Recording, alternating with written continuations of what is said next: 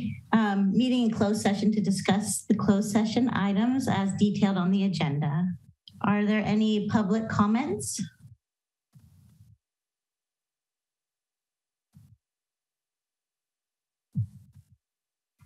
I don't see any hands raised. Yeah, Mayor Beckmeyer, I'm not seeing it. Oh, a hand just went up. Let me bring up the timer. One moment, please. Okay.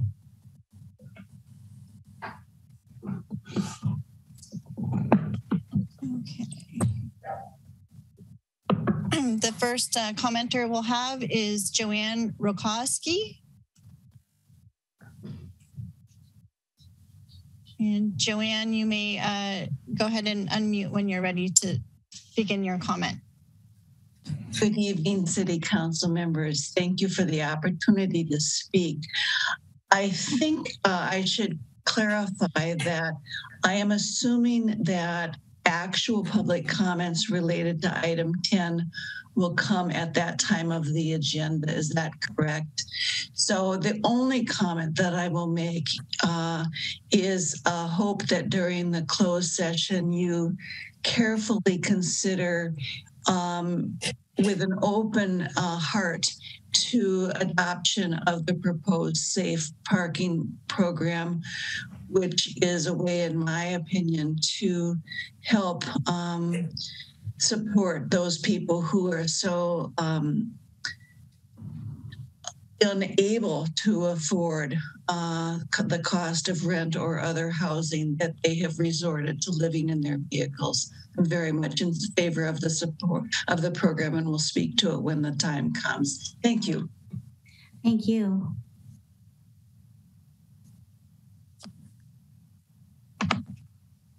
Is there any more? We have a hand raised next from Suzanne Moore. Suzanne, you may unmute and begin your comment. Thanks, Sarah. Good evening, Council. And as Council discusses current city litigation pending in United States District Court, I'd like to acknowledge this moment and what Pacifica may achieve. Our city can stand with our county, our state, and our nation to reduce homelessness.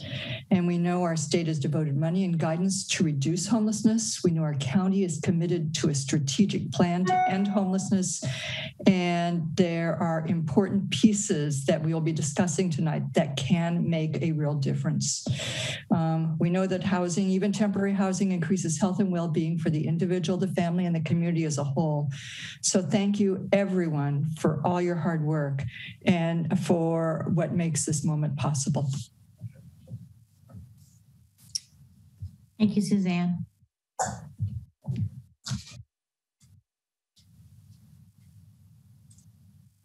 Okay, next, we have a comment from Dee Gold. Go ahead, Dee. Hi, I'll be brief. I just want to acknowledge this moment in time. I live in Pacific Manor. I live near some of the parking spots that will be designated. I am glad that you're taking this tiny little step to improve the lives of the houseless, unhoused people in our area. So I urge you to move forward with this, and then we can get on with other items. So thank you very much. Thank you.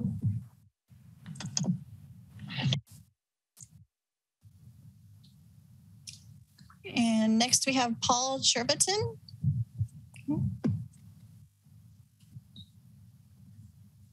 Paul, you may begin. Can you hear me? Yes. Okay, great. Good evening, City Council and staff. My name is Paul Curviton, and I'd like to thank in advance for taking on the task of the Safe Parking Program. I urge the Council to support the adoption of the agreement. I've read through the document, and I'm happy to say that this program seems to satisfy a number of needs in our community.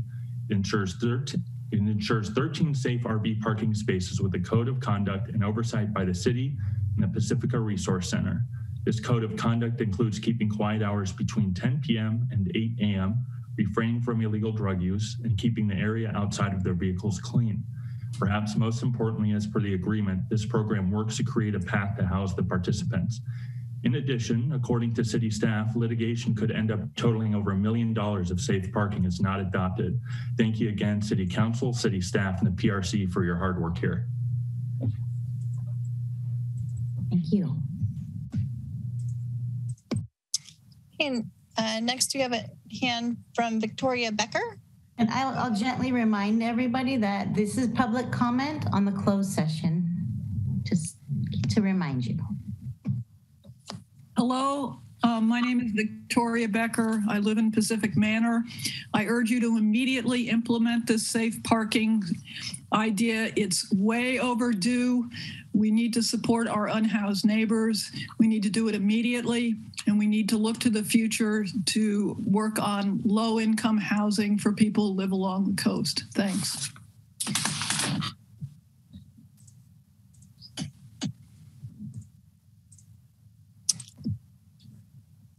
And Mayor Beer, I don't see any more hands raised.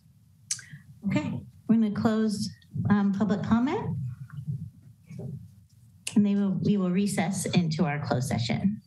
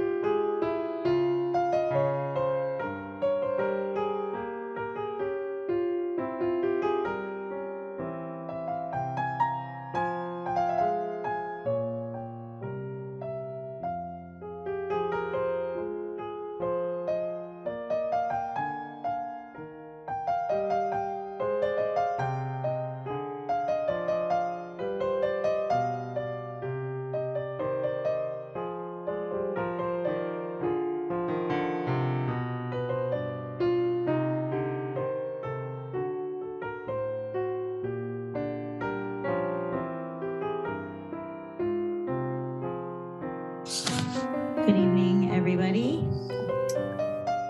I call this meeting to order, the Pacifica City Council regular city council meeting of February 28th at 7:05 p.m. Can we have roll call, please?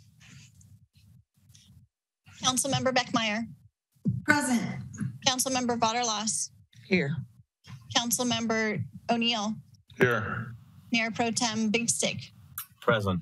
Mayor Beer. Here. Mayor Beer, I'll make a few announcements regarding the meeting format, if I may.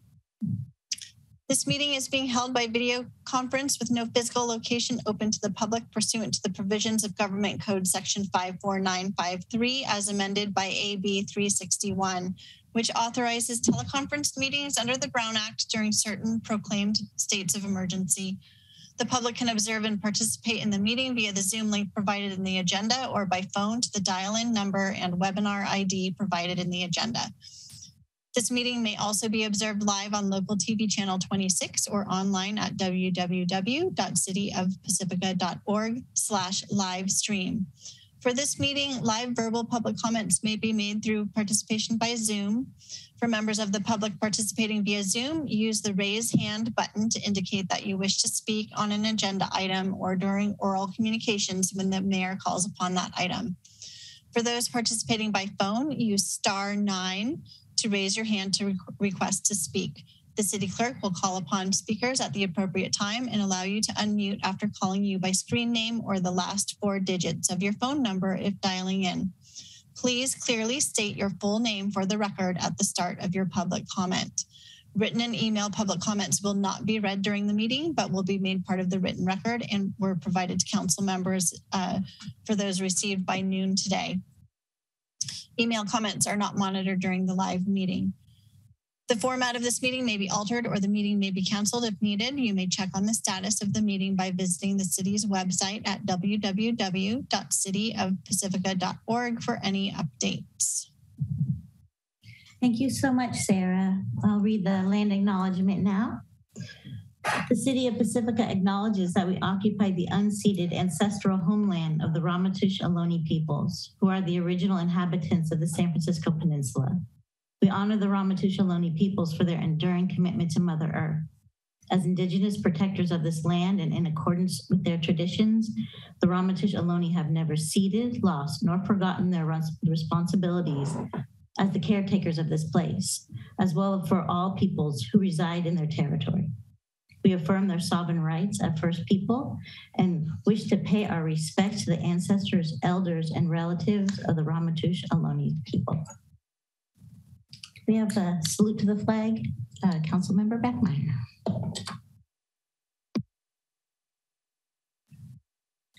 I pledge allegiance to the flag of the United States of America and to the republic for which it stands, one nation, under God, indivisible, with liberty and justice for all.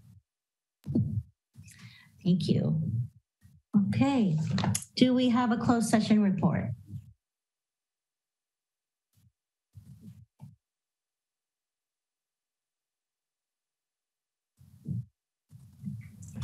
I apologize. I just got promoted to panelist, so there's no reportable action.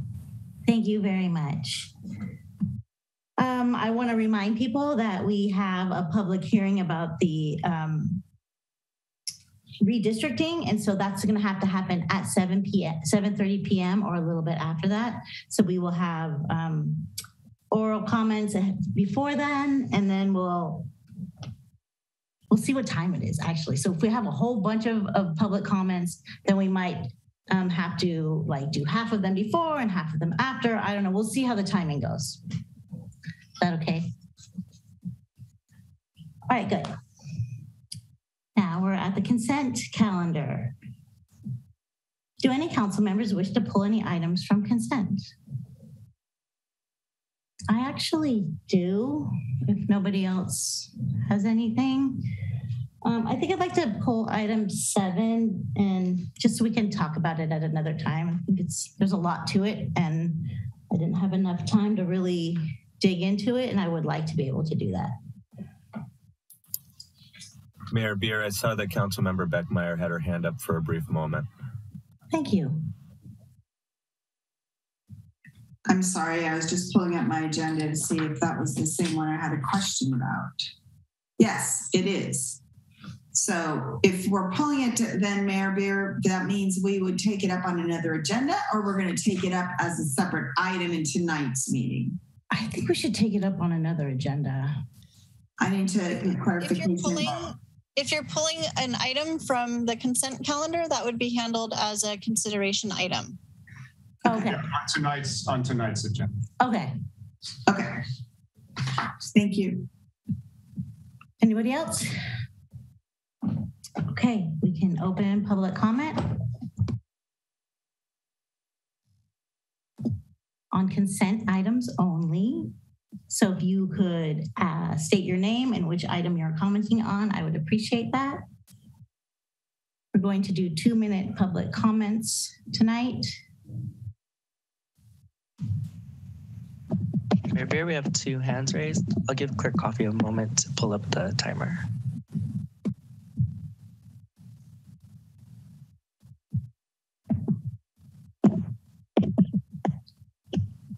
Jaime Rojas, you may now unmute yourself. Thank you. Good evening, Mayor and Council members. My name is Jaime Rojas. I represent a trade association that represents the tobacco retailers in the city of Pacifica. We were calling to consider and to pull. That's an item on our agenda, I believe, isn't it? It's not, Council Member. It's agenda number 8 under the consent calendar. Go right ahead. Sorry. Thank you so much. Wanted to see if we can pull the item for consideration of the enforcement date. Currently, it's for November of this year. And as you all know, there's a statewide referendum at the same time, and wanted to push it in correspondence with the same enforcement date as a statewide ban, which is January 1st of 2023. We're looking to see if you can give the retailers some more time, 2 more months, in order to figure out how to replace the lost items according to this ordinance. And it also so there won't be any further confusion in regards to the referendum date on the statewide flavor ban and that of the city of Pacifica. So we asked the council if they can pull this item, grant an extension of 2 more months for January 1st of 2023 to coincide with the statewide ban enforcement date as well. Thank you for the consideration. Thank you. Thank you, Jaime. Our next speaker is Suzanne Moore, followed by Alejandra. Suzanne, you may now unmute yourself. Thanks, Josh. And actually, Council, I just wanted clarification. So since item number 7 was pulled to consideration, do we wait to make comments until then? Yes. Okay, thank you. Thank you, Suzanne. Our next speaker is Alejandra, followed by Trisha Barr. Alejandra, you may now unmute yourself. Hello, Mayor and Council members. My name is Alejandra Warren, and I wanted to comment on Article 11, supporting the plan. Alejandra, I'm going to stop you, okay? So you can make your comment on that item during that item. Excellent. Thank you so much. I just wanted to, I don't miss it. Thank you. You're welcome. Thank you, Alejandra. Tiger, did you have your hand up? I did. I also didn't have the attendees list up, so I didn't see how many people still had their hands raised. I'll save my comment until after public comment. Okay. We have 6 hands raised. Councilmember Big Stick. Trisha Barr, you may now unmute yourself. Hi, this is Trisha Barr. I'm the Tobacco Education Coalition co-chair in San Mateo County, and I'm a parent of 3 teenage boys. And if anything is going to be considered as far as an implementation date for the tobacco ordinance, I would ask that you move the date up. Really, best practices that we've seen have been 2 to 3 months, and that's enough time for retailers to make changes to their inventory and stop placing orders on those items. So if anything, kind of counter to the tobacco lobbyist, Jaime Rojas's comments, I would suggest moving the date up or moving forward with it as is. I know that it's already been discussed several times. Thank you. Thank you, Trisha. Our next speaker is Claudia, followed by Shanice. Claudia, you may now unmute yourself. Hi, yes. I was calling actually, and sorry, but to go against what Trisha said, we don't really know how long it would take to make all of these changes for the retailers. Excuse me, in regards to the tobacco ban.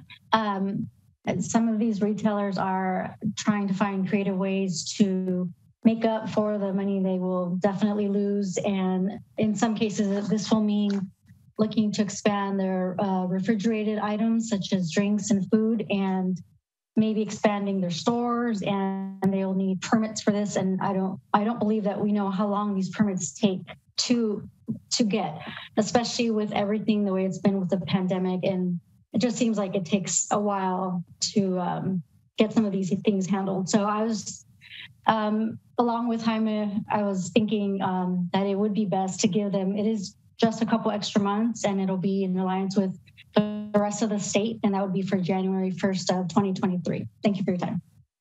Thank you, Claudia. Our next hand raise is Shanice, followed by Christine Bowles. Shanice, you may now unmute yourself. Hi, this is Shanice Stevenson with the Bay Area Community Health Advisory Council, working on their flavored tobacco education program, but also I'm a parent of teenagers, and actually I agree with Trisha Barr to really move this up. I think waiting on this will still be harmful to our kids, and when talking to students at your middle school program and your high school program, they're really concerned about kids using and building resilience. And it's hard to build resilience when products are on the street and in stores. And so I really encourage us to think about our kids first as residents and people who are also people who live in your community. And also, I noted that when people have taken it off the shelves or have moved towards their products being off the shelf, that some businesses are really doing well. They're really looked at healthy business practices and haven't seen a loss.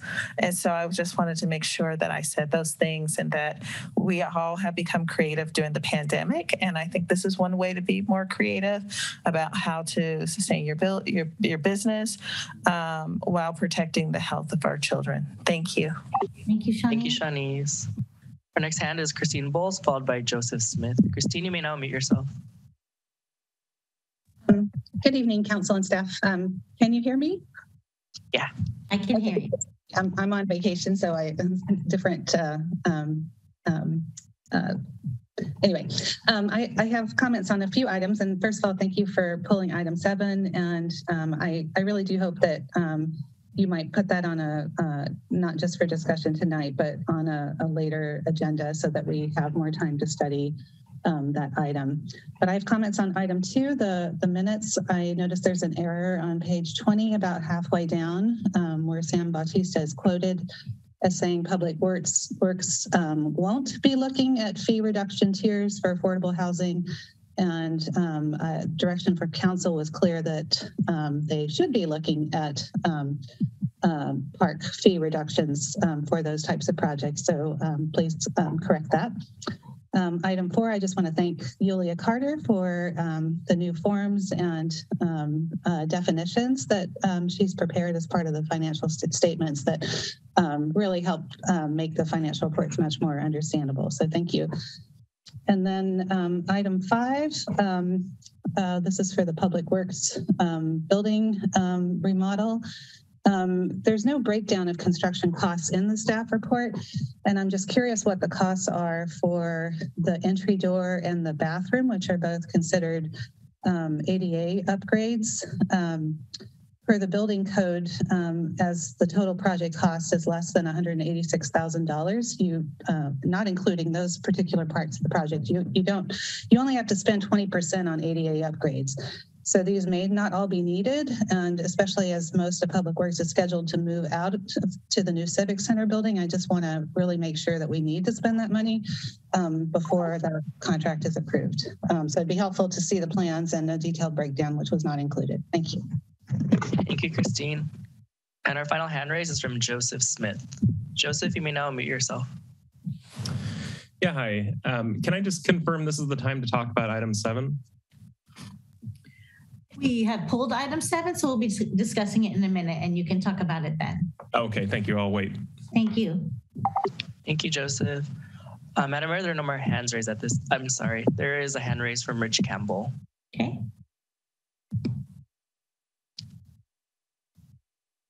Rich Campbell, if you still would like to speak, please re-raise your hand. Otherwise, we'll close public comment. Rich Campbell, you may now mute yourself. I'm going to speak on item 7 later. Thank you. Thank you. Thank you. Madam Mayor, there's no more hands raised at this time. Okay, we'll close public comment and look for a motion or deliberation. Tiger, did you want to talk? Thank you, Madam Mayor. I don't know if staff maybe would like to address the concern about the ADA upgrades on number 5, specifically the costs, if staff is prepared to do so. I'd favor hearing the particulars. Also, I looked on packet page 20 for the Sam Batista quote, and I couldn't find that. So I'm not sure if we want to address it, but I wanted to throw that out there. And while I'm inclined to immediately go ahead and vote regarding item 8, I did want to follow up with the question asked about permits for expanding refrigeration. So perhaps, Tina, you could the question is, does it take a long time to get a permit for expanding refrigeration if you're a small business? So this is, I'm based on the question, I'm going to assume that this is all like tenant improvement within their existing space. It should not take long to get their permit at all. That for tenant improvements is not taking longer. I think perhaps it is fair to say it's unknown how long the actual project will take and how long it takes to get materials right now, but I don't see getting the permits themselves to be taking any longer than a few weeks to a month right now. Okay. And ballpark, what's the upward limit of how long the improvement itself could take? If it's, I mean, it was expressed as a rather small improvement, so.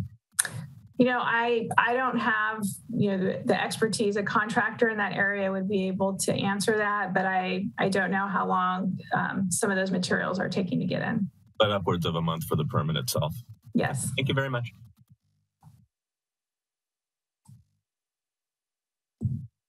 Did you have any other ones, Tiger? No? Okay. Councilmember Beckmeyer. Thank you. I wanted to follow up on the comment about packet page 20. I think it's actually packet page 32. It is, I don't know what that page number is. Item page number 20 in regard to the minutes and Mr. Bautista's statement. So actually in cases like this, what I would prefer is if Mr. Bautista could take a look at that piece of language and let's clarify if what's in the minutes is accurate or not. And if it's not, let's fix it. And it's in the very dead middle of the page. 1, 2, 3, 4, 5, the 6th paragraph that starts with the line, PW Deputy Director Bautista responded affirmatively.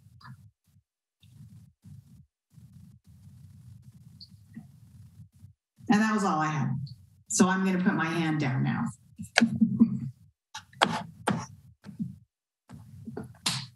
Mayor Beer, I believe I just read that quote, and I believe that what staff indicated when we bring the park fees back is that we will be looking at those different tiers.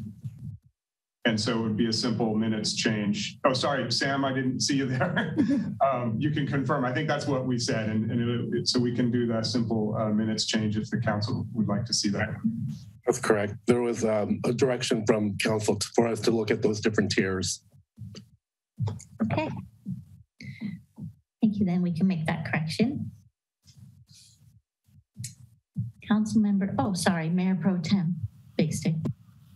There's no further comment. Sue, did you have more comment?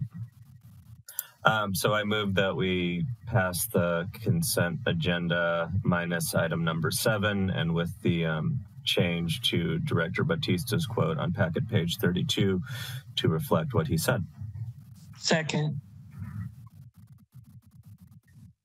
And with the motion by Councilmember Mayor Pro Tem Big Stick, and seconded by Councilmember Vaterlas, consent items except item number 7. I'll call the roll call vote, starting with Councilmember Beckmeyer. Yes. Councilmember Vaterlas. Yes. Councilmember O'Neill. Yes. Mayor Pro Tem Big Stick. Yes. Mayor Beer. Yes. And that passes unanimously. Thank you, everybody.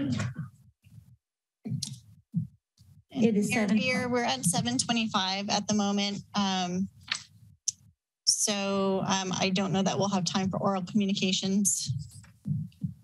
You may want to just proceed with the public hearing at 7:30 and after a short break. I think that's a good idea. Let's do that. Let's take a short break and we'll be back.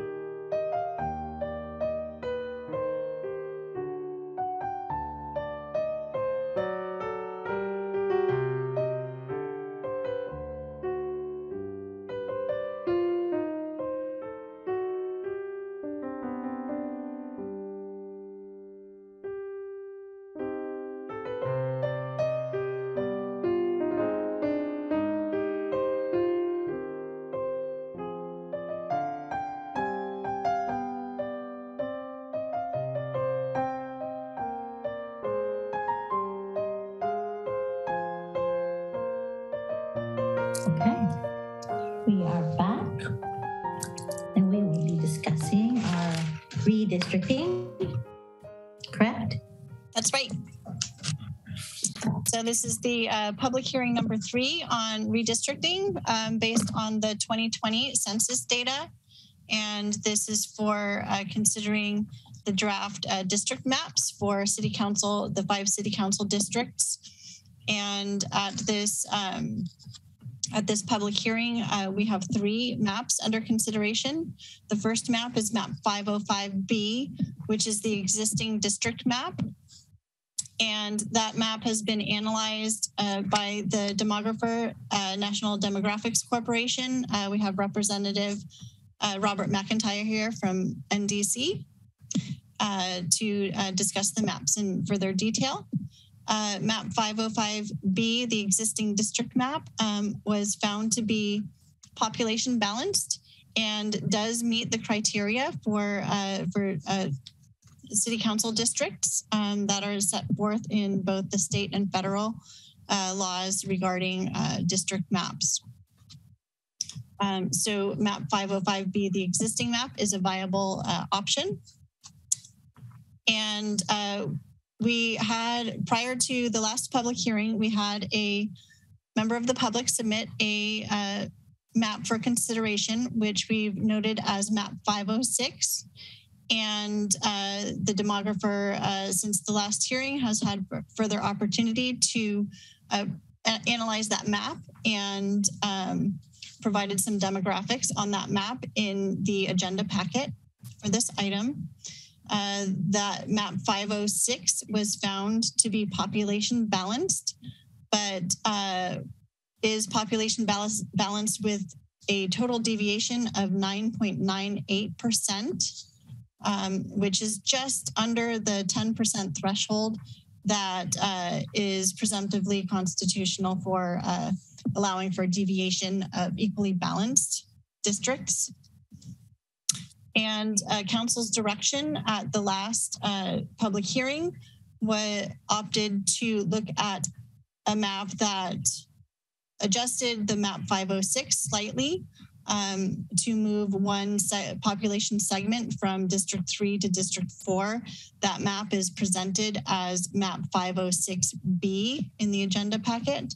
And with the demographer's analysis of that map, it was found that it was not population balanced. With the total population deviation was 13.42%. So the map 506B is not a viable option for selecting for further proceeding with the redistricting process. With that, I have Robert McIntyre here from NDC, and he can discuss some of the criteria further for selecting a final map. At this meeting, public hearing, we are seeking to select a final map for the introduction of an ordinance for adopting a final map and district election sequencing for the districts. Hi, Robert. Thanks for being here. Thank you, Madam Mayor. Council members, it's an honor to be here with you again this evening. All I have to say is you've got a real gem in Miss Coffee there. I feel like I owe her dinner because she just did all of my heavy lifting, which is good because less, you know, the only thing better than a long meeting is a short meeting, as they say. So very briefly, I just wanted to, because not everybody has been at every one of these meetings, and I know, but you know, there was a big conversation at the first meeting about making sure there was as much public engagement as possible. And so just very briefly to remind those who may not have been able to attend the first two meetings, what the process has looked like so far that we've gone through. And so I'm not going to do the whole presentation that we've done previously, but we do want to share how the city is engaged around this process.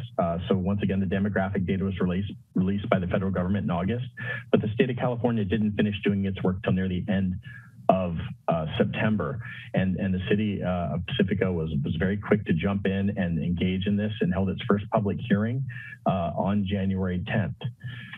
Within that process, this is before any maps were presented, and really the purpose of the first public hearing was to engage and inform the public and build that vocabulary so that you're all speaking the same language. So when people are talking to each other or they're coming to you and asking questions in the grocery store, we're using the same language. Then when we looked at the second public hearing on Valentine's Day, we did have the current map plus a community member map. So we had map 505B and map 506. That was submitted by a community member that we were able to look at. There was a minor adjustment mathematically that we had to calculate on that, but we had a really vigorous discussion around map 506 and some of the choices that were made in developing that map by the community member. And as I said before, I hope the community member would come on and speak about the choices and decisions they were making around neighborhoods and communities of interest when they drew their map, because that's really what we're hoping to hear from the public. But also if they want to frame that in terms of map 505B, they can do that as well, because really what we're trying to do is help build a narrative around some of the policy choices and decisions that are important to the council before they select that final map. So the goal of tonight is to really hear again from the community around how they define their neighborhoods and their communities of interest. So that way the council can narrow their selection down, ideally to one, introduce the ordinance, and of course, adopt the map at the March 14th board meeting. So for those who didn't come to the first two public hearings, this is the crux of what you need to know when you're drawing maps. So if you wanted to draw a map or understand why maps are drawn the way they are, this slide is really where we need to focus. And then this is the only slide I'm going to present before we jump into the maps. When you're drawing maps, there's a few things we have to do, and these are from left to right, from most strict order to least strict order. And so we have to follow all the Federal Voting Rights Act laws. When we draw maps, we need council districts that are roughly equal in population. We need to make sure we're not racially gerrymandering, and we need to follow the 4 tenets of the Federal Voting Rights Act. Then California has its own criteria. And under the Fair Maps Act, it actually lumps in all of these criteria plus the federal criteria. And so I guess technically we could say the state criteria covers it, but we want to make sure people understand where these rules come from. So the first criteria under the California criteria for cities is that council districts be geographically contiguous. So that means I can't grab a section on the northeast part of town and on the southwest part of town and say that's council district 1. No, they need to be connected. Within having contiguous geographic and roughly equal population, we need to do the best we can to keep neighborhoods and communities of interest together. Now, some are always going to be broken up around the edges as we do population balancing, but we need to honor them to the extent we can. We want to make sure that council district boundaries are easily identifiable. So to the extent we can, using major thoroughfares, railroad tracks, mountains, just obvious landmarks that people might think of as dividing lines. And then we want to draw council districts that are compact, meaning I don't want to go past one group of voters to grab another group of voters. I want to grab what's right next to your boundaries. And then finally, one of the new criteria under the Fair Maps Act says that we cannot favor or discriminate against a political party or candidate. And so these are the laws that we have to follow, we cannot break. There's also traditional criteria that are optional that are very common and used in drawing council districts. One of them is, of course, respecting the will of the voters in the last election. The voters put you electeds in office, and they should choose whether you stay or go, not my pen as your demographer. And so to the extent we can, we want to make sure we draw maps that do that. And then within a very small margin, we can have conversations around future population growth. But remember that population balancing criteria only gives us a maximum deviation of plus 5%, minus 5%. That the greatest from the high to the lowest to the low cannot exceed 10% of the value of one council district size. And so that's a very small deviation. In fact, we're going to spend a fair bit of time talking about map 506 and 506B and the concerns we have around those population deviations. So with that, I'm going to stop sharing this, and I'm going to bring up the maps. Well, I'll bring up the paper maps first. And then if we have questions around specific streets or we need to zoom in or zoom out, I have the online viewer, and we can do that as well. So first, let's go ahead and start here with, these are the maps that were in your paper kit. We have the current existing council district map. And so you see this is very much what we would traditionally call a pancake map. It looks like you layered pancakes on top of each other. And where council districts are bigger or smaller is more dependent on population density than anything else. when we looked at your current map, it actually has a very low population density of 1.87%. So that means your council districts are very well balanced. And that's somewhat to be expected because the population, when we looked in 2018-19, when you first went to districting, we wouldn't expect a massive change within that period of time.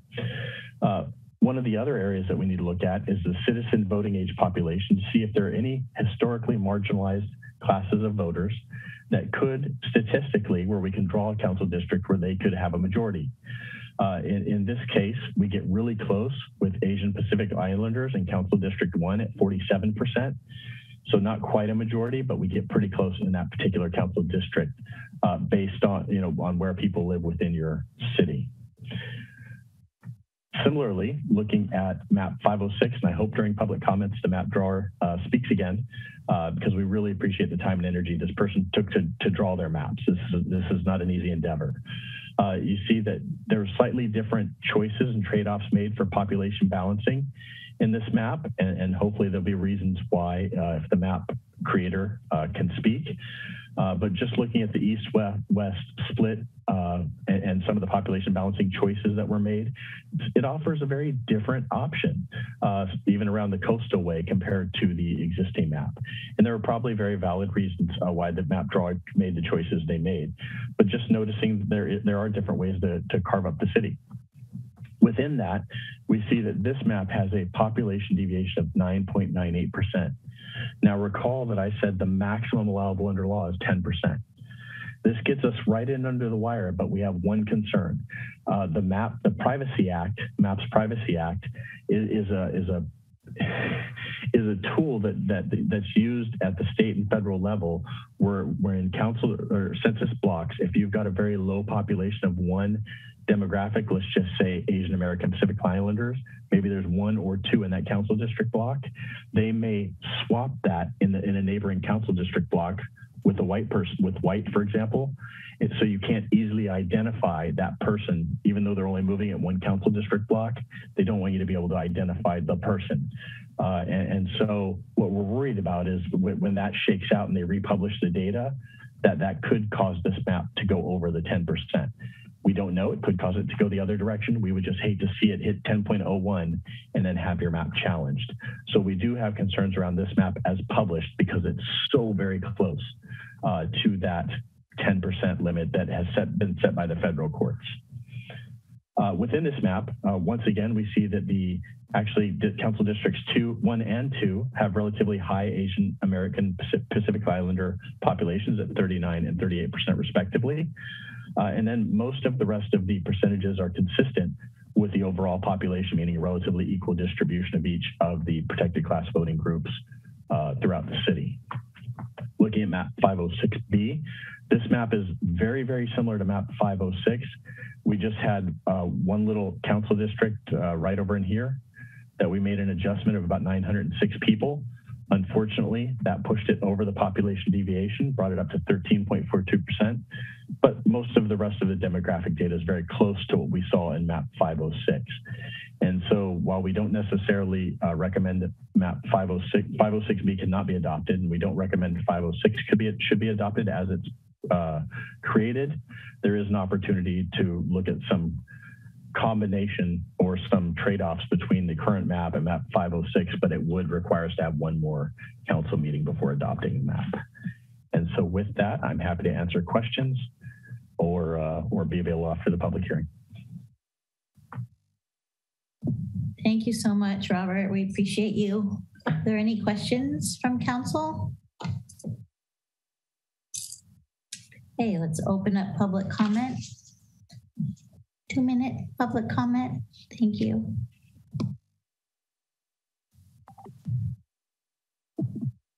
I have 4 hands raised, Madam Mayor. I'm going to start off with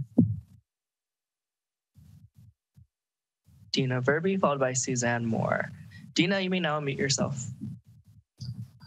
Thank you. It's Dinah Verby, and hello, everybody. I just want to say that I think you should all stick with the current map, 505B. I did submit written comments at the last hearing with what I believe are are significant flaws with 506. I understand that we can't really consider 506B, so I'm not even going to talk about that. But 506 has a number of problems, and one of them is that Valamar, where I live, would now be divided. Most of Valamar would move from District 3 into District 4, but a very few blocks at the north, at the back of Valamar, would be in District 3 still. So you're dividing up a neighborhood, which is a very significant community of interest, for no compelling reason. The other point I want to make is that since you're not allowed to discriminate against a political candidate, I'd like to point out that Mayor Beer lives currently in District 3. I don't know if she's going to be running again, but if she did want to run this year and you adopted map 506, she could not run this year. She would be moved into District 4. So that would discriminate against a political candidate, and I don't think that's good, and that violates the principle about respecting voters' choices and continuity in office. Another significant problem with map 506, which I don't think anybody has addressed publicly, is that you would be effectively disenfranchising more than a third of District 3, because we would not be allowed to vote in the next election, and not until 2024, meaning 6 years we couldn't vote for city council. And I see I'm out of town, so I'll stop. Thank you, Dinah. Thank you. Our next speaker is Suzanne Moore, followed by Christine Bowles. Suzanne, you may now unmute yourself. Thanks, Josh. Suzanne Moore. I'm just going to add to Dinah's comments. So if I understand what choosing a community of interest in redistricting should do, it should provide evidence of a community that is not receiving fair representation. And so I don't see evidence that folks in District 4, if they are realigned, are creating a community of interest. I do, however, see that a change in boundaries of District 4 will deny residents of Valamar and Rockaway the opportunity to vote for council representation. And they, along with Mayor Beer, will be reassigned to District 4 and be unable to vote for council representation this election or the past election. A community of interest is meant to assure vote and a voice for representation, not to deny it. And I support readoption of map 505B, the current district boundaries. Thank you. Thank you. Thank you, Suzanne. Our next speaker is Christine Bowles, followed by Peter Loeb. Christine, you may now unmute yourself. Good evening, council and staff. First, I just want to say that I agree with Dinah and Suzanne's comments. And besides the Valley Bar neighborhood that would be split with this map 506, there are communities in Lindemar on the map above Crespi, and then also in Park Pacifica off Odstad and Rainier that are basically little islands within District 4 that really just make no sense to split in terms of communities of interest. So I vote my preference for keeping the existing map. I do want to point out that there's actually a discrepancy between what this report shows as the existing map and what is on the city website. And I haven't studied it in detail, but the area I've noticed, because I've been specifically looking at District 2, is that right now on the current map on the city website, the blue of District 2 extends on Beach Boulevard to, oh shoot, where did I write down the name of the street? Birch Lane, where this current map now actually goes to Clarendon. So I'm a little confused about that. I don't believe there's any housing in that area on that side of Beach Boulevard, but so it wouldn't affect the numbers, but I'm just curious if that was intentional or if that was maybe something that was missed, or maybe the map on the city website is wrong, I'm not sure. But I would also just recommend that someone really carefully compare the existing map and the maps that are shown here to make sure there aren't any other discrepancies. Thank you. Thank you, Christine. Our next speaker is Peter Loeb, followed by Jim Krimmer. Peter, you may now unmute yourself. Good evening. I wanted to make the same points that others have already made. I would repeat what I said at the previous hearing, though, is that map 506 has some significant problems, one of which is that it separates the West Rockaway neighborhood from the rest of East Rockaway, and it separates West Rockaway from the quarry. Those are communities of interest that are not being respected, whatever. I also wanted to say that by putting 506 puts Rockaway and most of Valimar in District 4, which does disenfranchise people. They weren't able to vote in the previous election, and they would not be able to vote in this coming election because they'd be in District 4. So it would have been a total of, I think, 6 years before they could vote again. And that's just politically not acceptable to me. So I think there are significant problems with 506, and I would argue that you should not waste any more time on it. Thank you. Thank you, Peter. Our next speaker is Jim Kremer, followed by Cliff Lawrence. Jim, you may now unmute yourself. Yes, thank you. Good evening, everybody. Can you hear me? Yes, Jim. Yes. I'm a resident of Sharp Park. I also hope that the council retains our current map, but I want to make a comment on the general process. Can we all agree that it's a conflict of interest, or maybe I should say, I don't understand why it's not a conflict of interest for council members to vote on maps or take other actions that affect them in the next election?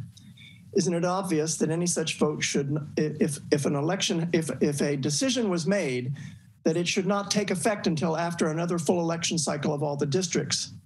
I'm sure there are quote unquote good reasons that this is not practical, but it doesn't seem right to me. If we keep the present map, then perhaps the council could take this up and change the rules for the future. Seems like a sensible idea. Maybe Mr. McIntyre has some ideas on this. Thank you. Thank you, Jim. Our next speaker is Cliff Lawrence, followed by Patricia Kremer. Cliff, you may now unmute yourself. Hello, can you hear me? Yes. Hello? Yes, we can hear you. Hello? Hello, we can hear you. Hello? Cliff, we can hear you. Can he hear us?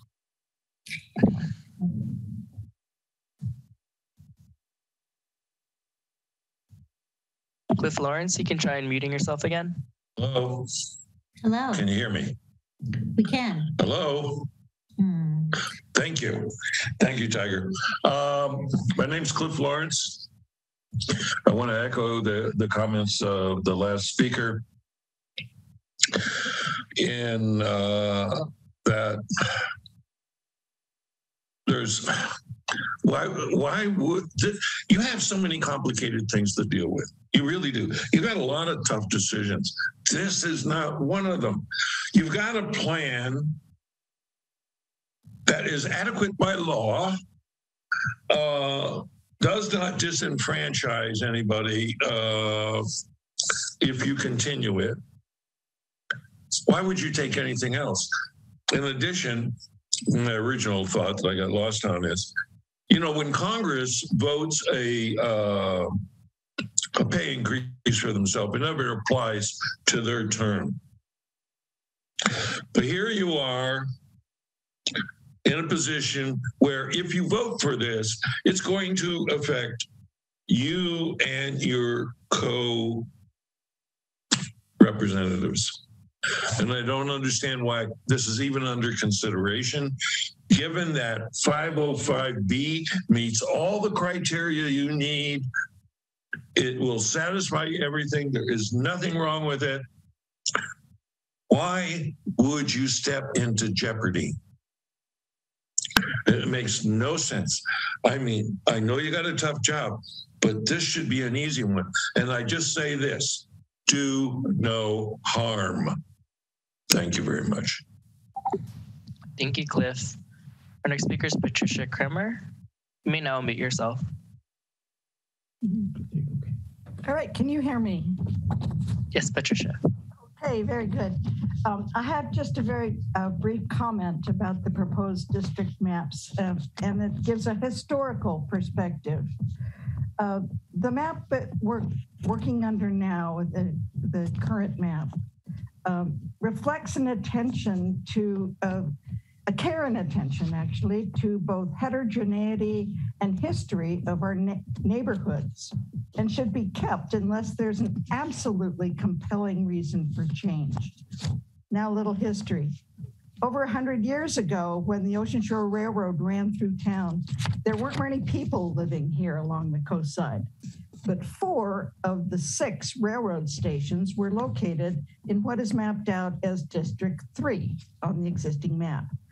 These neighborhoods were served by railroad stations named Salada Beach, Brighton Beach, Balamar, and Rockaway. These older districts of Sharp Park, Balamar, and Rockaway clearly belong together. They each exist in clearly defined valleys with large trees as a testament to their deep roots in our local history. Likewise, the newer developments of Fairmont and Lindemar have historical ties that should group them together. What makes no sense is map 506, which splits Balamar between 2 different districts. Balamar is the most cohesive of any of our neighborhoods. It must be kept together in a single district. Thank you. Thank you, Patricia. And I do have a hand raised from Jim Kremer, but I believe he spoke earlier. So thank you, Jim. Madam Mayor, there are no more hands raised at this time. Okay, then we can close public comment and bring it back to council for discussion. And I see that Mayor Pro Tem Big Stick has his hand up. Thank you, Madam Mayor. Before I go ahead, that Jim Kramer hand raised, I know sometimes people will raise their hand a second time if there's someone else in the household who might want to speak. Did he lower it himself, or did we lower that one for him? He lowered his hand himself. Oh, okay, cool. Okay, so I just wanted to start by saying thank you to the author of 506, because I think it's important that people are active, engaged, and give us their feedback of what they're looking for. And while at the end of my spiel, I'm going to reiterate that I think 505B is my preferred map. As we're going through this process that's required vis-a-vis the census, it's respectable that somebody is putting their opinion out there to be analyzed and scrutinized, and I want to honor that somebody took the time to do that and thank them for their participation. And the other thing I wanted to do was ask the question of Mr. McIntyre. It came up, I think, by a couple of the questioners. We all know each other. We have an election that's coming up. How is it not a conflict of interest that we get to decide our own map? Sure. It was very interesting to hear the comments tonight, and I certainly understand why people would make the comments they've made. First and foremost, the city was obligated to go through this process. You have to hold at least 4 public hearings throughout this process to solicit community input, whether you love your map or hate it. That's a minimum requirement under state law. And then within that, of course, the goal is to obtain public input so the council will consider before making their choice. And as the law is written, the council makes the final decision because the community represented you, or voted you in to do exactly that on every issue. And this one included. So I know it may not feel copacetic to some people if you think about it the way it was presented, but it is the way it was presented in law. And I'm sure the city council, who I just saw turn on their camera, could probably speak at quite length on this topic if she so desired. Well, I won't hopefully speak at length, but I would add that yes, Mr. McIntyre is absolutely correct. We are legally obligated, and you as a council, all of you are legally obligated to adopt a new map. And I would just add anecdotally that this is not the first redistricting hearing that I've been through this year. And every council member, every board of supervisor is voting on a map that involves their particular area or potential district. Thank you, Michelle. So in conclusion, I think it's not a waste of time. And I mean, we're obligated to do this, period. That's but I think it's not a waste of time to take this opportunity to try and hear the community that much more. And so with that having been said, I absolutely favor map 505B. I think that as is the way to go for now. Thank you. Councilmember Beckmeyer. Thank you, Mayor Beer. I wanted to ask our demographer, please, to take a quick look, if he could, at the city's website, as I just did, to take a quick glance at Birch Lane and double check to make sure that what I think I'm seeing is accurate. In the current 505B that's in our packet on packet page 211. I think perhaps what may be happening is the version of the map that's on the city's website has a slightly different background color to it. And you have these different color layers that are layered on top of each other. So it's a little bit clearer in our packet where the green is and the blue is. And on the city's website, it looks like there's a third color that's a bluish greenish, but it's really more blue than green. And so that little skinny part of District 2 that extends to Birch Lane, it's the southernmost portion of District 2. If I can describe it that way, it's that little finger that sticks out along the coast. And I believe that has been there all along, and including the last time we used these districts, even though we never voted in District 2 last time around. I believe this is consistent, is what I'm trying to say. And I just wanted to raise that question again, since it came from the public. If you could, please. Absolutely. In processing this map with the new census data, we pulled the shape file that was created during the last process and sent to the county clerk for processing for your election. So we pulled the same shape file down to reprocess the new census data. So you're correct. It does hold the same boundaries. Thank you very much. Sorry for the coloring issue.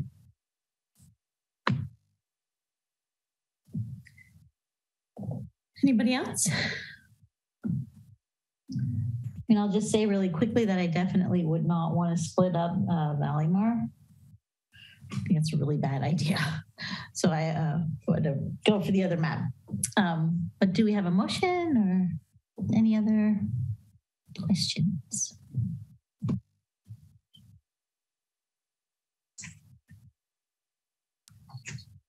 We need a motion? Yeah. Are we voting on this tonight, or are we hearing it? Yes, no. It calls for a motion. It does. It calls for a motion. You've now conducted the public hearing, and now you must select the final map and introduce by title only and waive the first reading of the ordinance. Oh. So if you were to select the map, you would identify the map and say, I would like to select map, so whatever the number map is, and then say, and move to introduce by title only and waive the first reading of the ordinance. I move we select map 505B and introduce by title only and waive the first reading of an ordinance of the City Council of the City of Pacifica, amending Title 2, Chapter 9, District Elections by repealing and replacing Section 2-9.02, City Council Districts Established of the City of Pacifica Municipal Code to adopt City Council district boundaries based on 2020 census data and finding ordinance exempt under the California Environmental Quality Act, CEQA. Second. With the motion by Mayor Pro Tem Big Stick and seconded by Councilmember O'Neill, I'll call the roll call vote, starting with Councilmember Beckmeyer. Yes. Councilmember Vaterlas. Yes. Councilmember O'Neill. Mayor Pro Tem Big Stick. Yes. Mayor Beer. Yes. And that motion passes unanimously.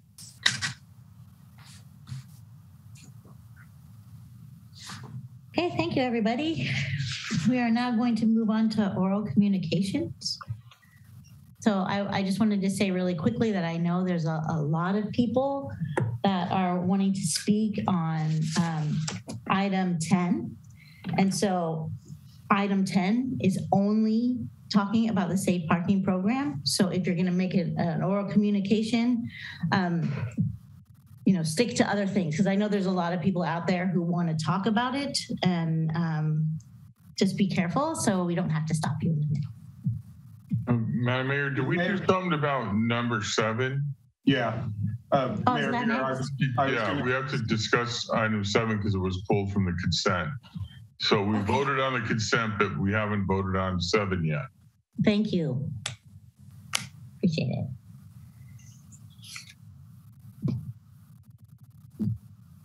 Okay, so we're going to item 7.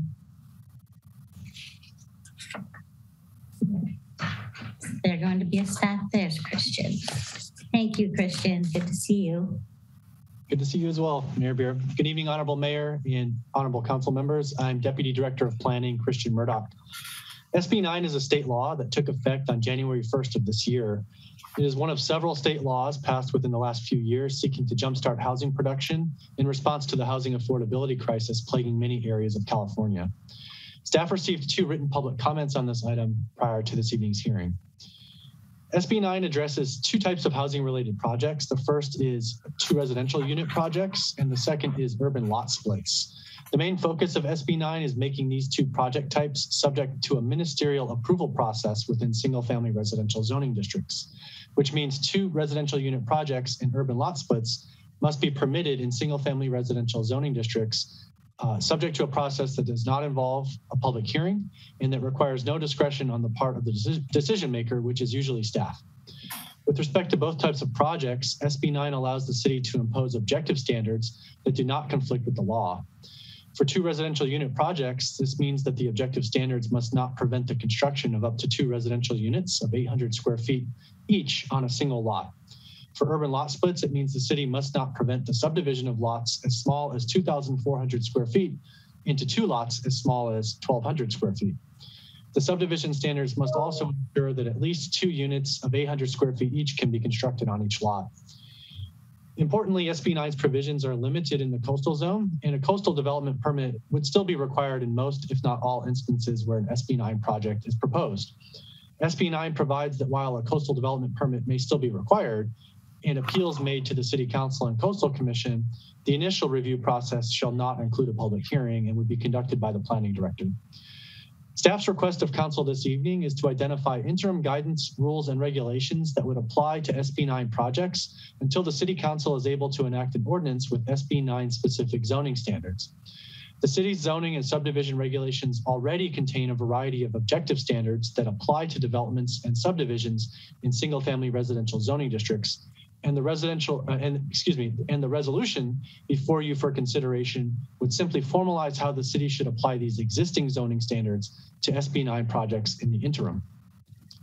The city has already received 4 SB 9 applications and has received inquiries from several other people who are interested in filing applications.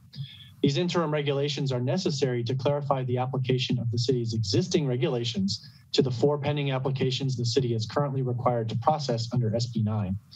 Without the interim regulations in place, there may be ambiguity and lack of clarity for staff and applicants as to the application of the city's regulations. That concludes my summary of this item, and I'm happy to answer any questions. Thank you, Christian. I appreciate it.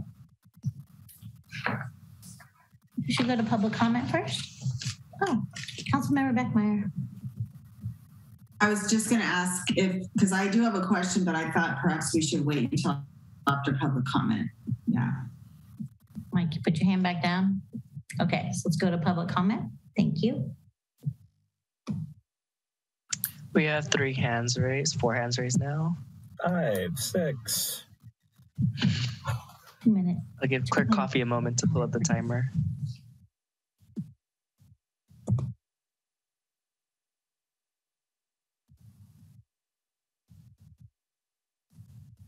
Thank you, Sarah. All right, our first speaker is Joseph Smith, followed by Jordan. The mayor said 2 minutes. I did, yes, 2-minute public comment. Thank you. Okay, actually, our first speaker will be Jordan McWhither, followed by Suzanne Moore. Jordan, you may now unmute yourself.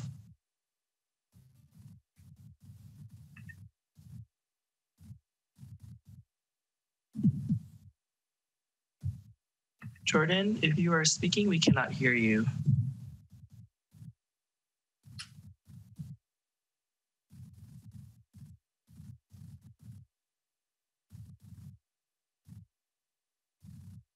Perhaps we can come back to him. Jordan, we will return back to you if you go to try resetting your mic. Our next speaker is Suzanne Moore. Suzanne, you may now unmute yourself. Thanks again, Josh. Like Mary, I'm trying to gather further understanding of this issue. First of all, I know that SB 9 is being challenged in other California cities. And what I understand is one of the issues is controlling density in high fire risk areas, and that CAL FIRE is currently working on standards, and that it seems important for us to wait for CAL FIRE recommendations so that we can discuss this issue further. I understand also is that there's been some significant changes to setbacks. I remember that in our home, our setback currently is 20 feet, and this law would shrink setbacks to 40 feet on sides and at the rear. And I suspect that people want to understand that because it's going to impact existing trees, landscaping, privacy screening like we have in our yard a little, and possibly also impact the ability of a site to manage stormwater. So I think it's important for the public to understand what this change might mean. And I think that it would be great if we could re-agendize this item to a joint study session with the Planning Commission, because I understand that they will certainly need to be a part of understanding what this will mean. Thank you. Thank you, Suzanne. Next speaker is Dinah, followed by Rich. Dinah, you may now unmute yourself. Thank you, Dinah Verby. I really only discovered that this item was on the agenda about an hour before the meeting began. So I'm joining in the request of others to have you postpone this item because there's a lot of meat to this. There are a lot of hefty issues that we all need to understand and think about. And one question I have is I would like to know where those 4 pending applications are, because I think that would really help contextualize the discussion to know, for example, what size lots they are, what neighborhoods they're in, and that would help me have a frame of reference to understand, I don't know, is a 4-foot setback reasonable or not? And I would think that would help inform the council's deliberations as well. So please, could we postpone this item? And I really like Suzanne's idea of a joint study session because I think the Planning Commission ought to be involved in this too. So I hope we can do that. Thank you. Thank you, Dinah. Our next hand raise is from Rich Campbell, followed by Remy Tan. Rich, you may now unmute yourself. Great, can you hear me? Yes. Yeah, I'm also going to join in the suggestion that we agendize this issue and hear it after giving us folks a little more time to look at it. I was unaware of it, and I paid fairly close attention to things that happen planning-wise in the city. As a 13-year planning commissioner, I was actually a little surprised this didn't go before the Planning Commission first. It seems like the type of thing that would. One of the things that would be interesting to hear from the city attorney or from the planning department would be an understanding of whether a public hearing for a coastal project could still be done at the city's discretion. Senate Bill 9 provides that, it says this local governments are not required to hold a public hearing for coastal development permits. And there's a couple government codes that I'm sure a city attorney is probably pretty aware of that it cites to. But Senate Bill 9 on its face doesn't prohibit a local government from holding a public hearing for a coastal development permit application. And so I'd just be curious to see if there's a way for the city to, along our sensitive coastal zone, to get public comment and hearing on developments that happen along the coast. So thanks for that. And that's the end of my comment. Thank you, Rich. Our next speaker is Remy Tan, followed by Christine Bowles. Remy, you may now unmute yourself. Hi, Remy Tan, over in Manor. I'm an architect as well as former planning commissioner. Actually, in my work right now, I've been, looking through SB 9 as a number of our clients requested us to take a look at that.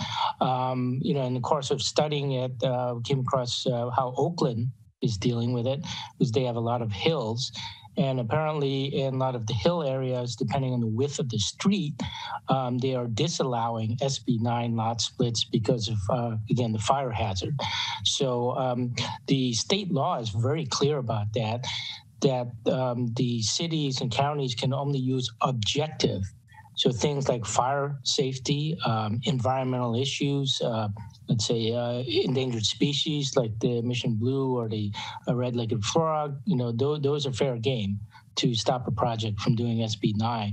But the cities are not allowed to do discretionary. And the whole point of SB 9 is to provide more affordable housing, which is severely lacking in the state. That's why this thing went through both houses and was signed by the governor. So that being said, I think the council and the planning commission need to push this through, and at the minimum follow to the letter the state code. So that makes it easier for residents and builders to follow along, because it would be similar to what is going on in other cities. Under no circumstances, I think the city or the planning commission should come up with more restrictive measures that are discretionary or kind of opinionated and not based in fact. So because we'll be facing legal consequences from the state. Thank you. Bye. Thank you, Amy. Our next speaker is Christine Bowles, followed by Sue Degree. Christine, you may now unmute yourself.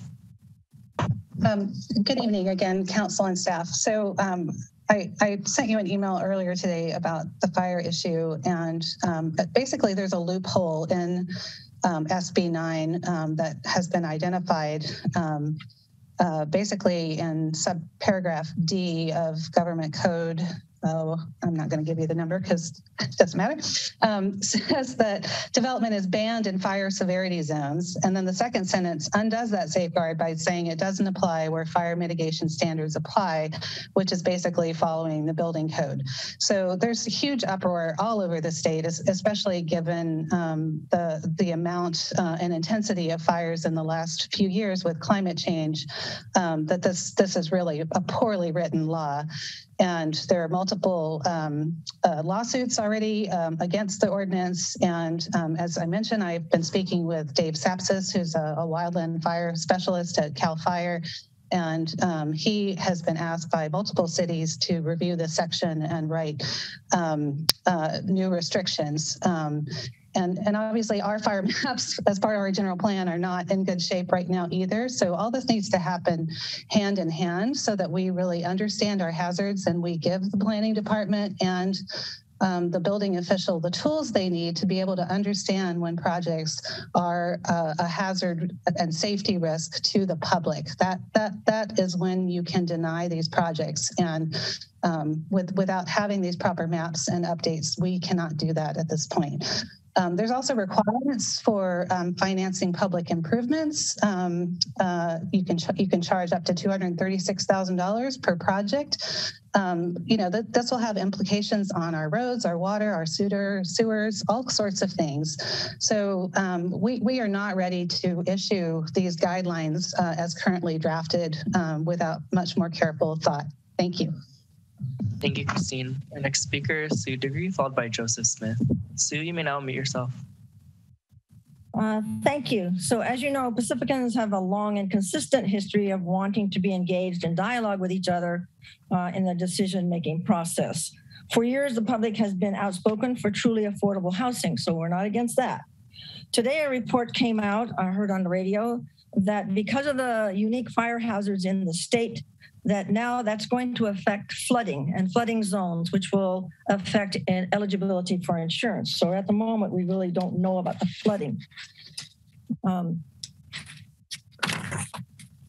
Don't let Big Brother, as it were, take away the public voice. So it's our land and our community, and our Constitution, you know, makes it clear, both the federal and California Constitution, unless that's been changed, make it clear that the voter is fundamental to the decision-making process. And with SB 9, I did see some discrepancies too. And of course, that can happen in any large document. But the fact of the public voice, and you're the electeds, we really count on you for championing, that means stepping up really big to protect the public vote. The voice that we have now and the votes that have been done locally and in the state, to not be just stepped aside or circumvented as if we're, you know, stupid sheep or zombies or don't care or are bad little children. So please champion the vote of the people. Thank you. Thank you, Sue. Our next speaker is Joseph Smith, followed by Cliff Lawrence. Joseph, you may now unmute yourself. Yeah, hi everybody. Good evening. I just want to start with a shout out to staff because as council, you're all well aware the last few years with state housing law has been extreme, and it just doesn't lessen up. So when it gets to SB 9, it's very reminiscent of our ADU laws that came down from the state. You're going to see it with your 6-cycle housing element process coming up. There's lots of push to really remove local control, and that's what you're up against here with SB 9. I just had a few thoughts. I did submit a letter, and really my only request is to remove the garage requirement, and I explained my rationale in that letter. But essentially, it's just the issue of requiring a garage results in extra square footage. These SB 9 units are exempt technically from FAR if the site's already maxed out, and so it just creates problems, I think, for staff and also just inconsistency with state law. Just to respond to a few of the things that I did hear, the lady who spoke about the fire hazard zone, she is right that SB 9 units, just like ADUs and just like single family residences, all these are allowed in a fire zone. And it is true that the reference that she referenced in the government code, it's problematic, and it is for multiple laws. There are many government laws that cite to that same section. It's the same for earthquake fault lines, as long as you build to the seismic code. Same for flood areas, as long as you build an SB 9 unit subject to FEMA requirements, you can have these units in these locations. So this is a state issue they need to address. And lastly, I wanted to say, as far as the public hearing goes and the process, this is statute. This was statute as of January 1st, and local cities across the state are trying to implement this locally to really try to build in some objective standards like Pacifica is doing. The garage requirement, I think, is problematic for consistency with the state. But the rest of it, these projects can go forward pursuant to the state. So whether or not it's delayed or not, the city is in the same bucket with everybody else. And as far as public hearings go, it can be appealed to the Coastal Commission in a coastal area, but just not to local city council or planning commission. That's all. Thank you. Thank you, Joseph. Our next speaker is Cliff Lawrence, followed by Jordan McWhither. Cliff, you may now unmute yourself.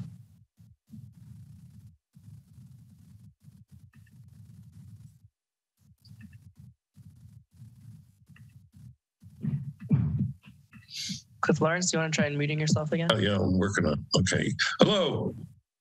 Yes? Yes. Okay.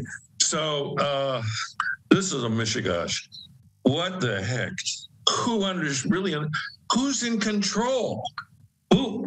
How can a regular population understand what this is about, what it means, what the approvals are, and is there any control yet left to the local community, or we just toss it away?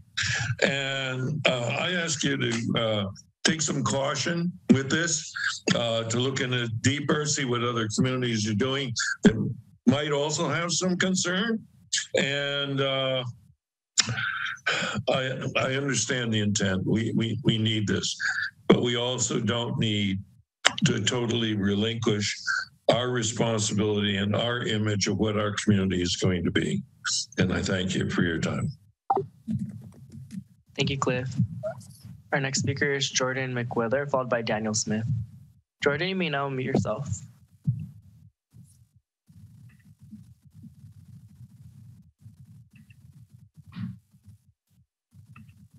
Hello? Jordan, we can hear you now. Oh, sorry, guys. I messed up on the last one. So first of all, I want to thank you guys for bringing this up, and I appreciate the city doing its part to be in compliance with state law and move forward on this SB 9 for better or worse here. I'm a longtime Pacifica born and raised resident. I'm a homeowner, second generation. I understand the concerns of the community. When you read this law or hear about this and you think, every single lot is going to be split and there's going to be, houses, everywhere.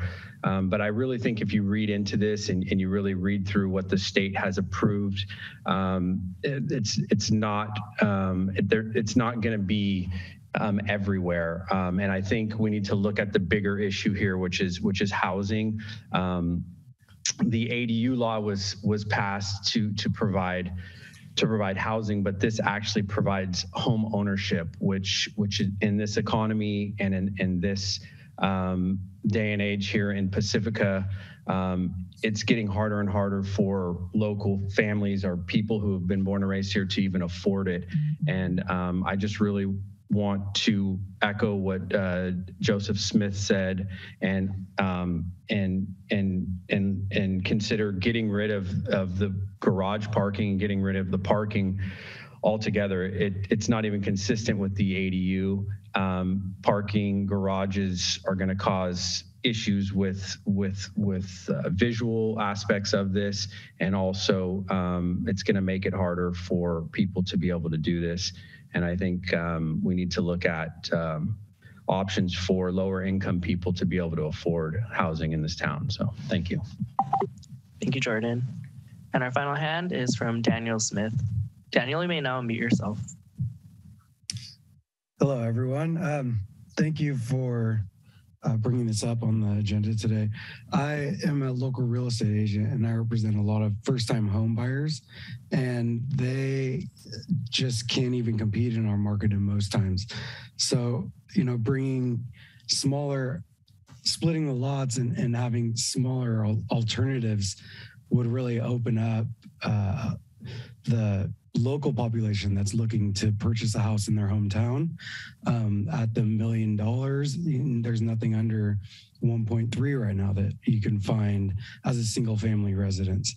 So I think that this measure would coincide with bringing in new first time home buyers that want to stay in this town that they grew up in and on the coast side. And I also want to speak to Joseph's the garage. Having to have a garage would just make it so it'd be less homes would be able to split the lot if that was implemented. And thank you for your time. Thank you, Daniel. Madam Mayor, there are no more hands raised at this time. Okay, thank you. We'll close public comment and bring it back to council. Mayor Beer, Kevin Woodhouse, City Manager. I wanted to just jump in and be clear before council discusses what this process is here, and then Assistant City Manager Weremeister and Planning Director Murdoch can answer any specific questions. But this is a two-stage process. So let me back up first.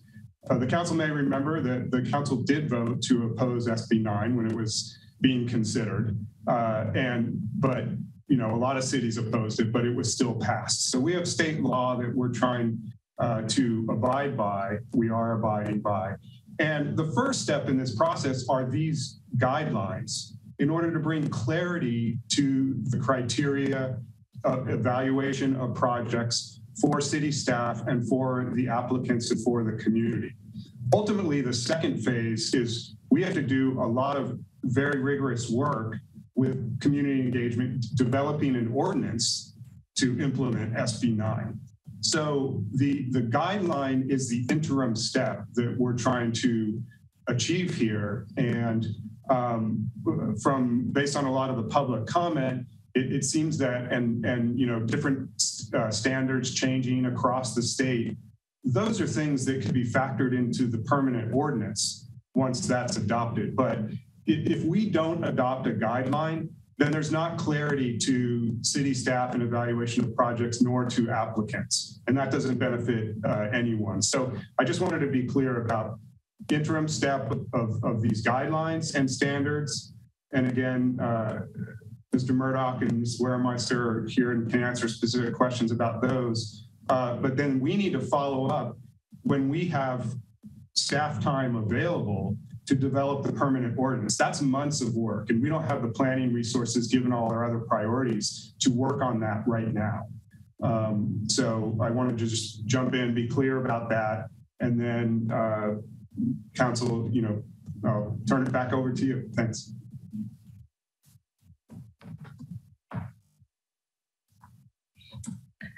Councilmember Beckmeyer. Thank you very much. I had a hard time hearing all the comments tonight because those were exactly the things that were going through our minds and that the council discussed at length when we brought this item forward last year regarding our opposition to SB 9. It wasn't a popular position to take with our local state elected officials, and it was at our peril to some degree, but we took that position because it was in the best interest of Pacifica. And I just really need to say that out loud, because so often this council is criticized, and this council did everything it could do to push back on SB 9 at the time. So what I'm going to ask for is one specific clarification, and perhaps it needs to be addressed in a larger statement from our city attorneys. My specific question is in regard to the public comment we received tonight and we received in writing with regard to the garage issue. And what I need to understand is the nuance of that issue, because I'm presently not clear on what we can and what we can't do around that, or what we must or must not do around that. So if our city attorneys or our wonderful assistant planning director or planning director have anything to say on that, it would be really helpful to me. Thank you. Well, thank you for that, Councilmember Beckmeyer. I will start, and then I know that Mr. Murdoch will have a much more eloquent and articulate response specifically with regard to the garage issue. What I wanted to note for the council is that there are definite concerns with SB 9 and the legislation. And I've heard some comments about legality and vagueness, ambiguity, and really lack of clear direction for cities on how to implement. Absolutely correct. And I can tell you wholeheartedly that the reason my office recommended that we adopt these objective guidelines is specifically to provide more regulatory authority to the city to try to interpret what is currently a vague, ambiguous, and, you know, I won't say illegal, but, you know, potentially legally suspect legislation. And then with that, I'll let Mr. Murdoch address the specific issues with the garage. Thank you. Thank you, City Attorney Kenyon. With respect to the interim regulations tonight, as has been said a couple times by staff, we are seeking to clarify the application of existing zoning regulations. And so the existing zoning regulations in the Pacifica Municipal Code related to off-street parking for 1 and 2 family dwelling units, which are the subject of SB 9, those are required to have a 2-car garage for their off-street parking requirement.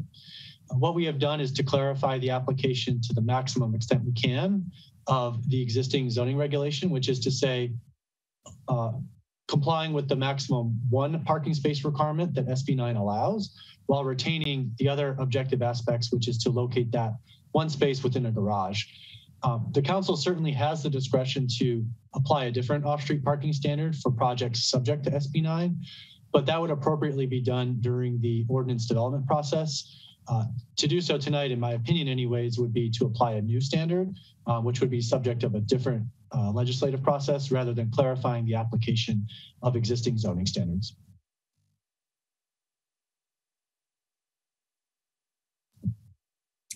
Councilmember Beckmeyer, your hand's still up. Did you want to say something else? Well, I think everything that has been said, it kind of showed where my confusion was, because I was just confused, like, because we sent the letter in, we opposed it, and then all of a sudden it's on consent. So that's really why I wanted to have it pulled, and I think I have a much better clarification of it now. So thank you. And I think like the combination of Christian and Michelle and Kevin kind of gave a pretty well-rounded view for me. So I appreciate that. Councilmember Vadalos. Sorry, mute button. Can I ask a question about one of the items? It says in section 3, you cannot take an existing rental and split it into 2 rental properties. Is that what that says?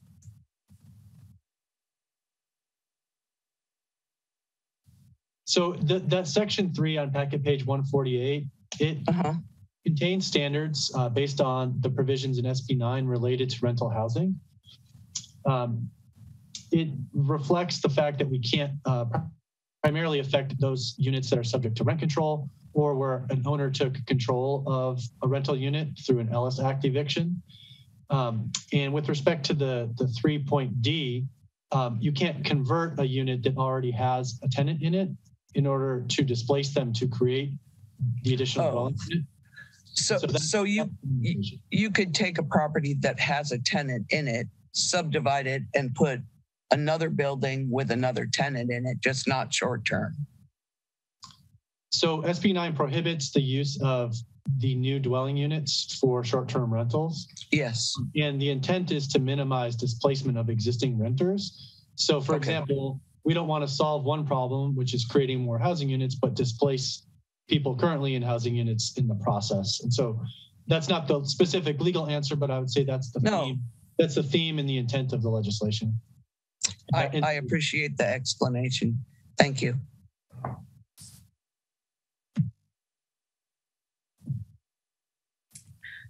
Okay.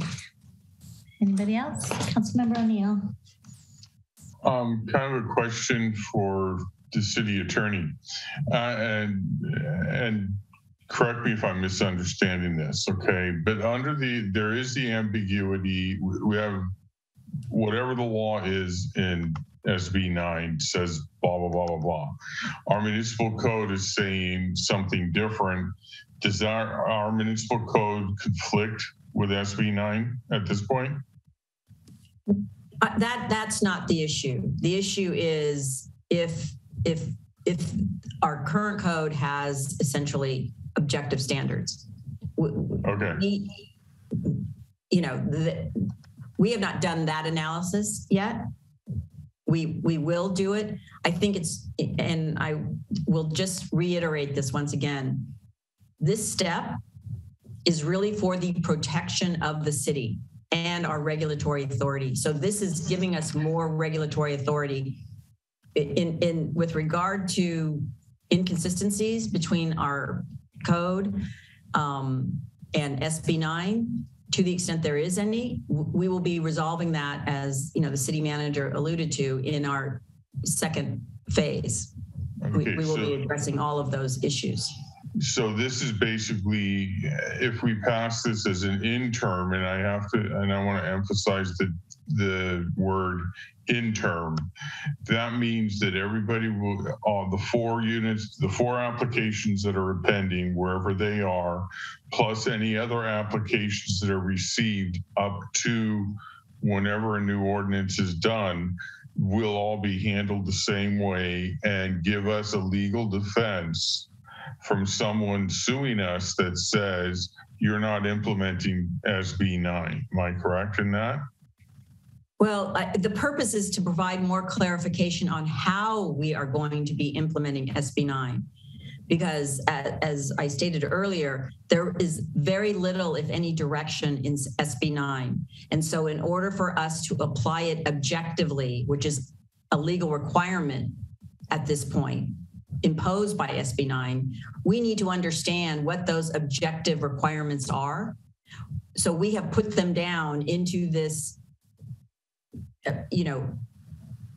partial attempt to make that clarification. We are not done. We are just doing the best that we can, given the time constraints and given the fact that we have applications that we are going to have to process before we go through the full scale process of addressing all of the zoning changes that we are going to need in order to fully implement SB 9. Okay. Councilmember O'Neill, if I could maybe say it a different way. As City Attorney Kenyon mentioned, there's quite a bit of vagueness in SB 9. There are lots of the city may do this and the city may do that and the city may impose such and such standard. And these interim regulations do what we can within the guidelines of our existing zoning to say, not only may we, but the city is choosing to impose those standards that are already on the books to these projects so that we aren't challenged to say, well, the city may, but it hasn't applied a particular zoning standard to an SB 9 project. And so there may be many other types of objective standards the City Council wants to impose on SB 9 projects in the future. Those would have to be part of the development of a new ordinance. But in the meantime, in the interim, we are pointing to specific existing zoning regulations that will apply to SB 9 projects to give us more control. Delaying may inadvertently give the city less control.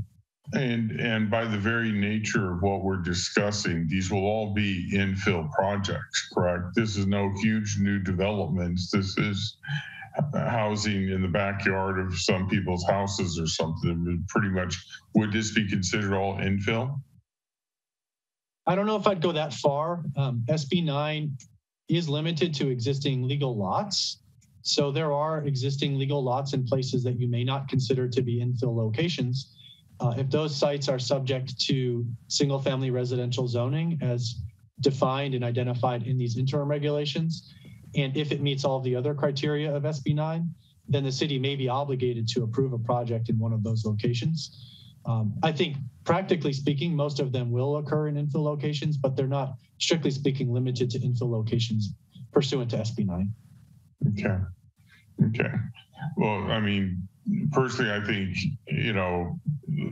we are behind the 8 ball either way. We're behind the 8 ball with the 1,900 units mandated. Each one of these units would count towards the RENA number, correct? They would count as housing units. Different standards would have to be met for those units to count towards our low, moderate, and extremely low income categories, for example. That's a whole nother agenda item right there, I guess. But I think, for the 4 units that are pending, if these people are taking out loans or if they're going to be applying for loans, interest rates are rising, it's going to make it even less affordable for them to do this. I feel that, and being this is interim, is the key word for me, interim, then we're going to come back with a regular ordinance at a future date, hopefully ASAP. I gotta say, I think I support moving forward and passing this item. Mayor Beer, if I may, I just wanted to touch on one of the points related to the garage standard again. The council asked about it and more than one commenter mentioned it. I just want to clarify that in staff's assessment, the garage area would not count as floor area against the 800 square foot size required by SB 9. Under the municipal code, garage area is exempt from the calculation of floor area. So it's our assessment that that would not apply to the 800 square feet allowed in SB 9. So while there may be pros and cons for requiring a garage, to do so would be consistent with the existing zoning regulations. It wouldn't on its face limit someone from getting the full 800 square feet allowed under SB 9. Thank you, Christian. Councilmember Beckmeyer. Thanks. Just wanted to clarify. I agree with Councilmember O'Neill. This is an interim, and my clarifying question is, as was called for by several commenters, when we have a more specific ordinance, when you have the opportunity to go beyond interim, will this be something that is brought before the Planning Commission? Will this be something where we would have that opportunity that some of the commenters in the public were asking for tonight? That was just my last question on the item. Yes, Councilmember Beckmeyer. All zoning ordinances are required to go to the Planning Commission first for review and a recommendation to the City Council. That would involve at least one public hearing, and then they come to the City Council for at least one more public hearing for introduction of an ordinance and potentially multiple public hearings, but at a minimum, a second consideration for adoption of the ordinance. And then for areas within the coastal zone, that ordinance would then need to be certified by the Coastal Commission before it would take effect in the coastal zone. And so there are multiple opportunities for in-depth public involvement on the ordinance that will ultimately be adopted. And that really is the time for that detailed public participation that many people have asked for. Thank you. Thank you. Yeah, that was also my question. So I think all of my questions have been answered. Are we ready for a motion, or is there other? Yeah, okay. I move that we move to approve the attached resolution adopting the interim guidance, rules, and regulations to implement SB 9 and directing the preparation of an SB 9 implementing ordinance. I'll second. Okay, with the motion by Councilmember O'Neill and seconded by Councilmember Beckmeyer, I'll call the roll call vote for item number 7, starting with Councilmember Beckmeyer. Yes. Councilmember Vaterlas. Yes. Councilmember O'Neill. Yes. Mayor Pro Tem Big Stick. Yes. Mayor Beer. Yes. And item number 7 passes unanimously.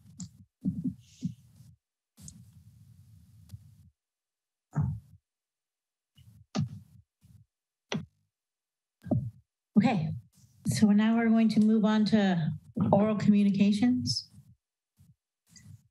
It's almost That's correct, Mayor Beer. Yes, oral communications. It's almost 9 o'clock. So council, should we push through oral communications and then council communications and then take a break?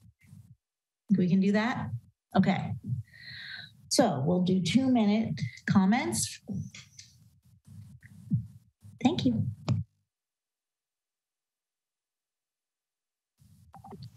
Okay, our first speaker this evening is Jeff, followed by Delia. Jeff, you may now unmute yourself.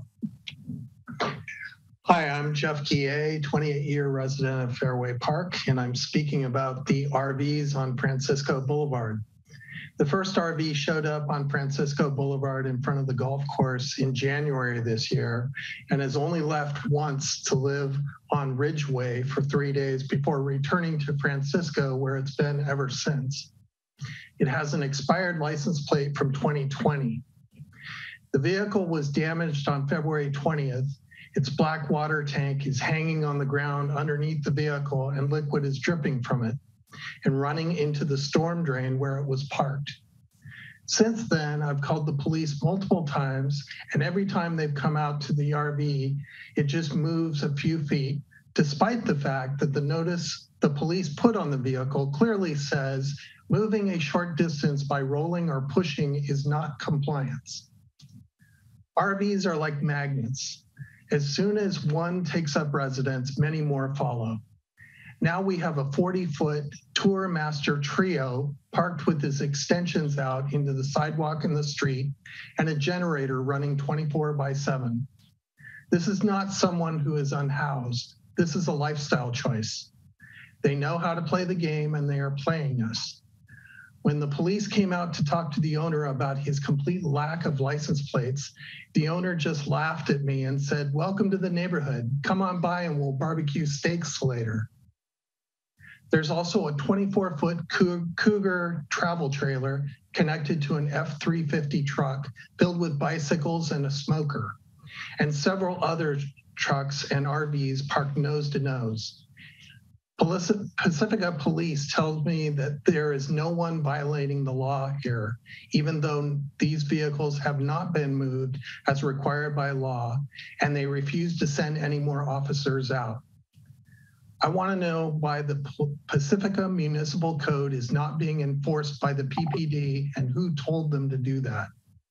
Thank you, Jeff. Your time is up. I appreciate your comment very much. Thank you, Jeff. Our next speaker is Delia, followed by Timothy Cotter.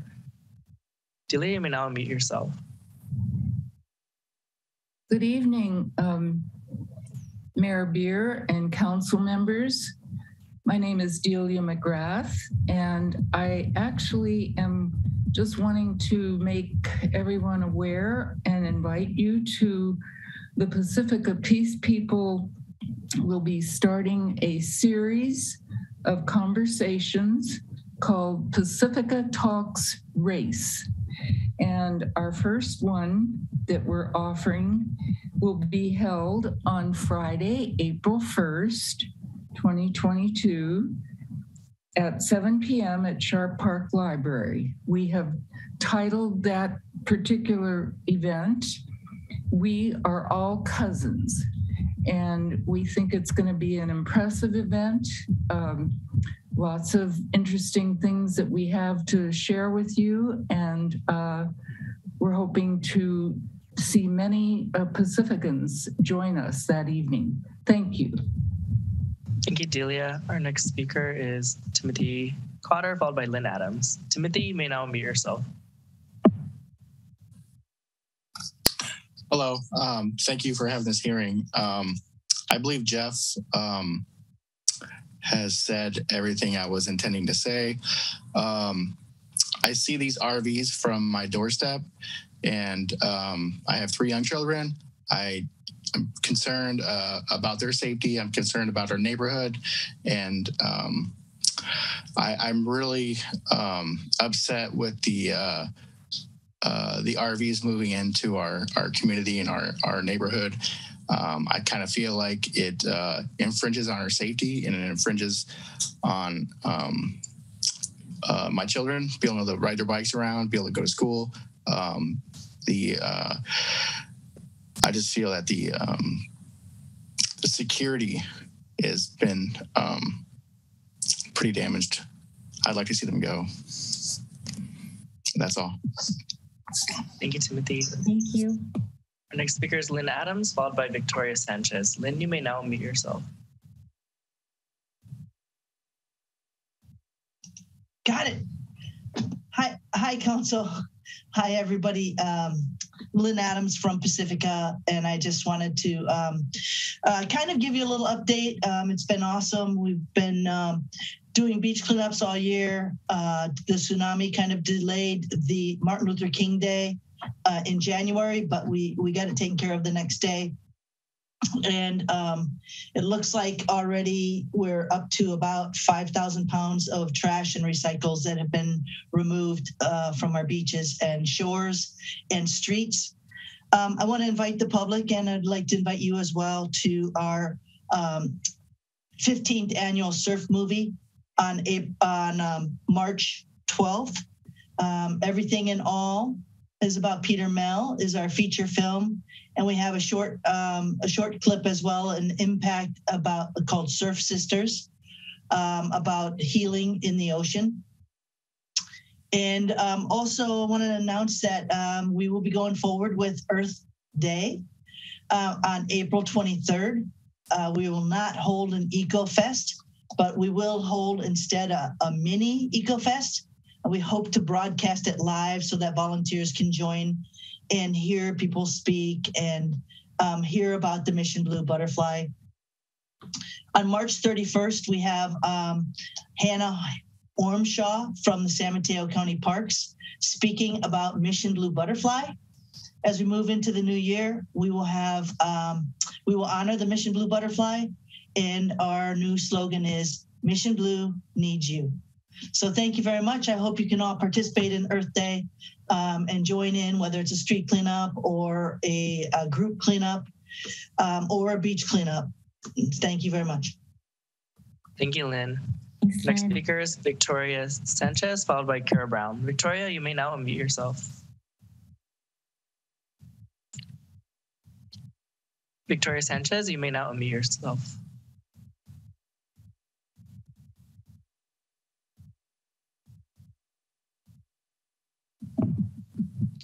Perhaps we can return back to Victoria and move forward with Kara Brown. It's fine.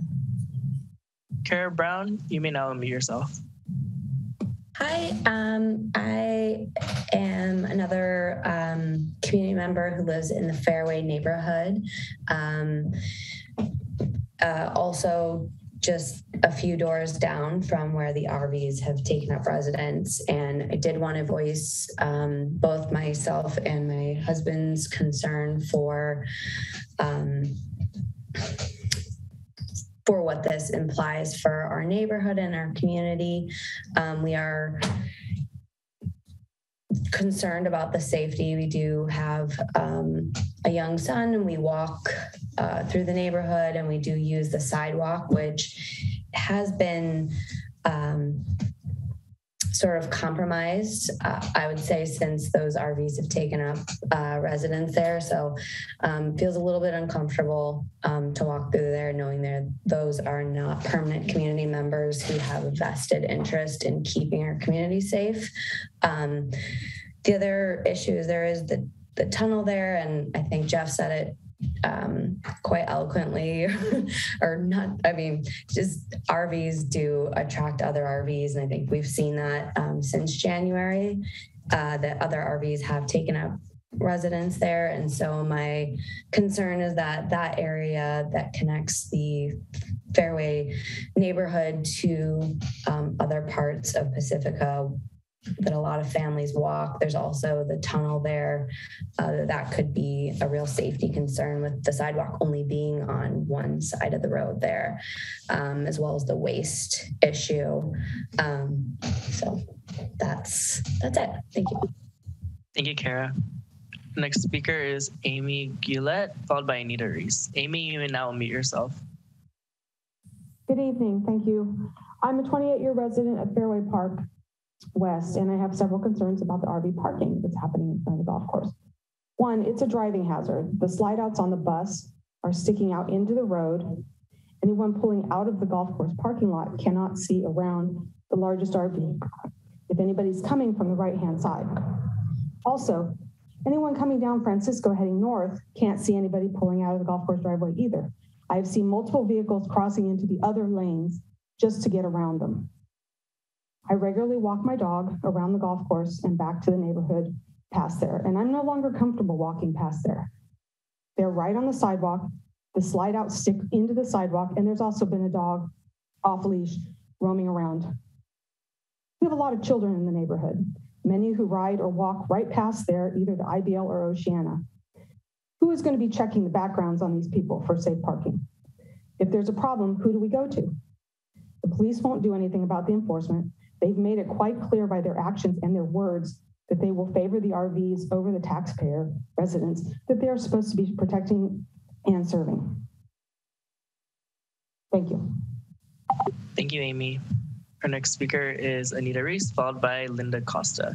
Anita, you may now unmute yourself. Hello, my name is Anita Reese. I'm the director of the Pacifica Resource Center, and I just wanted to let you all know that the repairs since the fire at PRC in September are complete, and we are now reopened our front office as of February 12th and have returned to our regular office hours, which are Monday, Tuesday, Thursday, 9 to 5, Wednesday, 9 to 7, and Friday, 9 to 1. And we're closed between 12:30 and 1:30 for lunch, Monday through Thursday. We're also open one Saturday a month from 9 to 1. The next Saturday that will be open is on March 12th. Whenever possible, we still encourage folks to call before they come to the office and either have a phone appointment or schedule an appointment. Our phone number is 650-738-7470. We are currently making appointment for taxes. Taxes are prepared by certified volunteer tax preparers. So if you need help with our taxes, please contact us to schedule a time to drop off your materials, and we'll prepare them within 3 days. We do and may have a limited number of in-person appointments for those that get a little bit more complicated. Our grocery distributions this month are on Wednesday, March 9th. And Wednesday, March 23rd at the American Legion Hall, which is at 555 Fuel. If you need groceries before then, please call us to schedule a time for pantry support. Staff will shop for them, for anybody who needs groceries, and bring them out to their cars or vehicles.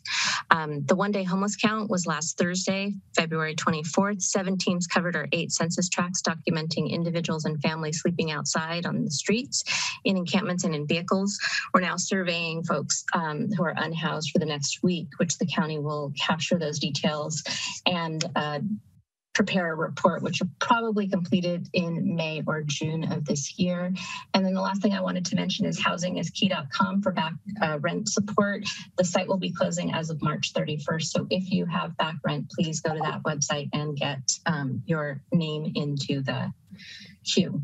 Again, our number is 650-738-7470. Thanks. Thank you, Anita. Yeah. Our next speaker is Linda Costa, followed by Sharon. Linda, you may now unmute yourself. Good evening, council members. My name is Linda Acosta. I'm also a Fairway Park resident. I want to speak on the RVs. I work for the San Francisco Public Health Department, so I understand very clearly that there are people that are unhoused. There are people that are sleeping in their vehicles. There are people that have RVs. But what I want to know is why we are not following what other cities are doing, which is to have those RVs have services, i.e., be in an RV park or a parking lot so that they are able to get rid of their waste in a proper way. They're able to get services. They're able to even have community. They're not, camping on in someone else's neighborhood. And so I understand taxpayers are paying for this program. And so as a taxpayer, I would like to have input in how it's done. And I want to feel safe when I walk in the mornings. And I don't anymore. I also have found that the generators have been on outside of the hours that they're supposed to be on. And I don't want to feel like I have to call the police every day. I don't want to get into that, but I would like to see these folks have a safe place where they feel like they belong and they can get services they need. Thank you. Thank you, Linda. Our next speaker is Sharon, followed by a number with the last four digits 9309. Sharon, you may now unmute yourself. Hello, I'm Sharon Lindsay. I'm also a Fairway Park resident, and I really want to bring up on Ridgeway, we have 3 Little League fields right there, and we have lots of kids on bikes and walking to the field because we have a throughway from Fairway to the field. I mean, from Ridgeway to the fields at Fairway. So what I want to bring up is we really need a bike lane on Ridgeway. They're allowing parking, but the kids would have to really have a hard time with parking on Ridgeway. And I'd really like to see a bike lane for safety because they don't address the RVs I'm talking about RVs, the 72-hour allowed parking, not the 13 permanent spots. But the 72 hours are not vetted. We know nothing about these people. They're parking right where the Little League is. And I know they have to be vetted. If you have a pop facility for marijuana, they vet anybody owning or running those. But these people are allowed to park on our street where children are playing, and everybody uses those 3 lots, whether playing baseball, walking their dogs, whatever. And for safety, especially children's safety, they should not be on Ridgeway Drive. I'd like Ridgeway taken off. Thank you. Thank you, Sharon. And we have a call-in person with the last 4 digits 9309. You may now unmute yourself by pressing *6.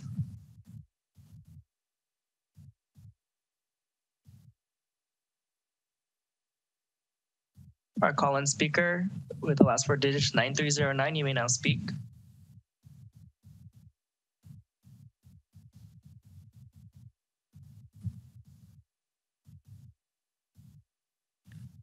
Hello. Hi, we can hear you now. Hi. Okay, thank you. I lost, my name is Clifford Lawrence. I lost the usual Zoom connection. I don't know why. Maybe other people did too during your open comment. But on this topic, frankly, I'm a little embarrassed at the lack of our compassion in this community. I don't think of us like that. yes, maybe some work needs to be done with people talking to the homeless, and maybe some work done talking with the people in the community, in the neighborhood. 13 spaces isn't enough. This is ridiculous. Anybody that's gone out and done a drive-by count knows that 13 is not adequate. Excuse me, Cliff, I'm going to have to interrupt you, because if you're going to talk about the permit parking program, you can do it during that item. Oh. Yeah. Okay, I'm sorry. Are we in, I lost context, so I thought we were there. That's okay. We're in oral communications. Yeah. But in oral communications, then I'll just briefly say on the documents, why was the Muscle Rock landfill omitted from the hazards that face our community when it's across the street?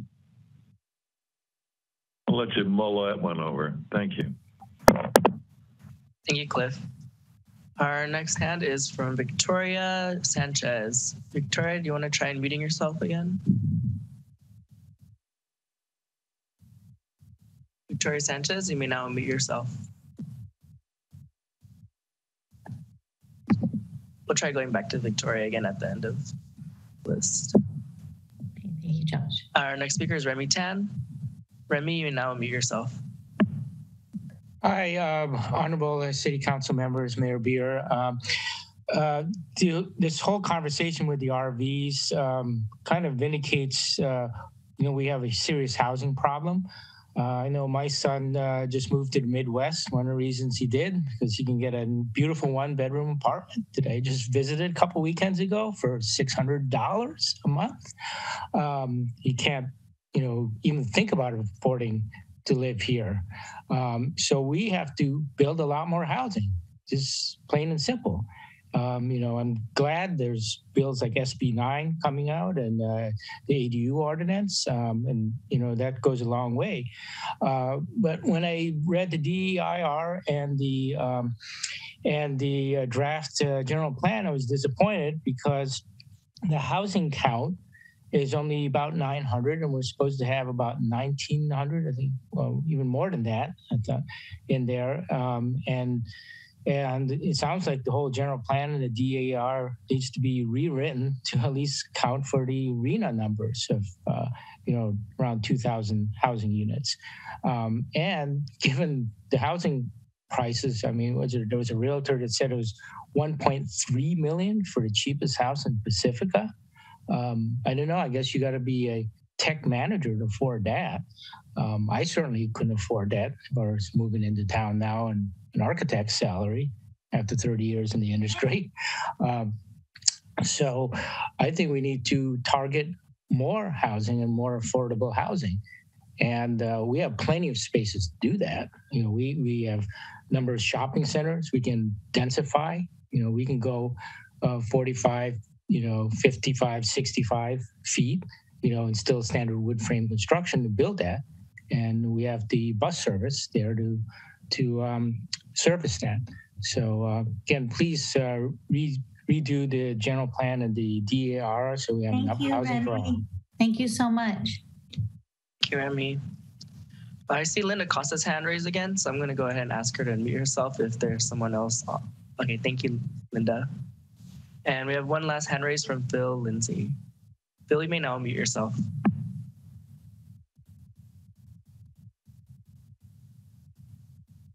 Phil Lindsay, you may now unmute yourself.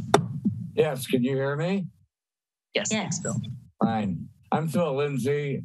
I live on Ridgeway Drive. I'm very concerned about the absence of a bike lane.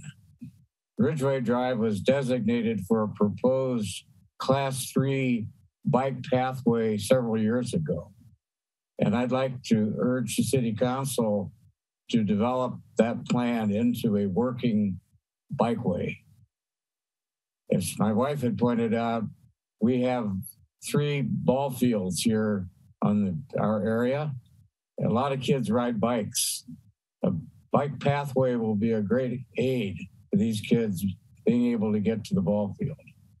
So I would urge you to develop the funding necessary to implement this proposed Class 3 bikeway. Thank you. Thank you, Phil. Mayor Beer, I do not see any more hands raised. Okay, we can close oral communications. Bring it to council communications. Let's try to keep it under 3 minutes each, huh? Maybe we can do that tonight. Who would like to go first? Go ahead, Sue Buttle. I'll keep it under 1 minute. I would like to congratulate our planning commissioner, John Niblin, who was appointed to the county council. And I served with him on planning, and he is a great person for this position. I attended the Democratic meeting, and Anna Eshoo was our upcoming congresswoman, was the speaker, and she's looking so forward to working with Pacifica. And I also attended the Pacifica Sports Hall of Fame. Thank you for everyone who attended. Councilmember O'Neill. I'll keep it brief. I will apologize to Sue Vatterlaus as I was out of town and could not make your awards ceremony at the Sports Hall of Fame, but I do want to congratulate you publicly. I also want to congratulate John Niblin, Pacifica resident, who was just named Chief County Counsel for the top lawyer for San Mateo County. The only drawback is we may lose him as a planning commissioner, and also he's the lawyer for both Pacifica School District and Jefferson Union High School District.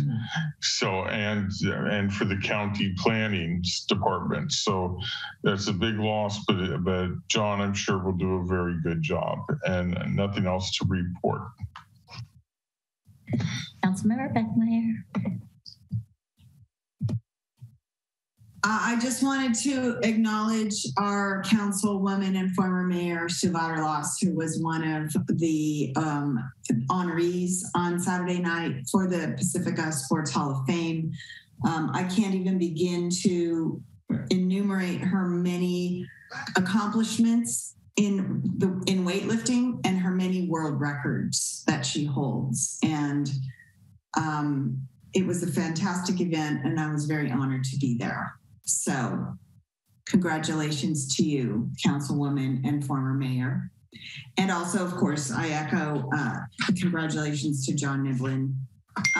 There were a ton of meetings that I attended, but none of them are immediate in terms of having immediate import, although one that I'm excited about learning more about is the possibility of a library construction grant program that we're delving deeply into in terms of Pacifica's fit for that. Very exciting time. So more to come at our next council meeting when we have more time for council communications. Thanks. Thank you. Mayor Pro Tem. Thank you, Madam Mayor. Congratulations, John Niblin. I actually did not know that one, so I'll reach out to him. Ukraine is on my mind. I want to take a moment to acknowledge that there's a whole lot of heavy stuff happening on the other part of the world. I want to say thank you to Cub Scout Pack 216, the 5th grade Arrow of Light Scouts, Jack, Mateo, Nathan, Gemma, and Cooper. I had the opportunity of zooming in with them and telling them a little bit about council. So that was a lot of fun. I attended the City Democrat meeting with Anna Eshoo. And a few days later, I got to sign my name to her nomination paperwork. So I'm very excited that it looks like she'll be our next representative. And while not necessarily a fait accompli, I'm very much looking forward to her being our next representative. I attended the one-day homeless count on Thursday. It was really eye-opening. You wake up at 5 o'clock, you get there, and then in my case, I was paired with a housing specialist who took me to certain places where there were encampments So we actually did a bit of hiking, and so it was eye-opening to see the needs in our community that we don't always see from just strolling down the sidewalk. And we've got work to do, and that's the bottom line. I echo Council Member Beckmeyer's sentiment about the library grant opportunities that are coming down the pike. It's good to see that we have a potential funding source to get some of our library needs addressed, and I'm very excited to see that in conjunction with hopefully starting our library advisory committee back up. Attended Council of Cities. In the Sports Hall of Fame dinner, Councilmember Vaterlaus, who has apparently 30 world record-breaking titles, so she was probably bench pressing 205 pounds earlier today, which is amazing. And after that, what I did right before coming to council was attending a UFCW and United Food and Commercial Workers Union 5 rally in Menlo Park at a Safeway there. There was also one going on in Pleasant Hill at the time. My good friend and council member from Menlo Park, Ray Mueller, was there marching with us, as was State Senator Josh Becker. And we're getting to the point now where we feel the need to rally to send a message to Safeway that we don't want to strike, but we want you to, pay us what you owe us. We're all burnt out, and we need a reasonable pay rate. So hopefully we won't have to call for a strike vote, but we're starting rallies up. So that's the update there, and I'm done. Thank you. Thank you. I also want to congratulate Sue Vaterlaus, and I also want to thank my co-counsel. Got some kind of jarring news on Saturday, and everybody pulled together and showed up for Sue's gig. And so congratulations. I think you're amazing. I'm really sorry that I wasn't able to be there with you. I spent a lot of time in the past couple of weeks meeting with constituents. So I've met with groups, Fairway Park, both east and west, folks from Pacific Manor, some folks from Ballymar. And I also got to go meet with the firefighters at Station 72. And I just want to say a little thing about our firefighters. So we have the best firefighters, and they really are a part of our community. And even though they're we have a JPA and administration is in Daly City, there are firefighters, and they want to feel like they're a part of our community too. So I'm going to recognize them and our relationship, and I look forward to keeping that relationship. And they're going to be trying to attend our meetings so we can recognize them there. If we have any questions for them, treat them like we treat everybody else. I also went to the Pacifica Democrats meeting. Anna Eshe was amazing. And I really, when I looked over my notes, I realized that I had tried to call Susan Wallace, who asked me during that meeting to call her. But I think I wrote your phone number down wrong. So if you could email me and get me your phone number, I can call you. So that was in my notes tonight. I was like, oh yes, I forgot about that. I think that's all for tonight. And now we'll go to Kevin Woodhouse. Thank you, Mayor Beer and Mayor Pro Tem Big Stick and council members. Kevin Woodhouse, City Manager. I just have a few communications I'd like to share. I'll start off with, I also was honored to attend Councilmember Vaterlaus's celebration and her great achievements, and that was a real pleasure. It was additionally very much a pleasure to meet your family. So I really appreciated that. So congratulations. I can't even imagine lifting the weight that you do. I wanted to say that the city is putting together a Vision 2025 and Beyond Financial Sustainability Study webpage. that can serve as a repository of documents related to that study, that can serve as information about the process, information about the public engagement, about the financial forecast and other financial related information, et cetera, like we do for most of our major projects. So we hope to have that webpage up in the next week or so. Additionally, the City Council annual goal setting session is set for the afternoon of Friday, March 25th, and all day Saturday, March 26th. The Friday afternoon will be more of a communications and team building exercise, and Saturday is the major goal setting piece. So working on the agenda for that. And finally, many have heard that the mask guidelines continue to evolve related to COVID-19. So we're tracking the different changes. They're kind of right now evolving rapidly. So I'm not going to try to dive into what those changes are, but we'll be putting out information related to those as they take place. And that completes my communications. Okay, great. Are we ready to take a break? 5 minutes. We'll be back.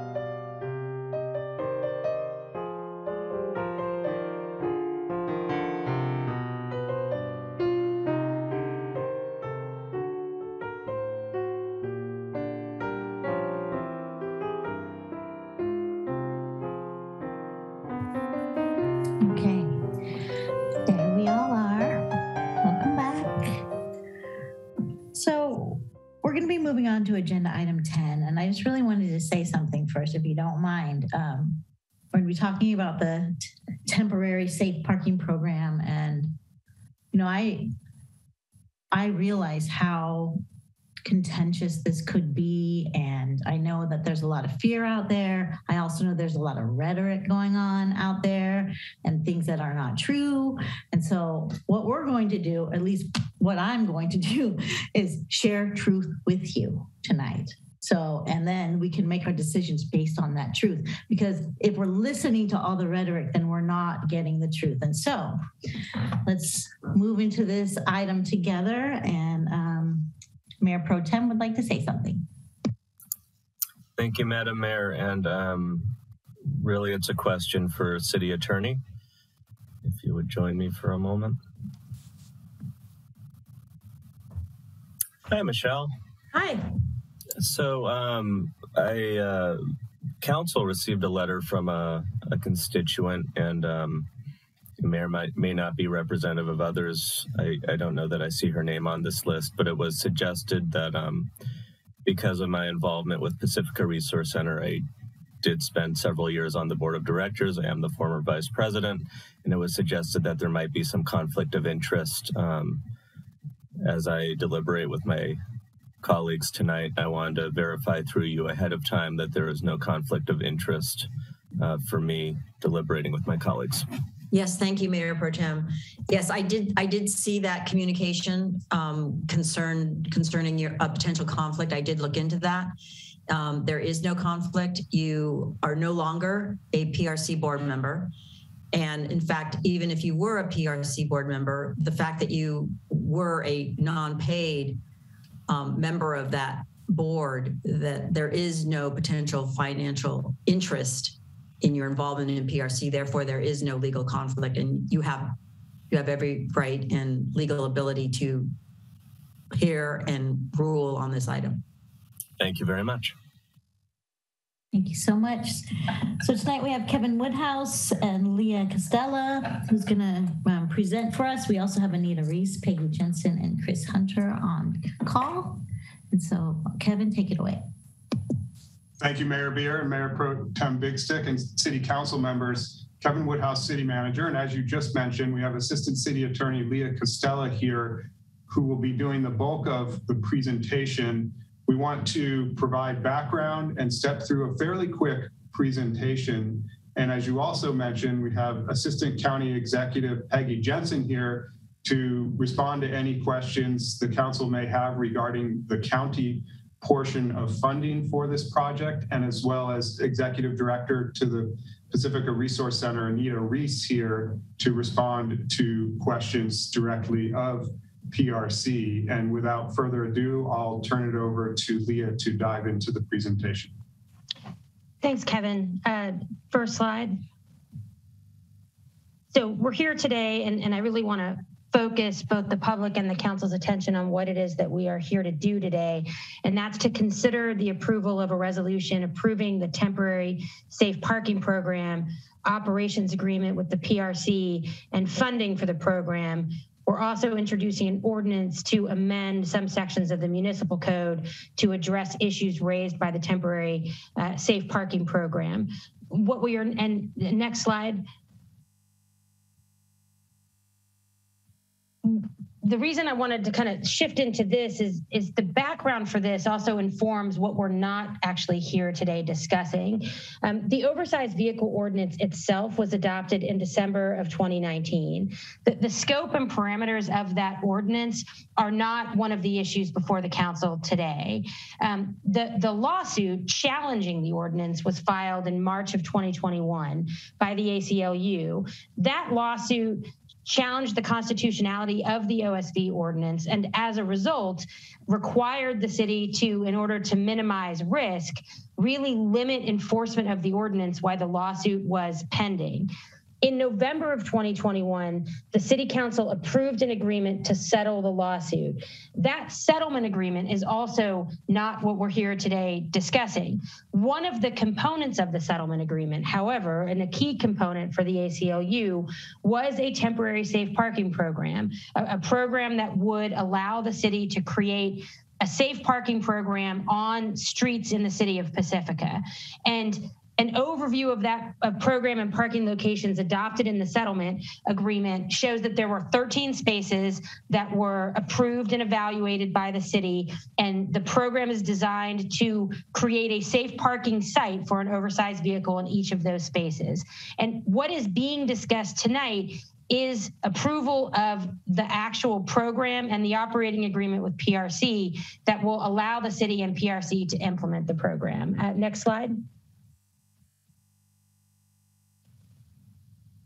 The program implementation the program as designed has responsibilities for both the city and for PRC. The two entities will be partners in implementing and ensuring the success of the program.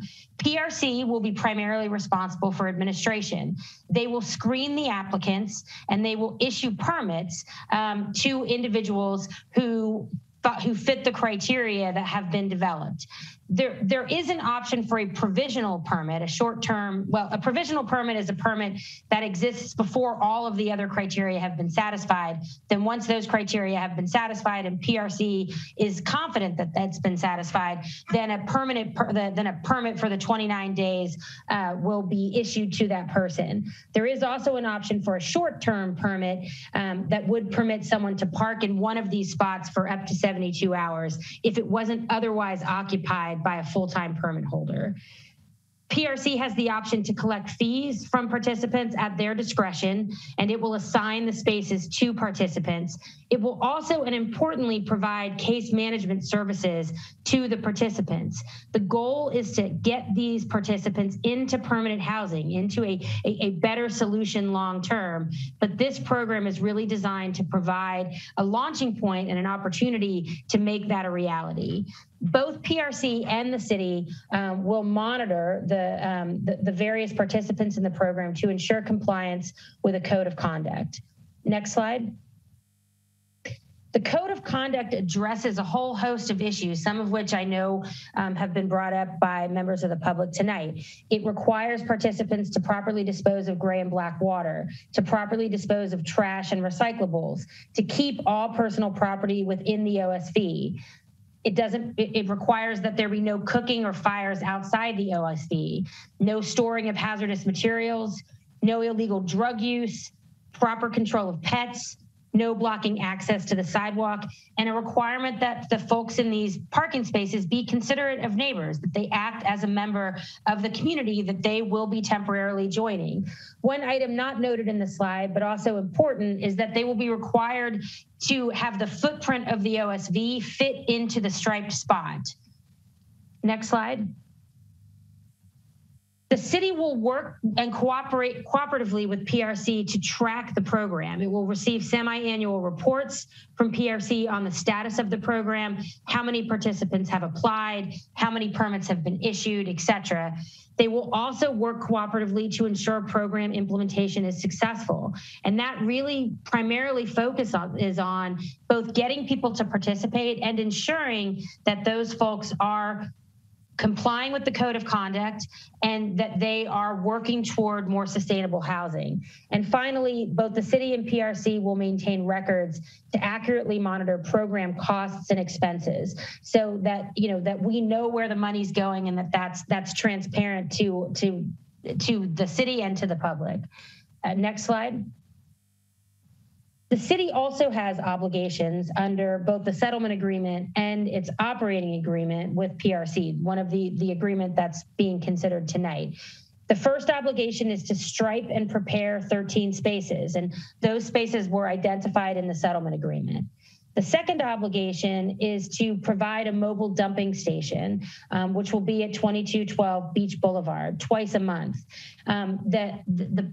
This is an important component of the program because it's really designed to try to help the situation where OSVs are not properly disposing of waste. The city also has an obligation to provide a garbage disposal program, and the city has some funding obligations related to ensuring the success of the program. The city will commit $120,000 per year for 3 years, and it will commit $30,000 for 3 years for a mobile dumping program, the program referenced above. The city will also and is responsible for working with PRC on enforcing the code of conduct.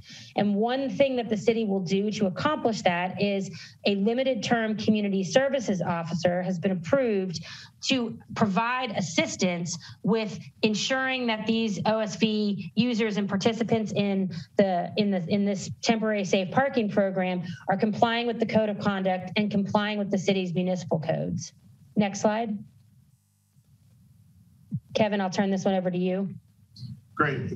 Thank you, Leah. I want to take a minute to talk about the city's funding obligations for this program. As the council is aware, in this year's budget, the council identified $150,000 from American Rescue Plan Act funding, which is limited term one-time funding, to be applied towards unhoused assistance programs, as well as the mobile dumping program. And what we've recommended and discussed and agreed on with the PRC is that the city will be obligated to provide $120,000 of the one-time ARPA funding per year for each of the 3 years of the program. And that will leave $30,000 left over to implement the mobile dumping program. And the mobile dumping program is a twice per month occasion that would occur. And again, I want to emphasize that the ARPA funding that is available and can be applied to this program is limited term. It needs to be obligated within a certain period of time. And that period of time allows for the 3 one-year payments identified here. And after ARPA funding, the city hasn't identified ongoing funding for this program. The 2 items, the last 2 bullets listed on this slide, I want to call special attention to, because in your council packet, there is a draft operations agreement with the PRC, and that draft includes some provisions that were released prior to final agreement with PRC. So the 2 minor changes to that operations agreement include that the city could and has discretion to approve additional ARPA funding if necessary for the program, and that the PRC has the discretion to stop running the program if the city does not fund the 3 payments of $120,000 installments. Concerning funding, I will also identify that the County Board of Supervisors, and Ms. Jensen can speak to this, has approved $400,000 towards this program over the time period. And in your council agenda packet, you'll also see that in each year of the program, there's an item for additional grant funding that the city or PRC, or the city and PRC in partnership, and or the city, PRC, and county together will be working for any grant funding that we can bring to bear on this program. And that adds up to the 3-year plan for the program. That summarizes the funding obligations. Next slide. So if the council approves the temporary parking program and the operating agreement tonight, then there are a series of things that will happen within the next 90 days, roughly the end of May of 2022. Some of these are basic. The city will need to order signs for the parking sites to identify that they are a site for the safe parking program. They'll need to stripe parking spaces and install that signage. They'll need to develop community outreach and an education plan so that the folks in the community and in the areas where these spaces will be understand what the code of conduct is, what it requires, and what role they can play in helping this program be successful. It will prepare and submit a coastal development permit application to get a CDP for the program. It will also develop and implement a mobile dumping station program. The operating agreement calls that out, but the details of that need to be finalized and worked out. And similarly, we'll develop and implement a program with Recology for garbage collection. These are two important components of the program. And I'll also note these are two things that at PRC's discretion will be available to OSVs other than the ones participating in the safe parking program in order to ensure that issues of gray water, issues of garbage are addressed more holistically in the community.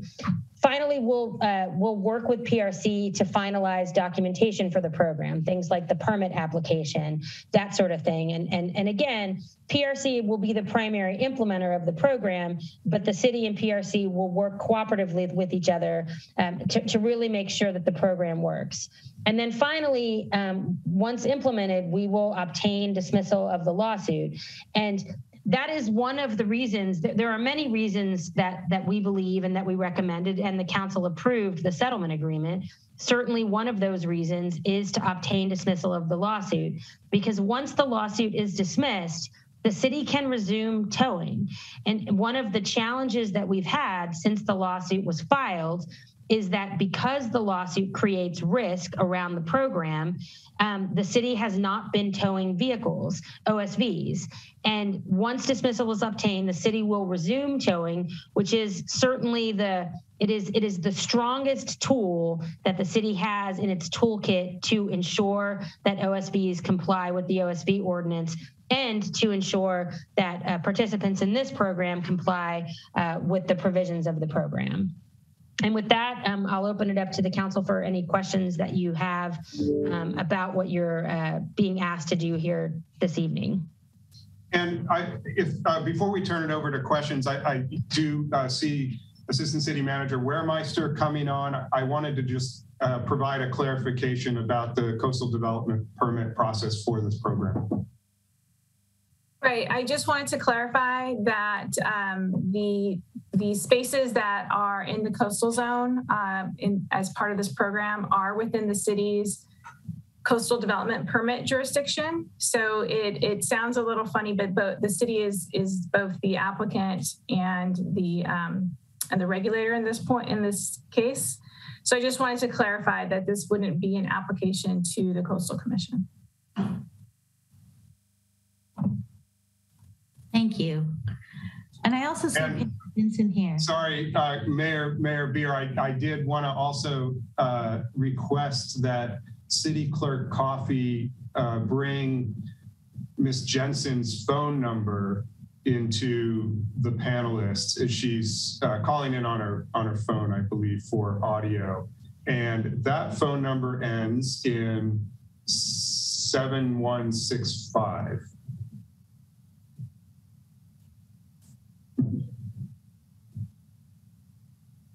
Okay, I was not able to promote the phone number to panelists, but I've allowed her to talk so she can unmute.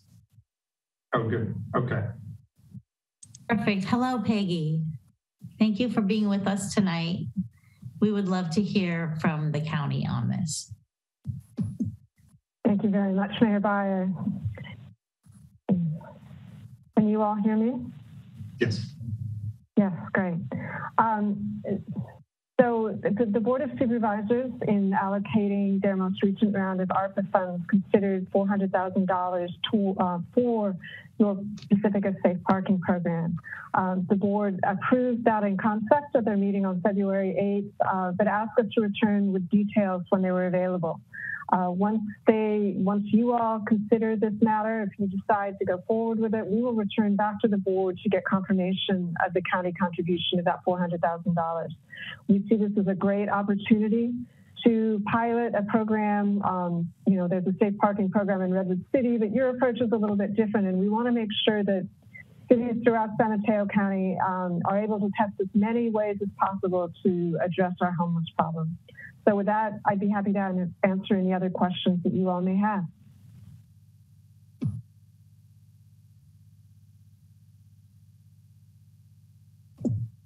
Thank you, Peggy. I so appreciate you being here. Okay, Council. So we also have Anita Reese, which I'm sure we all want to hear from Anita, but do you have any questions before we ask Anita to come up?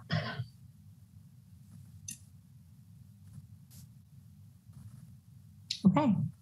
Well, I just wanted to clarify with Kevin that the paying for our commitment with the settlement agreement is for 3 years, and the funding that we're going to be using is from ARPA funds, which have to be spent within 3 years, correct?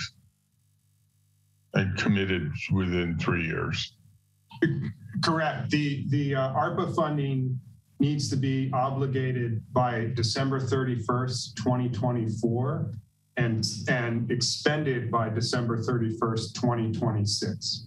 Okay, so we do have a program that's fully implemented, fully funded, and a 3-year commitment from ARPA funds, and a 3-year commitment for the settlement agreement. And we'll be able to, the streets will be better maintained in terms of parking regulations, et cetera, because once this is settled, we can start enforcing them. Okay, thank you.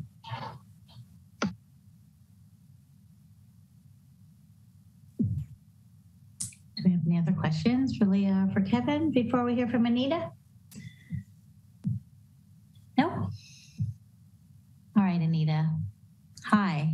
Thank you for being here tonight. Thank you for all the work you've done on this. We'd love to hear about it. Thank you so much. I just want to thank the city for being willing to move forward with this project. I know that it's been a long time coming in terms of just the process several years ago and then the lawsuit. So I know that there's a lot of good reasons to move forward to do this. And I just want to share that we are committed to making sure that this program is a success for lots of reasons, not just because we want to help with the lawsuit, but because we want to help people continue to move towards long-term permanent housing.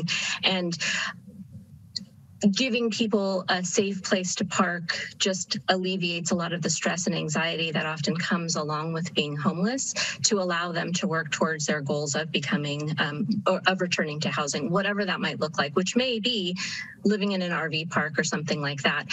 But we want to meet them where they are, and being able to provide them a safe place is the starting point. So we are looking forward to moving forward with this with you and seeing what great things we can accomplish together.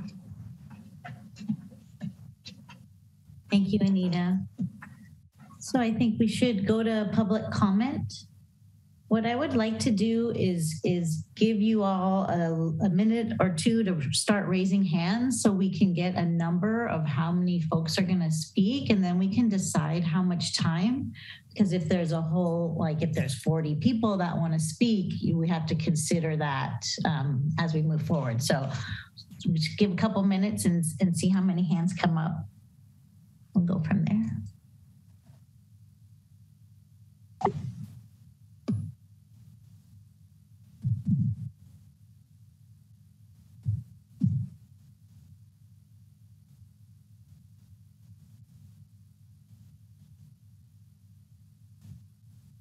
Maybe we're at about 17 hands right now. Now at 19. Council, thoughts on this? The 2 minutes. Go ahead, Sue. I would suggest 2 minutes, and as we have done in the past, if with respect, if individuals have heard the same comment that they wanted to make, that they can just acknowledge that that is the case and don't need to repeat the same thing over and over. Okay, are we in agreement? All right, let's go to public comment. Okay, our first speaker is Chaya, followed by Ellen. Chaya, you may now unmute yourself. Good evening, everyone. I'm Haya Gordon, and I would like to enthusiastically urge the council to adopt the resolution before you tonight by voting yes on the Safe Parking Program Operations Agreement between the City of Pacifica and the Pacifica Resource Center. The city and its residents have decades of experience with the high level of excellence and services the PRC provides to Pacifica. And I would like to especially commend PRC Executive Director Anita Reese and the PRC staff for the work they've done on this program. The city has continued to work with the PRC to get to this point for Pacifica, and it is a critical step toward providing desperately needed housing in our city. I am very grateful to all the efforts that have gotten us to this point. Thank you. Thank you, Haya. Our next speaker is Ellen, followed by Dennis. Ellen, you may now unmute yourself. Good evening, Mayor Beer and council members.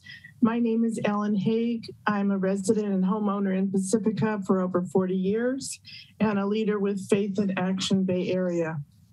I fully support the RV permit program that will be implemented soon. I'm happy that 13 spots will be provided with services from PRC. 13 individuals and families living in their RVs in our community will now have a safe and secure place to park and the support they need to move ahead in their lives. A few years ago, Anita Reese with PRC partnered with St. Peter Church to pilot a program to provide shelter and meals to unhoused folks during inclement weather. Every person that came was grateful and appreciative for the hospitality shown them and a safe and warm place to lay their head that night. I will always remember the man who approached me as he was leaving in the morning to tell me that was the best night's sleep he'd had in years. I hope the same will be true for the 13 families that will now be granted permits.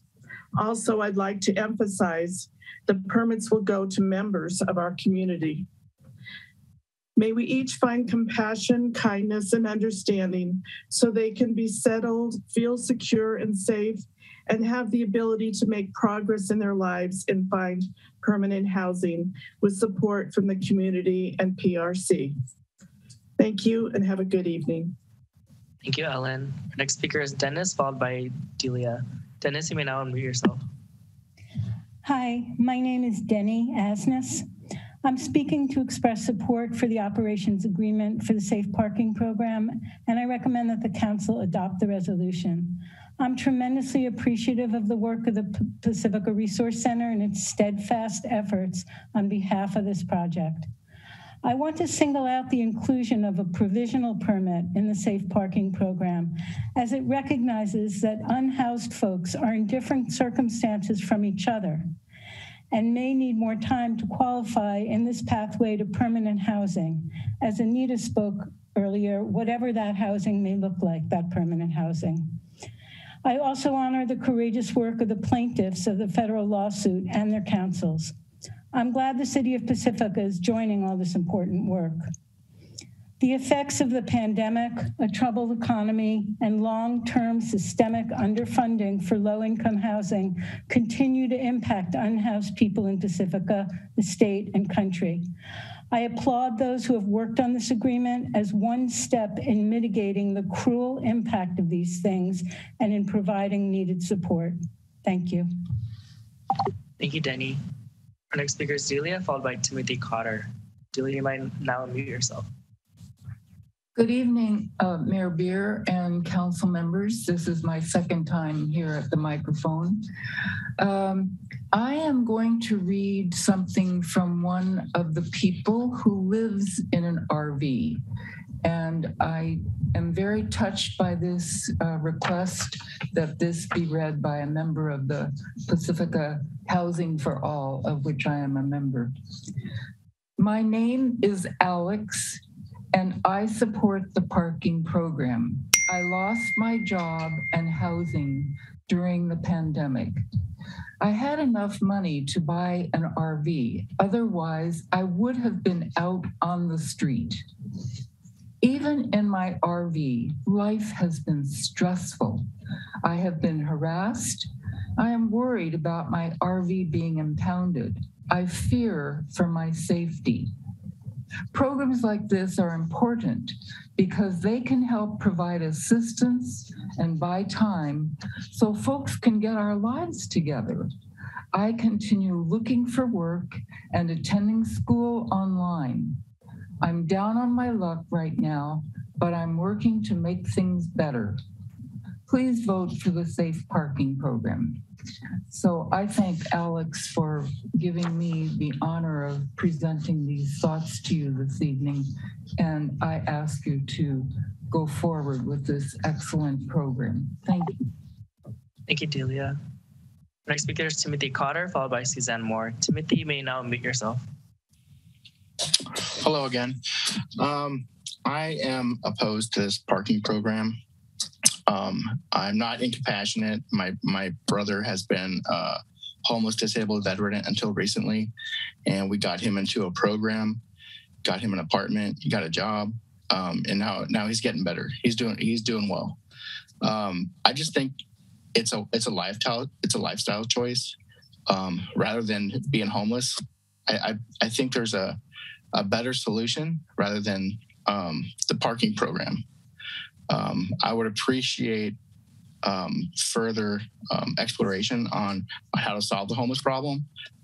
It's directly affected my family, and now the RVs that I see every day, even today, and are in direct sight of my front door, and they're in complete violation of all of the proposed code of conduct proposals that you've listed earlier, and nothing's being done about all their violations. And I'd like to know why. Well, why is it not being enforced? Why is it not being policed? And I'm very disappointed in where we're at today. It's upsetting. So I am not in support of the parking program. Thank you. Thank you, Timothy. Our next speaker is Suzanne Moore, followed by Andrew Witt. Suzanne, you may now unmute yourself. Thanks, Josh. My name is Suzanne Moore, Manor resident, and I live 4 blocks from the proposed parking sites on Milagro and Oceana Boulevard for Pacifica's Safe Parking Program. I'm in full support of the operating agreement as presented, and I wholly support the Safe Parking Program. My husband and I are part of the Pacifica Beach Coalition Street to Beach program, and we frequently walk by the current motorhomes on Oceana. We have consistently found these neighbors to be respectful. As a retired family nurse practitioner, I know and have seen firsthand how housing stability promotes health and well-being for the individual and the family. Surveys confirm our motorhome and house have strong ties to Pacifica. Some were born and raised here, some work or go to school here, some have family and friends here. We have a wonderful opportunity to help our neighbors at this time. At this moment, as we recover physically and financially from COVID, Pacifica can make a difference.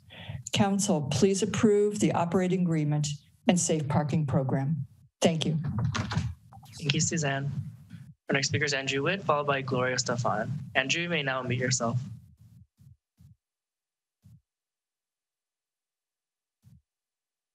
Andrew Witt, you may now unmute yourself.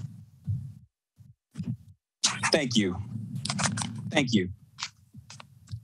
Having an organized parking program that vets these RVs, manages where they are, and under what conditions they can park will reduce all the concerns that many of the other Fairway residents have voiced. These stipulations will drastically reduce the number of RVs parked on the streets.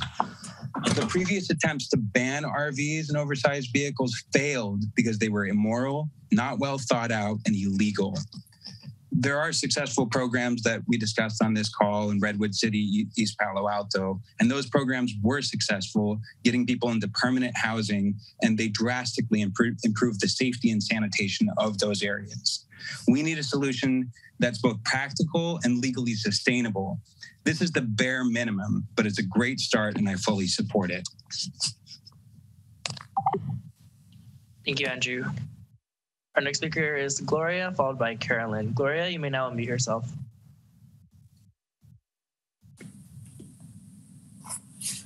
My name's Gloria Stoffen, a 56-year resident and homeowner of Pacifica and member of Faith in Action Bay Area and Pacifica Housing for All. I also support the operation agreement and recommend that the council adopt the resolution for a safe parking program in Pacifica. The horrific Bay Area housing crisis is very much here and present in our beautiful coastal community, that it makes me very proud to know that Pacifica can now be known as a community that cares and is willing to help those that are most vulnerable. The Safe Parking Program will provide a place to rest and be safe with wraparound services and helping the participants find permanent housing. I also support the fact that Pacifica Resource Center will be very much a part of the Safe Parking Program's implementation and operation. PRC has been working with Pacifica's most needy for many years and is very ready to provide safe parking program services to those who need it. Yes, there will be pushback, but I strongly believe that Pacifica is very much ready for such a program. Remember, a stable home is a healthy community. Thank you. Thank you, Gloria. Our next speaker is Carolyn, followed by Joanne. Carolyn, you may now unmute yourself. Good evening, Council.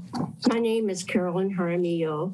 I'm a member of Pacifica for Housing for All. I'm speaking tonight in praise of the safe parking program that has been designed by the PRC.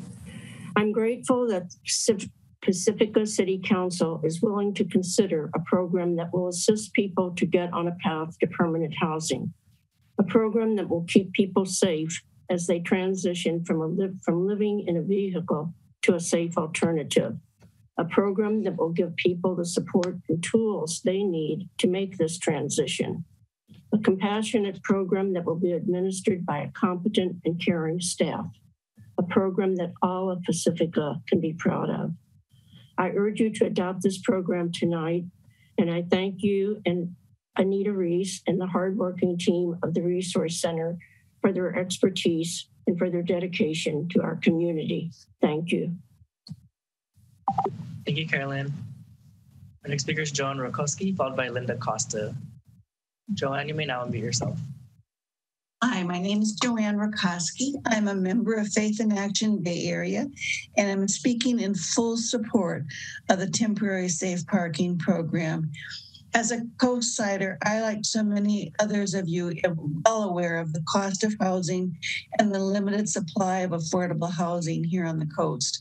Vehicular housing has become one last option before homelessness for so many people who've been priced out of being able to rent or buy a home in their own community. So living in an RV is a last resort before a tent or just being on the street.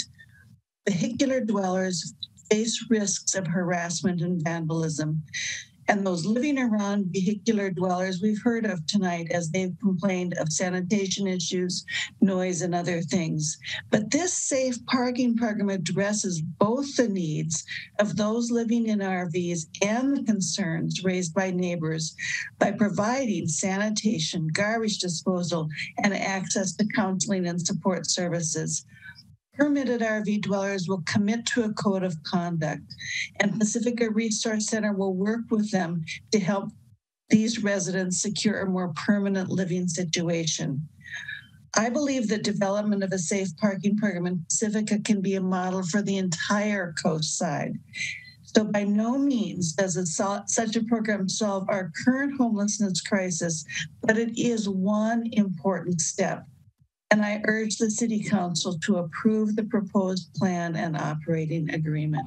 Thank you. Thank you, Joanne. Our next speaker is Linda Costa, followed by Amy Gouliet. Linda, you may now unmute yourself. Good evening again, Council and Mayor. I support the idea of safe parking program, but I think that it needs to be done in a way that the other cities have been successful doing it, and that's in having a lot because then you're not trucking garbage all over town, trucking waste all over town, visiting all over town. It just doesn't make sense. So I know there are a lot of parking lots all over Pacifica, including a parking ride down in Lindemar that has no cars in it ever. So I'm wondering why we wouldn't move, since everybody's so in support of this whole program, to have a lot with proper services, with proper disposal, counselors, what have it, in a location where people can have community and feel safe, again, rather than being put into a community where neighbors don't feel safe and is set up, bad relations with folks. And I think that none of the people that I've heard tonight, with the exception of Tim Cotter, live anywhere near this. And so it's easy for them to say, oh yeah, over down there, the golf course where I don't live, just put them down there. Well, this is our community. And this is where our kids ride their bikes on the sidewalk. And this is where I walk every morning. And this is where I chose to live and build my community. And this is my home. So I encourage that we find safe place for these folks, but I think that we should do it in a way that's proven, that was done in San Francisco, that's done in Mountain View, that's done in every other city, which is to find a great spot where everybody can be in a lot with trash and with waste disposal. Thank you. Thank you, Linda. The next speaker is Amy Hewlett, followed by Ken Chan. Amy, you may now unmute yourself. Hi, good evening. I totally agree with Linda. As a Fairway Park member of the residents here, we have the same concerns. We have been disproportionately marked for these RV spots. And absolutely, we should have some facilities for them.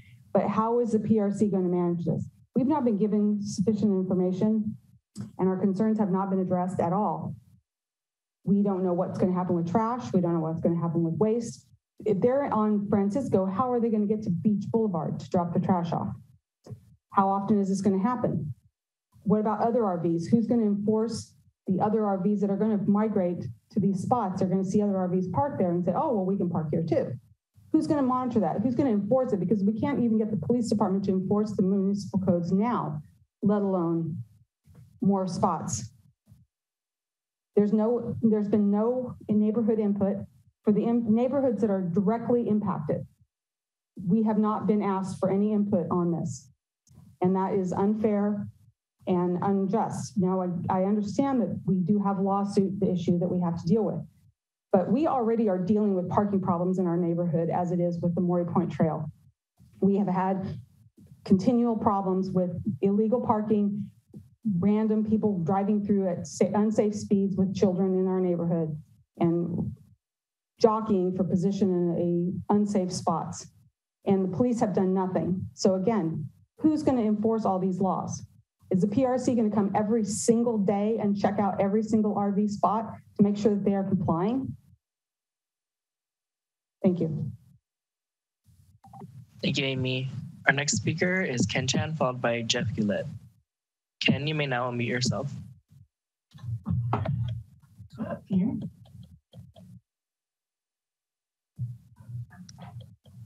Ken Chan, you may now unmute yourself. Hello, can you hear me now?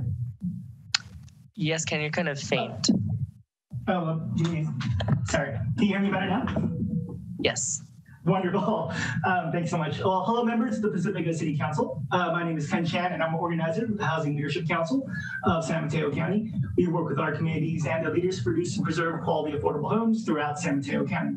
On behalf of BHLC, I'd first like to thank everyone involved for their hard work in putting together the proposed safe parking program operations agreement between the city and the wonderful folks at the Pacifica Resource Center. We would not be here at this very pivotal moment were it not for your efforts, so thank you so much. And that is why I'm here tonight. I'd like to voice our support for the adoption of the resolution to approve the temporary safe parking program, the aforementioned operations agreement, and to fund said program. As mentioned in our previous comments, I'd like to highlight that 75% of our unsheltered residents who are currently sleeping in their cars here in Pacifica initially have access to stable housing. Their loss does not mean that they've stopped contributing to the city, that they've stopped contributing to the city, that positive impacts our daily lives. They continue to both work and patronize the shops in Pacifica. They've been here this entire time, and their continued contributions to the city are what makes it such a wonderful and great place to live. They are definitely members of this community. With such a limited availability of affordable homes, I urge you to make this investment to the community so that all of our residents from all walks of life can have a safe place to rest. The safe parking program provides our community members with the stability needed to shift their focus from worrying where they're going to sleep each and every night to finding and transitioning to permanent housing. Thank you so much. Thank you, Ken. Our next speaker is Jeff Hewlett, followed by Christine Bowles. Jeff, you may now unmute yourself. Thank you. I want to echo Linda's and Amy's comments. I think those were spot on and they covered a lot of the points that I was going to make. I do still have a lot of questions. I don't know how the city is going to get around not having a coastal development permit. I'm sure the Coastal Commission will have a very different opinion on this. So that'll be interesting. What happens after the 3-year funding commitments? Does this program get shut down? There's a disproportionate number of safe parking spaces within walking distance of the Fairway Park neighborhood. Why is that? How many of the people in favor of this plan live near a safe parking site? Few, if any, I'm sure. Finally, RVs beget RVs. And so, like I said, they're kind of like magnets. So not all of them will be in this safe parking program, and I'm worried about crime. We need to strengthen the Pacifica Municipal Code to not allow vehicles who return and park in the same area for at least 4 days. Those are those RVs that are going to park around the safe parking permit areas.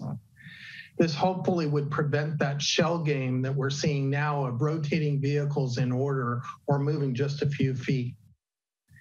I hope we delay this until we have more communication from the city and involvement of the residents who would be impacted. Thank you. Thank you, Jeff. Our next speaker is Christine Bowles, followed by Sue Degree. Christine, you may now unmute yourself. Good evening again, council and staff. This is Christine Bowles. I'm fully supportive of a safe parking program and of ending the financial drain of this expensive lawsuit, which was unnecessary if we had such a program in place from the start. I had a few questions. Planning Director Wurmeister said that the city would be processing development permits and not the Coastal Commission. And so my question is whether it's possible for someone to actually appeal that decision to the Coastal Commission and whether that would then delay the parking in those, I believe it was 5 spots in those areas, and whether we might need backup spots in case there is such an appeal. Secondly, I was wondering if with some of the comments that were made today about trying to find locations off of streets, and especially since we're already using 2212 Beach Boulevard for the sewage disposal, of whether that site was considered at all. It seems like it would be a safer location for the people in their RVs as well as residents to have them off the street. So that question. And then thirdly, with something that Councilmember O'Neill said about the costs. So I read something differently on page 221 of the packet that actually said that in the 3rd year we don't have enough ARPA funds and we're actually in the whole $146,000. So I think that was a correction. And finally, I just want to say that this is a really great first step in providing affordable housing for 13 families for 3 years. But obviously we need to continue this work and really build truly affordable housing that's a long-term solution for our community. Thank you. Thank you, Christine. Next speaker is Sue Degree, followed by Remy Tan. Sue, you may now unmute yourself. Thank you. I am in support for some specific reasons. And for those who have concerns, they raise very significant questions, and would do them well to study the lawsuit to see that actually those questions were brought up numerous times, and we've gotten to this point through a torturous route, but it's a positive step because some of the concerns about excessive RVs and people behaving badly will actually start to be taken care of. The 13 sites will be vetted Pacificans, and the PRC has a long history of vision and compassion and working for all of our residents. And in the past about 5-6 years, this particular director and board and staff have stepped up and kept that great tradition, but their task is and sobering.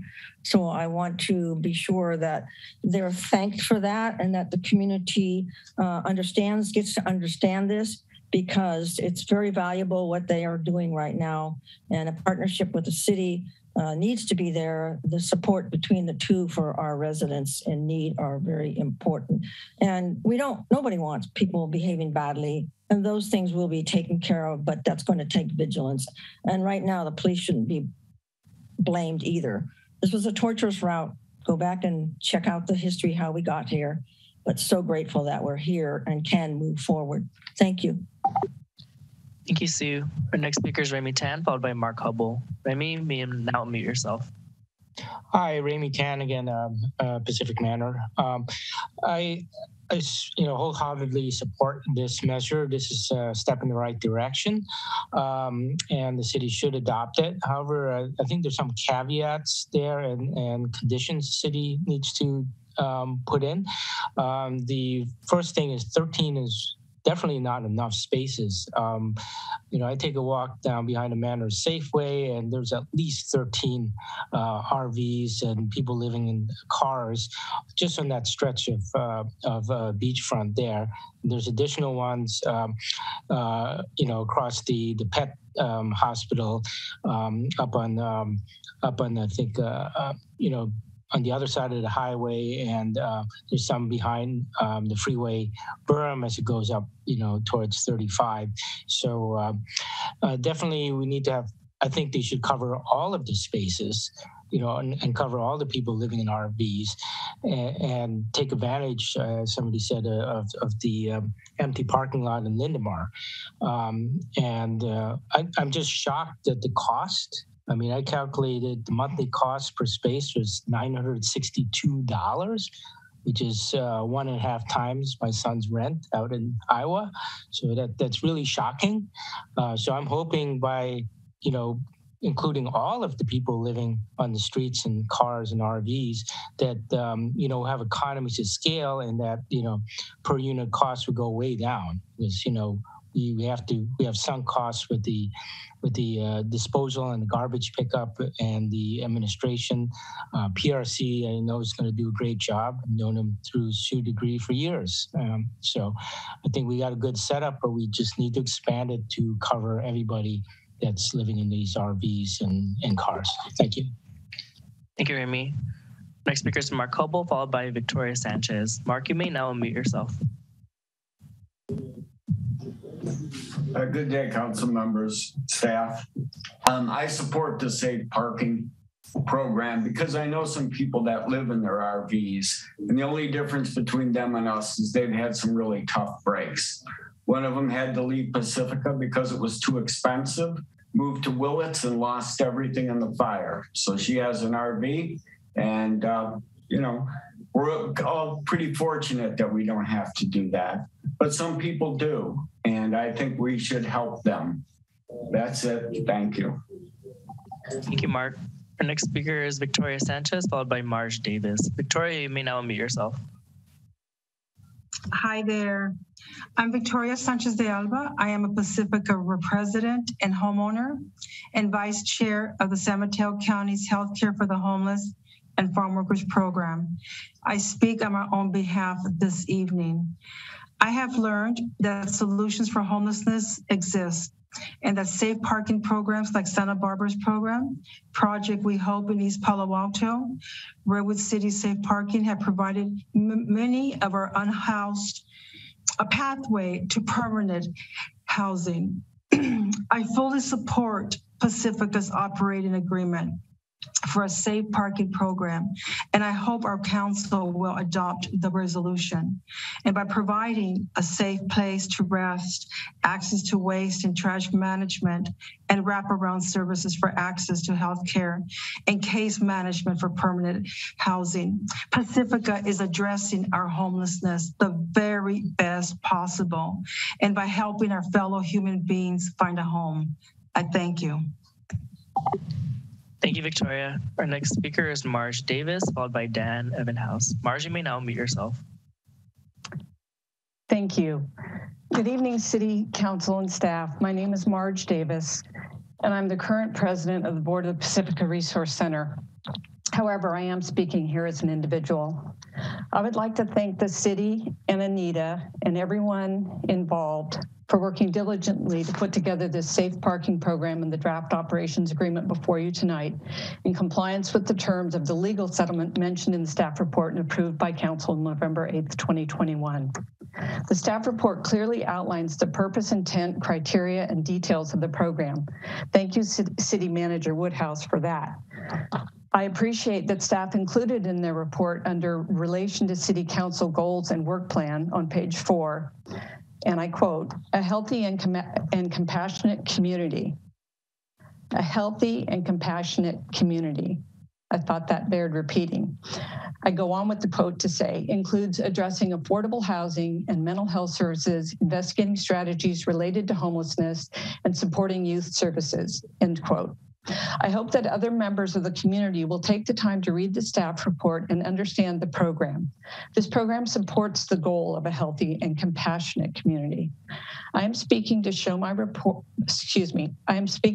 support of the operations agreement and the safe parking program of PRC, Anita, and her staff in the administration of the program, thus moving participants of the safe parking thus providing participants safe parking while moving towards long-term permanent housing. Thank you. Thank you, Marge. And we have one more hand raised from Dan Evenhouse. Dan, you may now unmute yourself. Okay, can you hear me now? Yes. Yes. Okay, thank you. My name's Dan Evenhouse. I'm a resident of Pacifica for about 20 years and a homeowner in the Pacifica Manor area, member of Pacifica Social Justice and a number of other organizations, as well as being a social worker by profession. I am speaking to support the program of safe parking and thank the city for working on this, and thank Anita Reese for her efforts, and just want to make sure that we're doing what we can to help those who are currently unhoused and living in vehicles, just for the sake of human rights. You know, when we see things like what's going on in other parts of the world, you know, particularly the things of going on in Ukraine come to mind. You know, we can't maybe do anything about that. What we can do things about what is going on locally. Thank you. Thank you, Dan. Mayor Beer, there are no more hands raised at this time. Okay, thank you, Josh. We'll close public comment and bring it back to council. I know there was a ton of things that we can address from all of your comments, but if I could start, if you mind if I start. City Attorney, I heard like a lot of concerns about enforcement. So can you address that? definitely. One of the reasons for settling the lawsuit and implementing a safe parking program is actually to increase enforcement of oversized vehicles that are in the city and parked outside the safe parking program. As I mentioned in the PowerPoint presentation, or during the PowerPoint presentation, because the city ordinance was challenged, in order to sort of manage the risk associated with the potential that the ordinance was struck down as unconstitutional, the city really pulled back on enforcement. We didn't stop enforcing entirely, but we definitely pulled back, and most significantly, we pulled back on towing. Once we resolved the litigation, which again, is certainly not the only reason, but is part of the reason for implementation of this program, we will be able to use all of the enforcement tools that are built into our ordinance to address OSVs that stay for more than 72 hours, to address OSVs that have expired registrations, to address OSVs that are consistently, clearly violating municipal code provisions that preclude blocking the sidewalk, or that really impermissibly encroach on the public right of way. But before we can engage in the kind of enforcement that really has teeth, which is towing, we need to resolve the lawsuit, and we need to make available to people a safe alternative for parking their OSVs. And that's part of what the Safe Parking Program does. And importantly, that program itself will actually assist us and assist the city in ensuring compliance with, ensuring that OSVs become good members of the community. That's part of the code of conduct that is included in the program. And once folks come into the program, what they get is a safe place to park for 29 days at a time, and potentially for a few months, repeating that 29 days, 3, 4, 5 times, while they work with PRC to get permanent housing. But what they agree to in order to get that benefit is they agree to a code of conduct that really gives the city and the CSO officer that is also going to be a part of this program, whose primary responsibility will be to monitor compliance both of OSVs not in the program and OSVs in the program. All of these elements really will allow the city to improve enforcement, to address the problems, and to really commit to the notion that OSVs can be members of the community. They can be meaningful members of the community that aren't, that don't pose the kinds of problems that people are identifying. And the city can help with that once we get on the other side of this lawsuit and can really start enforcing against some of the bad actors. Thank you so much, Leah. I appreciate it. Okay, council, questions, comments? Mayor Pro Tem? Thank you, Madam Mayor. I'll start with a question or two, and then I'll save comments for later. There was a lot of feedback about why it is we're not putting this program in a lot, in a centralized location. And what was the one? Oh, the Lindemar Park and Ride was specifically mentioned. And I believe the Park and Ride is actually a Caltrans lot. If staff would take a moment to talk about the various locations we have considered and why it is we came to the conclusion this was the way we had to do it, I'd appreciate it. Thank you. Yes, I can speak to that briefly. As was mentioned in the comments, there's been a long history to the evolution of this program.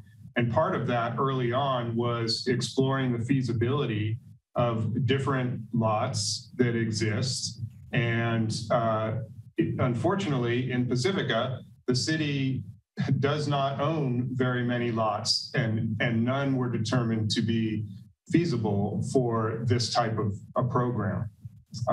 There were ideas. Additionally, there was also a community task force, the Unhoused in Pacifica task force, that explored this in detail and came to the same conclusion. Many of the lots are not owned by the city. Those that are, for example, at the community center, are very heavily and actively used by seniors and the community. Other lots are way too small to serve any reasonable number of motorhomes. And additionally, the 2212 Beach Boulevard site is a site that's due to be marketed for hotel development, and also currently, while it's not developed, serves as a municipal corporation yard for storage of supplies related to storm response, et cetera. So there are a variety of sites that were explored, and the infeasibility of any one of those is what really led to the realization that Pacifica is land poor with that kind of capacity, unlike in Redwood City or Mountain View, and coming up with this innovative idea for safe permit parking on street. Thank you very much. And while I have you, because it's specifically addressed in the staff report in terms of trash and waste removal. And I think the concern, as I understood it voiced by the community, was if they have to go to a location to bring their stuff, how and why is that a good idea? And isn't that just going to lead ultimately to more waste being put out on the streets? And to the community, I apologize if I butcher your question. This is the best of my ability. If I understand your question, Mayor Pro Tem, both the Blackwater collection aspect of the program, as well as any other refuse or recycling components, are part of the program, they're part of the code of conduct for proper disposal. So it sets up a compliance structure where those proper disposals do need to be met. And that's the expense of the twice per month collection program for the Blackwater, and at the same time, locations to be able to dispose of other garbage or recyclables, which will actually assist with the problem we've been having in recent years of, public trash cans being stuffed and overfilled from too much material, and so that material from participants in the program will be provided for the proper disposal in other ways.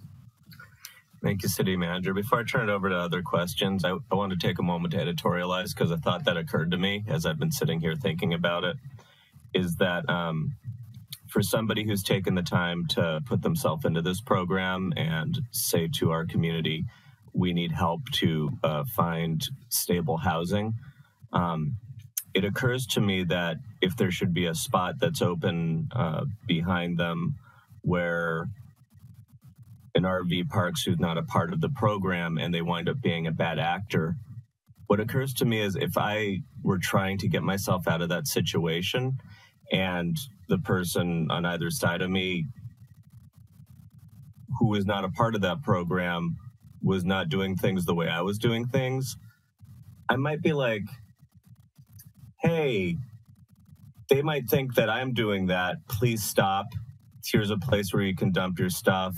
Let me connect you to the resource. While I'm trying to get out of this situation, I don't want you screwing up my deal.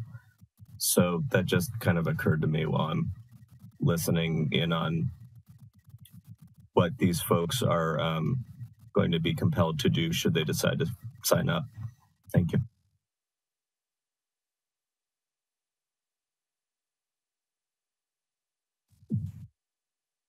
Anyone else? Councilmember Beckmeyer.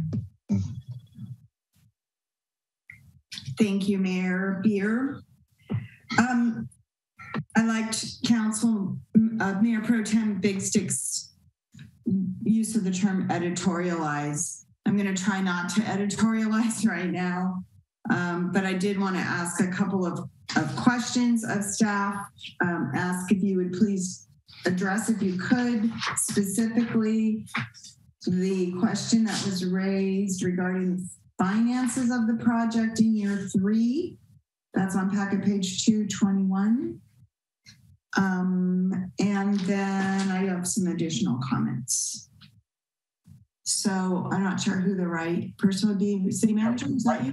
Sure, I can begin, and then perhaps Ms. Jensen can chime in as well. So as the currently identified finances indicate in the fiscal impact section, there is a shortfall of 146,000 projected for year 3. However, the caveat there is that all of us will be working towards grant funding in the interim, which will help fill that. And the county has also identified that depending on the success of the program, the Board of Supervisors may consider additional ARPA funding. But that's the point, which I don't want to put words in Ms. Jensen's mouth, so I would turn it over to her. But no doubt with the success of the program, the innovation of it, between grant funding or other sources of funding, year 3 will be funded. If I may, I'd just like to add that the city manager is correct. I cannot commit more than $400,000 because that's the action, that's the direction we've received from the board. What I can tell you is that through all the work that we've recently been doing around getting community input into our ARPA funding plan, we've made much better connections with many of our philanthropic organizations. So beyond potential grant programs, the county has the possibility of additional funding through the county through our second tranche of ARPA funds. I think there's also great potential if the program is successful for philanthropic funds to continue, because this is an issue that exists throughout the county. And as other folks have said, we need to have a variety of solutions because there's no one size fits all for all of our homeless challenges. Thank you. Thank you. I appreciate that because we often hear, as we heard tonight, from members of the community that we should do what is done in other communities, or why is Pacifica different, or how come other cities don't have this problem and we have it and we've got to address it. And there's a lot of answers to those questions. But the simple fact of the matter is that we really wouldn't be here tonight had there not been a lawsuit.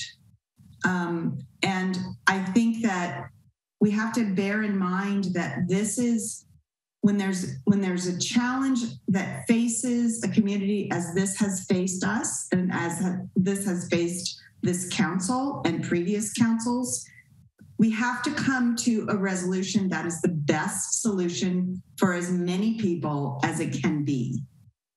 So not everybody is happy about the way this is being resolved, but I really have to echo former mayor and longtime council member DeGree's use of the term torturous route.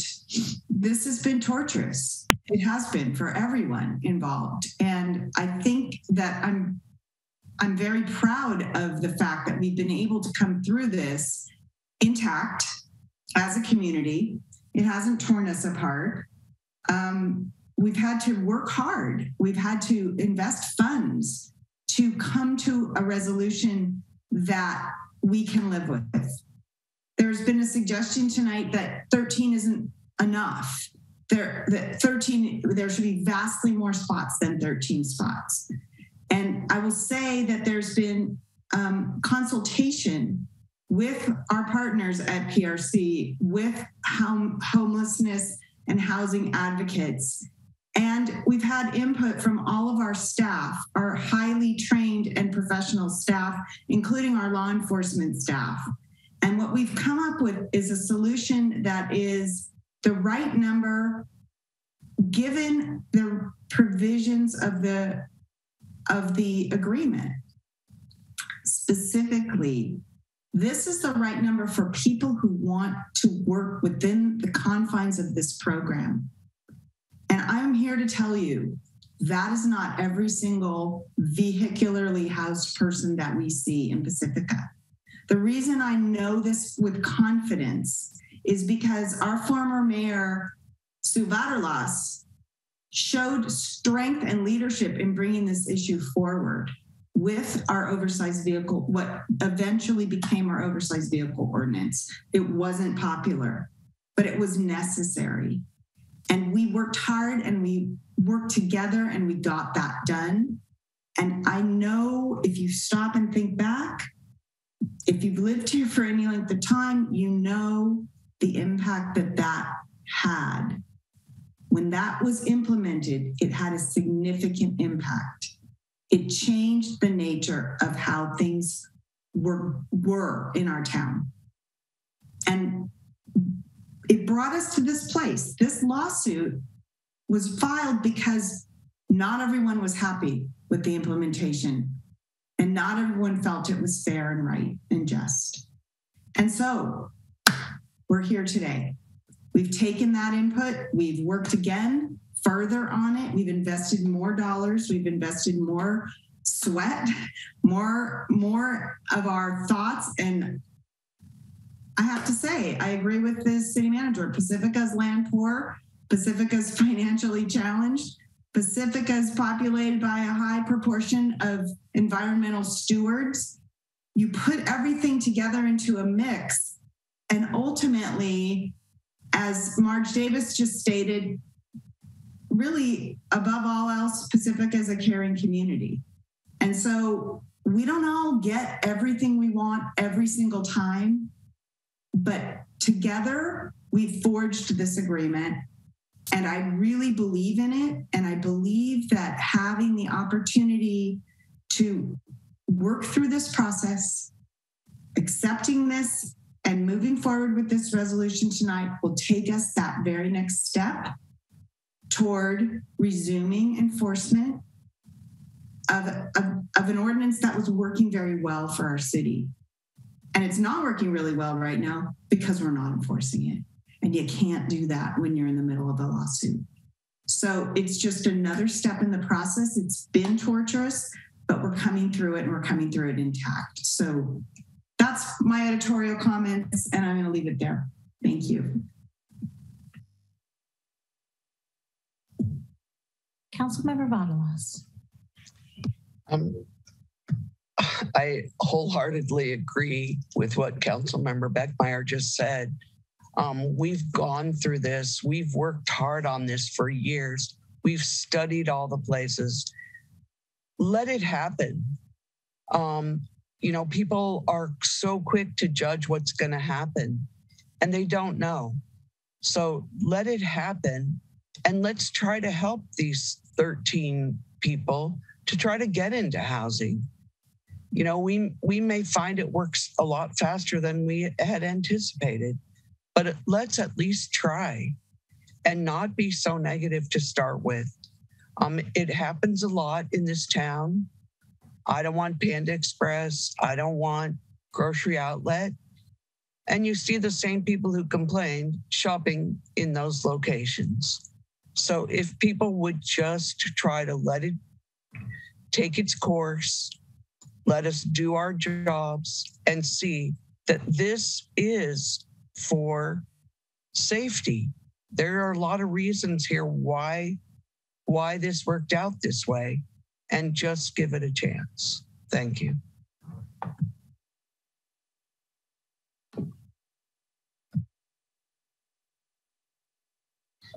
Councilmember O'Neill. Yeah, well, I mean, we are where we're at, and you can look at that, as Winston Churchill said, and I've heard this quote the past few days because of the Ukraine, we are at the end of the beginning.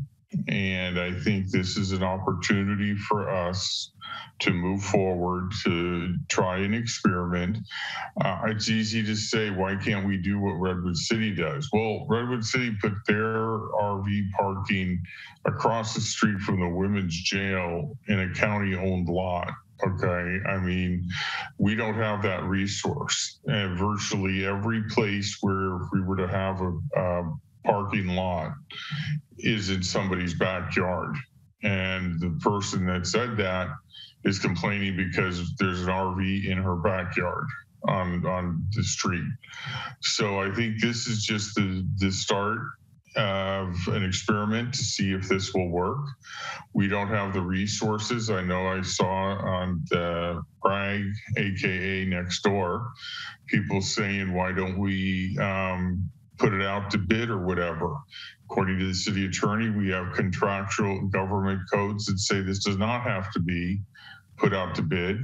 In addition to that, the program that you were talking about that they hired Life Moves is an entirely different program where the county purchased the hotel and you're having on-site staff. So don't always believe what you read in Nextdoor, okay? Because I would say good 80 to 85% of that is not true. Okay, it's conjecture, fantasies, or a wish list for some people. So again, this is the end of the beginning. We had a major problem 2 or 3 years ago. We attempted to fix it.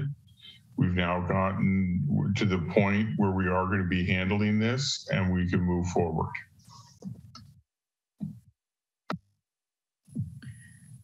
Mayor Pro Tem. Thank you, Madam Mayor.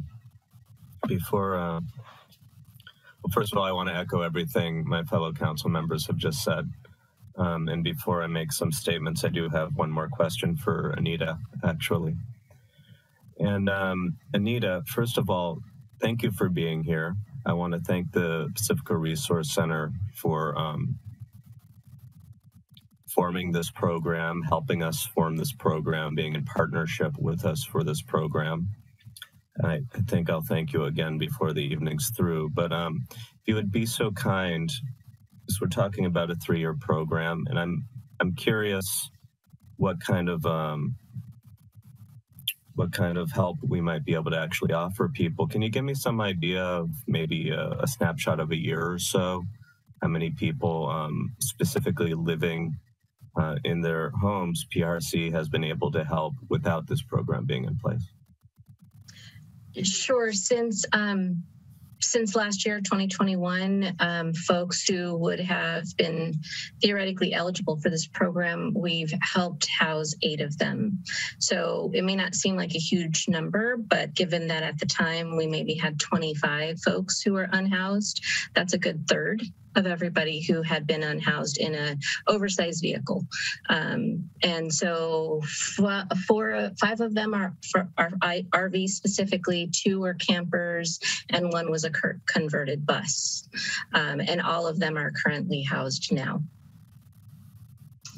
Thank you very much. So that leads into my notion that at the end of the day, part and parcel with this conversation about a larger goal, I keep hearing of having folks who are regularly hanging around town in these vehicles. This is a way to help some of these folks to no longer be on our streets in vehicles. And that's the work that PRC was able to do without a specific program in place. And so I'm looking forward to seeing what can be done when this specific program is in place. It's a compassionate means by which to assist people off of our streets. And it has the extra benefit that once in place, it's a mechanism toward enforcement, as we heard earlier. And so, as sincerely as I'm capable of stating it, we've heard a lot of concern from the neighborhood around a lot of these spaces, and I'm truly sorry that you are experiencing what you're experiencing. And I think that this is a part of the solution, even though I understand full well why, from your perspective, it probably doesn't look like it right now.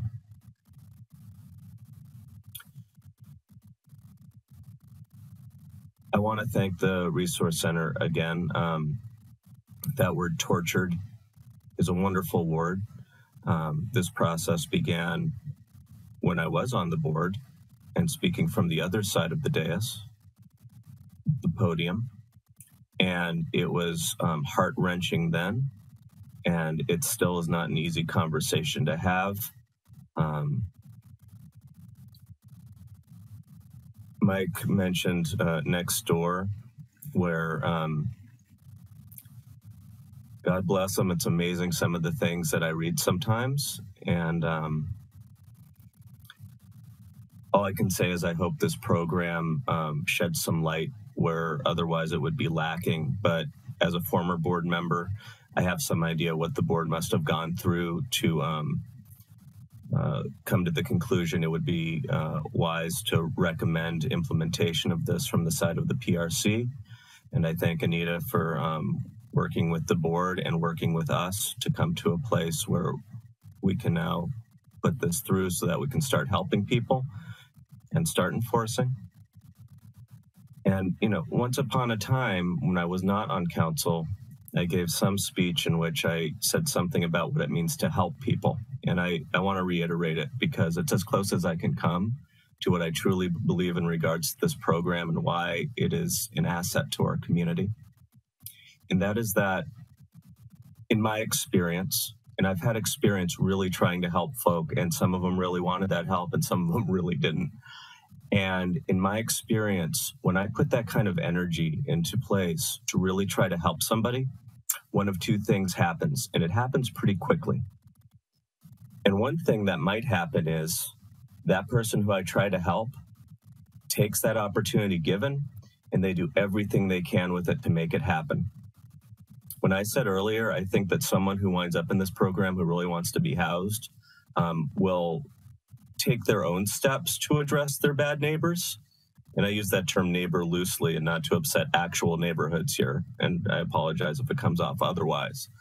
But I truly believe that somebody who's trying to help themselves is going to go out of their way to address bad actors. And the other option, when you're trying to help somebody who really doesn't want help, and I have substantial experience from my perspective in this, they run away as quick as they possibly can. There's this process where like somebody who doesn't want help but who claims they want help, they'll like start to claim it, and then you actually try to help them and they run. They run away quickly. So thank you, Anita. Please thank your board on our behalf, because the city, the city is, I hope the city is very grateful that you are here to help us pass this. And we are so grateful to have you. And I'm apparently starting to, I'm going to stop now. Thank you.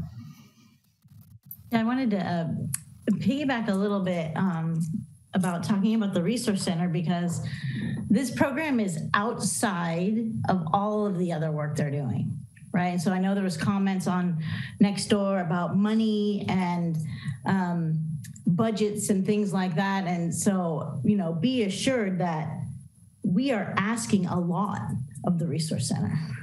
And so it's up to us to make sure we can support them, right? And to understand that the money that the city's already giving to the Resource Center is already in the budget, you know, working on other things. And so this is all extra work. And so I really appreciate that so very much.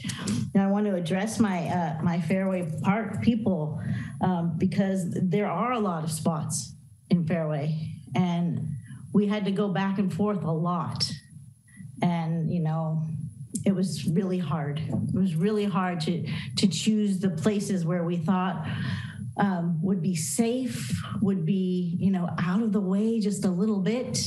And we're gonna see how it works. And, you know, people were talking about lifestyle choices, and the folks that are living the lifestyle choice are not going to want to be around the folks that are in the program that are being, you know, there's going to be attention on those spots. That's my point. And so hopefully what will happen is that by having these secured spots in our neighborhood that have people that we know who they are, we know that they want housing, we know that they want help from us and that they're complying, it'll make it safer. And so that's really the whole point, right? Is to help these folks sleep, you know, be able to sleep at night, be working towards housing and get housed so they're not on the street anymore.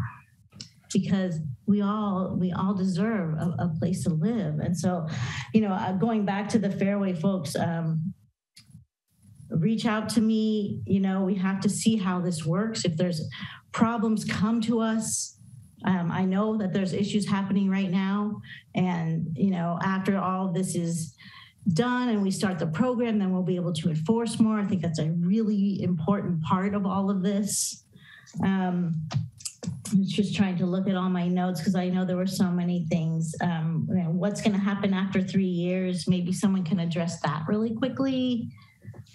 Time check. It's 5 minutes to 11. Oh, sorry to interrupt you. It's okay. So that means we have to move to extend our meeting, correct? Do I have a motion for that? Move to extend the meeting to midnight. Second. For the motion to extend the meeting till midnight by O'Neill and seconded by Councilmember Vaterlas. I'll start the roll call vote. Councilmember Beckmeyer. Yes. Councilmember Vaterlas. Yes. Councilmember O'Neill. Yes. Mayor Pro Tem Big Stick. Yes. Mayor Beer. Yes. That passes unanimously. Okay. I think I've said what I really needed to say. I am super concerned about my Fairway folks, and I just, I have faith that this is going to be helpful, just like our ordinance was helpful. And so we'll go from there. And again, thank you, Anita, and thank you, Peggy, for being here. I appreciate all the work that you do. Mayor Pro Tem. Thank you, Madam Mayor. I move to adopt the resolution improving the temporary safe parking program, the operations agreement with the Pacifica Resource Center, and funding for the program, and finding approval of the program exempt under the California Environmental Quality Act. And I move to introduce by title only and waive further reading of Ordinance of the City Council of the City of Pacifica to amend Article 12 of Chapter 7, Traffic, within Title 4 of the Pacifica Municipal Code to add Section 4-7.1207 and to amend Section 5-2.03, Violations Abatement, within Chapter 2, Vehicles parked for 72 hours or more, within Title 5 of the Pacifica Municipal Code relating to temporary safe parking permit, and finding ordinance exempt under the California Environmental Quality Act.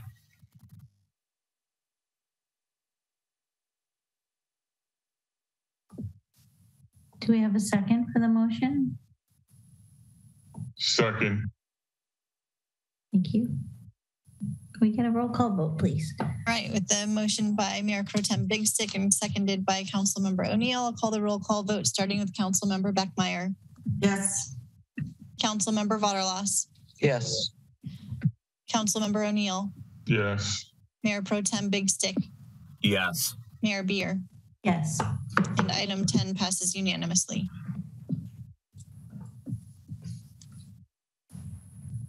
Okay, take a deep breath.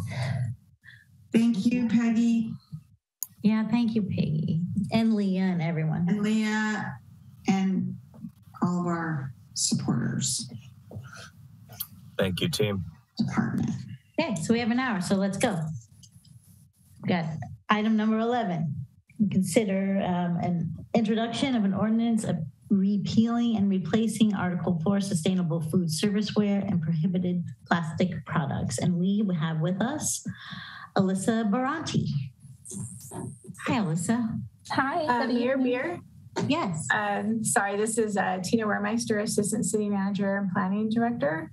I believe this is Alyssa's first presentation and to the council, so I wanted to introduce her formally to you. Alyssa is our new management analyst in the city manager's office, focusing on economic development and environmental policy. She'll be presenting the staff report, and I'll be here for support.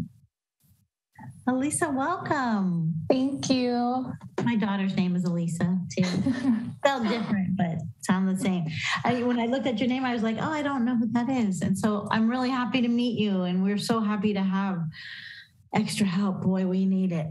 So thank you. Thank you. Happy to be here. Carry on.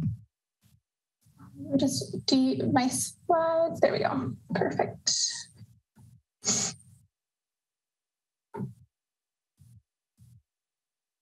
All right. So good evening, Madam Mayor and members of the City Council. My name is Alyssa Baranti, Management Analyst in the City Manager's Office, and I'm here this evening to provide an overview of an initiative aimed at reducing the use of plastic disposable foodware in Pacifica. Disposable food serviceware refers to one-time use items associated with food, such as bowls, plates, clamshells, and other to-go boxes, utensils, cups, and their related accessories, including straws, napkins, sauce containers, and toothpicks, all of which are made of plastic. Next slide, please. While disposable food serviceware is convenient for customers, plastic disposables have lasting impact on the environment. Plastic disposable food serviceware is often used for just a few minutes before becoming waste that lasts hundreds of years, breaking down into very small pieces called microplastics that are now being found in the food we eat, the air we breathe, and even our bodies. Next slide, please. The City of Pacifica, along with the County of San Mateo, have been leaders in sustainability initiatives for over a decade, and addressing the challenges of disposable food serviceware is not new. Through a regional collaborative approach, these sustainability efforts help combat negative environmental impacts, as polystyrene often ends up littering the street and polluting our waterways. This pollution continues to have negative impacts on our environment and our health. In current day, petroleum-based plastic has replaced polystyrene, and plastic is typically used in food facilities as disposable food serviceware. In 2019, the County of San Mateo began a regional initiative to expand the prohibition on disposable food serviceware beyond polystyrene to include more single-use plastic. In April 2021, the Pacifica City Council approved the fiscal year 2021-2022 work plan, which represents the City Council priorities for the fiscal year. Work plan item number 15 states the following. Evaluate the city's plastic food serviceware ordinance and consider potential updates to address plastic cups and lids. The City Council also expressed interest in comparing provisions of the San Mateo County Model Ordinance and expanding on Pacifica's plastic foodware ordinance to additional materials. The county is currently working with interested cities on solutions to the plastic waste challenge to create a policy that is uniform and consistent across the entire county. The county will lead the education and enforcement for cities that adopt the county model ordinance. Next slide, please.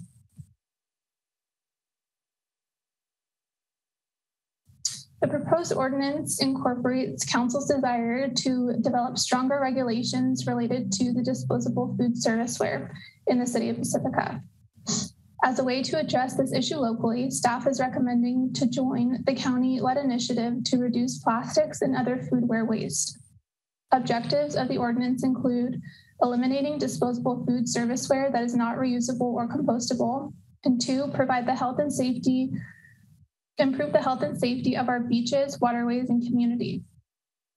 The ordinance requires restaurants and other food facilities to use non-plastic fiber foodware that's compostable and free of hazardous chemicals called PFAS. PFAS is also nicknamed a forever chemical because they never break down and can lead to various health risks such as cancer. The ordinance also requires food facilities to distribute single-use accessories such as straws and utensils only when needed by the customer. Next slide, please. The proposed ordinance would require food facilities such as restaurants, mobile food trucks, temporary food facilities, and any other entity that provides prepared food for public consumption to provide the following disposable food serviceware made from non-plastic, compostable, natural fiber-based materials such as sugarcane, wheat stalk, bamboo, and hay. There are 4 accessory items, which are straws, stirrers, utensils, and toothpicks, and larger foodware, including plates, bowls, cups, food trays, clamshells, boxes, deli, and other containers. Large foodware items may be lined with, but not made entirely of, compostable plastic. Additionally, these items should be approved by a third party. For all other disposable food serviceware not listed, items accepted by the food facility's local recycling or composting service provider shall be used. Next slide, please. The proposed ordinance includes requirements that impact how accessories are distributed by food facilities. The food facilities are not allowed to automatically give out single-use accessories like straws, utensils, and similar items to customers. Customers must explicitly ask for them. The only condition in which a food facility may ask a customer if they would like a foodware accessory is at a drive-through facility. Accessories cannot be bundled together. Food delivery services such as DoorDash or Grubhub will need to have available on their user platform a way for customers to proactively request accessories and condiments. This ordinance incorporates new state requirements, AB 1276, which restricts distribution of accessories by food facilities. Next slide, please. The additional distribution requirements for accessories includes the following. Food facilities may only use refillable dispensers that dispense one item at a time. Open containers for grab and go are prohibited. Food facilities may use refillable bulk condiment dispensers. Next slide, please. The proposed ordinance does provide exemptions for the following: prepackaged food, polystyrene coolers and chests, disposable food serviceware made from aluminum and recyclable glass. Plastic straws may be provided upon request for customers with medical needs, and healthcare facilities may distribute disposable plastic straws without a request from the patient.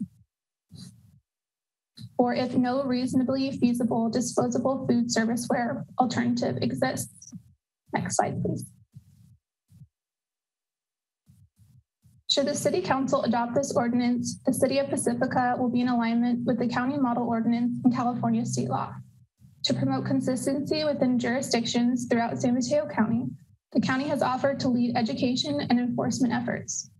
The proposed ordinance has been drafted to designate the County of San Mateo as the enforcing agent.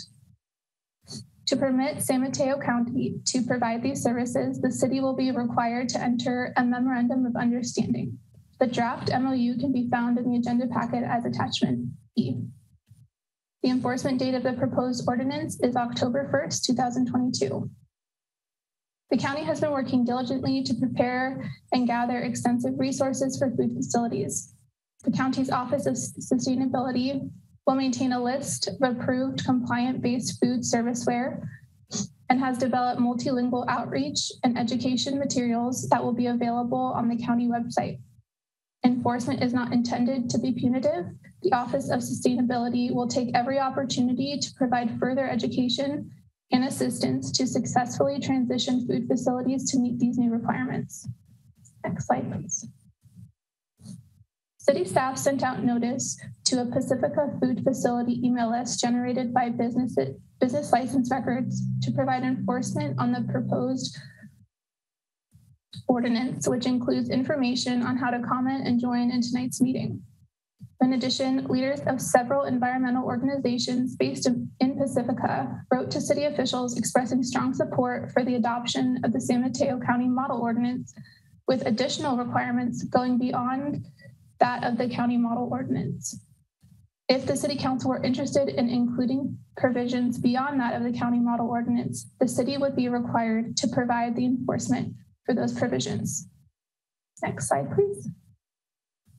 And that concludes my presentation. I'm joined tonight by Ensu Lim, Senior Sustainability Specialist with the County of San Mateo Office of Sustainability, and we are both available to answer any questions that you might have.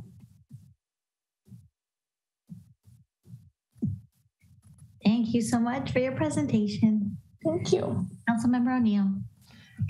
Just a question for, I don't know if Alyssa would know this or not, but so enforcement of any provisions above and beyond the county then would be subject to our code enforcement, which are the same people that look at building violations, code violations due to zoning issues or et cetera. Am I correct in that? I'm going to defer to Assistant City Manager. I can answer that, Councilmember O'Neill. Yes, it would defer to code enforcement. You know, code enforcement mainly focuses on property maintenance provisions of our code. This is something that's not typical for the city of Pacifica and perhaps most cities with their code enforcement divisions, to go in and look more at like operations of a restaurant, but that would be the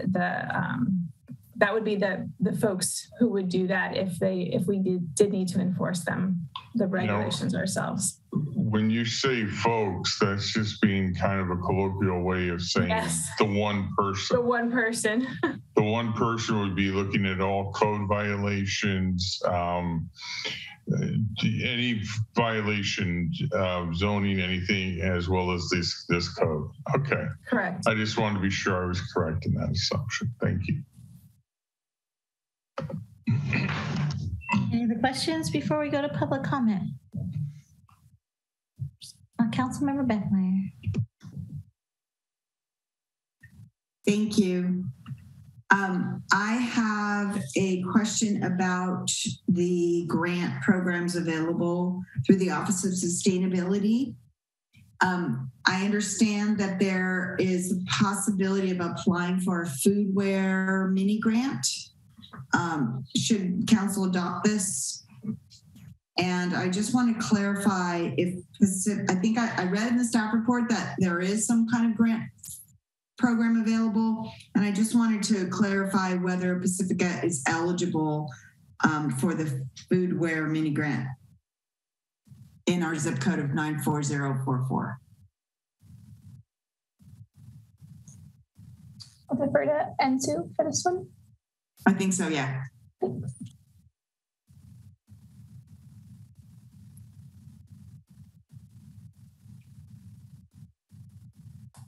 We can't hear you. Can't hear you.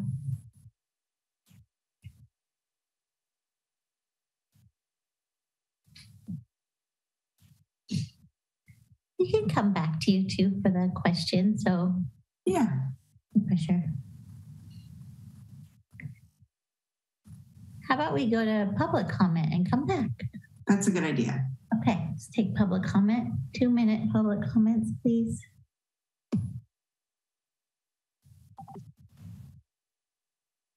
Okay, our first speaker is Sally Liu, followed by Alejandra Warren. Sally, you may now unmute yourself.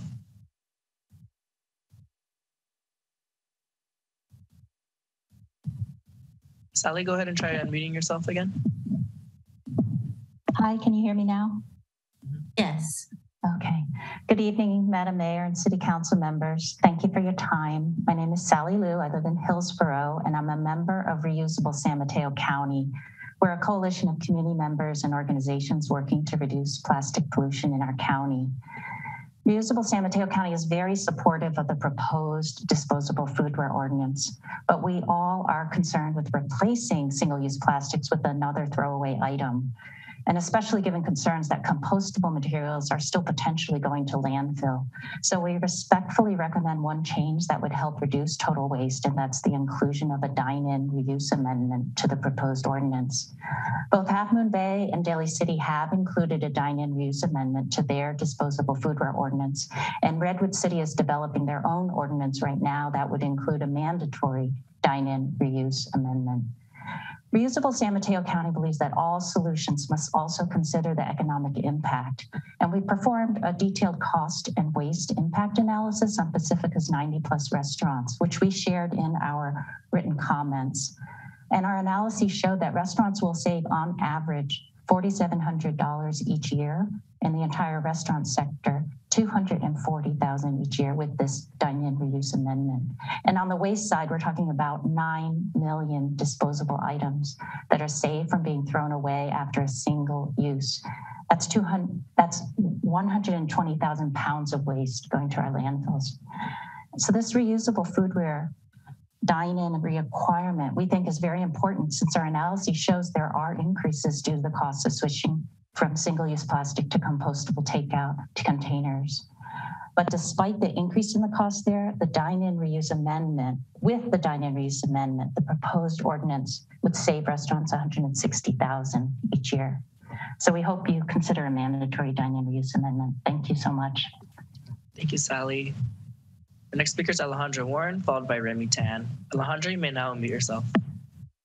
Thank you. And thank you, Alisa, for a wonderful presentation. Good evening, Mayor Beer and City Council members. Thank you so much for your service to our community. My name is Alejandra Warren. I'm a Pacifica resident and co-founder of the nonprofit Plastic Free Future. We strongly support the provisions of the proposed ordinance and recommend amending the draft policy with reuse for on-site dining. By reusables, we mean using real plates, real cups, and real utensils when we eat at a restaurant, not single use. Reusables are better for the environment, for human health, and they also save restaurants money. I also wanted to raise an important issue. According to Senate Bill 1383, all businesses and residents in California are now required to divert organic materials from the landfill, and this includes compostable fiber-based containers. Amending the draft policy with reuse for on-site dining will considerably reduce the amount of items produced by restaurants, and this will reduce waste and also reduce contamination, both in recycling and in composting, and it would help Pacifica comply with this important state law. Thank you for listening and for supporting this request. We need your help keeping Pacifica at the forefront of environmental leadership in San Mateo County. Thank you. Thank you, Alejandra. Next speaker is Remy Tan, followed by Mark Hubble. Remy, you may now unmute yourself. Hi, Remy Tan again, architect and sustainability consultant in Pacific Manor. I urge the City Council please adopt this ordinance. Alyssa, welcome. You did a great job on the presentation, and I agree with the two speakers before that we should have an amendment to have the reusable dine-in. As a restaurant patron, I noticed during the pandemic that many restaurants in dine-in are using plastic and disposable dinnerware, and it really reduces, in my mind, the quality of the dine-in experience. So I think there's an added benefit of going back to fully reusable dine-in utensils and plates. So I urge again the City Council to adopt the proposed amendment. Thank you. Thank you, Remy. Our next speaker is Mark Hubble, followed by Daisy Fong. Mark, you may now unmute yourself. I just wanted to say that since I'm probably older than all of you, except for maybe Mike, that I was all the way almost through college before they had plastic utensils and everything. Everything was great. Restaurants did well. People enjoyed eating. You got your sandwich. It was wrapped in paper. You went to the hardware store. You bought nails and they were in a paper bag. It can be done, and it's good. That's it. Thank you, Mark. Our next speaker is Daisy Fong, followed by Matt Warren. Daisy, you may now unmute yourself. Okay. Hi, everyone. My name is Daisy Fong. I'm a resident of Pacifica, and basically, I am concerned with the amount of plastic waste generated by the single-use plastics, and with the increase in plastic takeout containers, with the increase of plastic takeout containers, it has only gotten worse. I see on the beaches overflowing out the trash cans on the side of the streets. I support the city adopting the SMC foodware ordinance, which is a good first step in eliminating litter and plastic waste in the streets and landfills. However, we adopt the ordinance. My concern is about the improper disposals of the compostables that will still litter our streets or be sent to landfills, because the collection bins and separate waste to separate the waste by types, i.e. trash, compostables, recycles, are not available in public areas or in food establishment public areas. So I guess my question, and maybe this is also to Sue, is how will the city be working with Recology and the businesses to ensure that we have bins available to sort through the compostables properly? To mitigate the waste and improper disposal of compostables, as Alejandra and others have stated, I do believe that going beyond the county proposed model ordinance to include a reusable food serviceware requirement amendment for food facilities for indoor dining will address this issue and further reduce the amount of disposable waste. Analysis of 92 restaurants in Pacifica showed that around 60% or 54 most restaurants mostly used or had used reusables for dine-in. What this means is that for these food establishments that continue to use reusables for dine-in will not be impacted by this reusable amendment.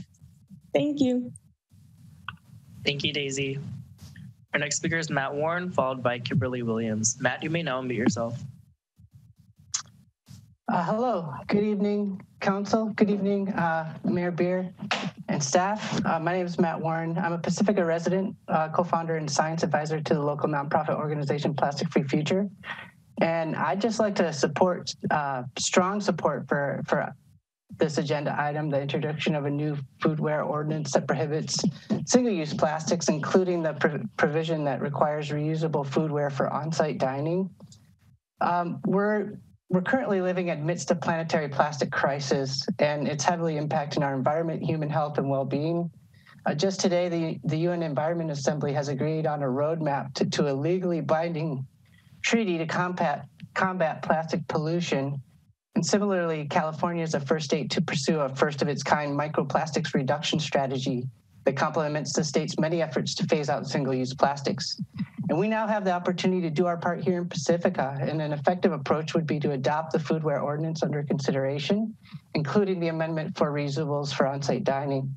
And the positive impacts of, the positive impacts of the ordinance would be numerous, including it'd save businesses money.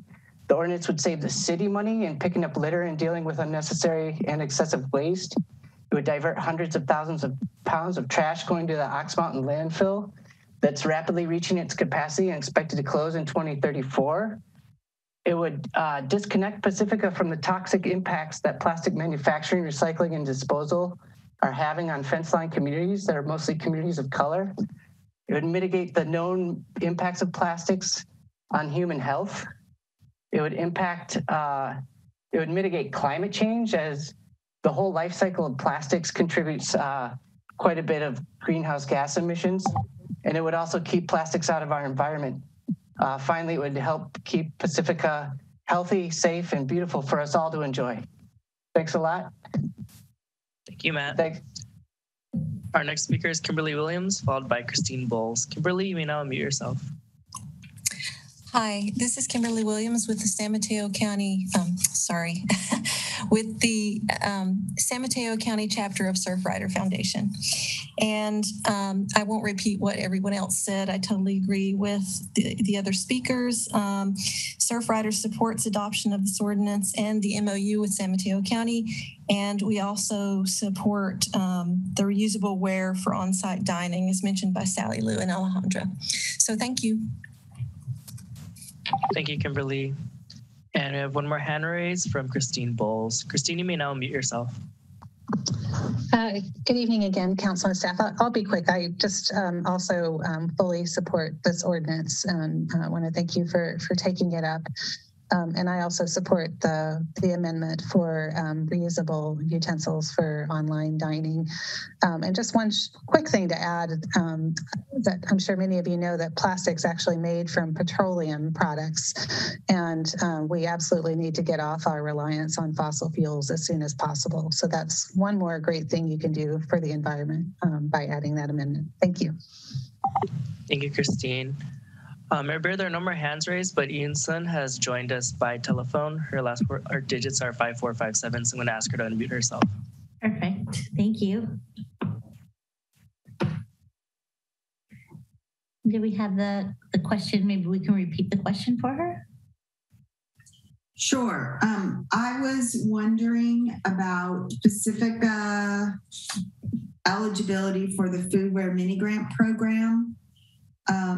As I looked at the survey instrument on the Office of Sustainability website, it called out specific cities and jurisdictions by zip code, and I didn't see Pacifica's listed there.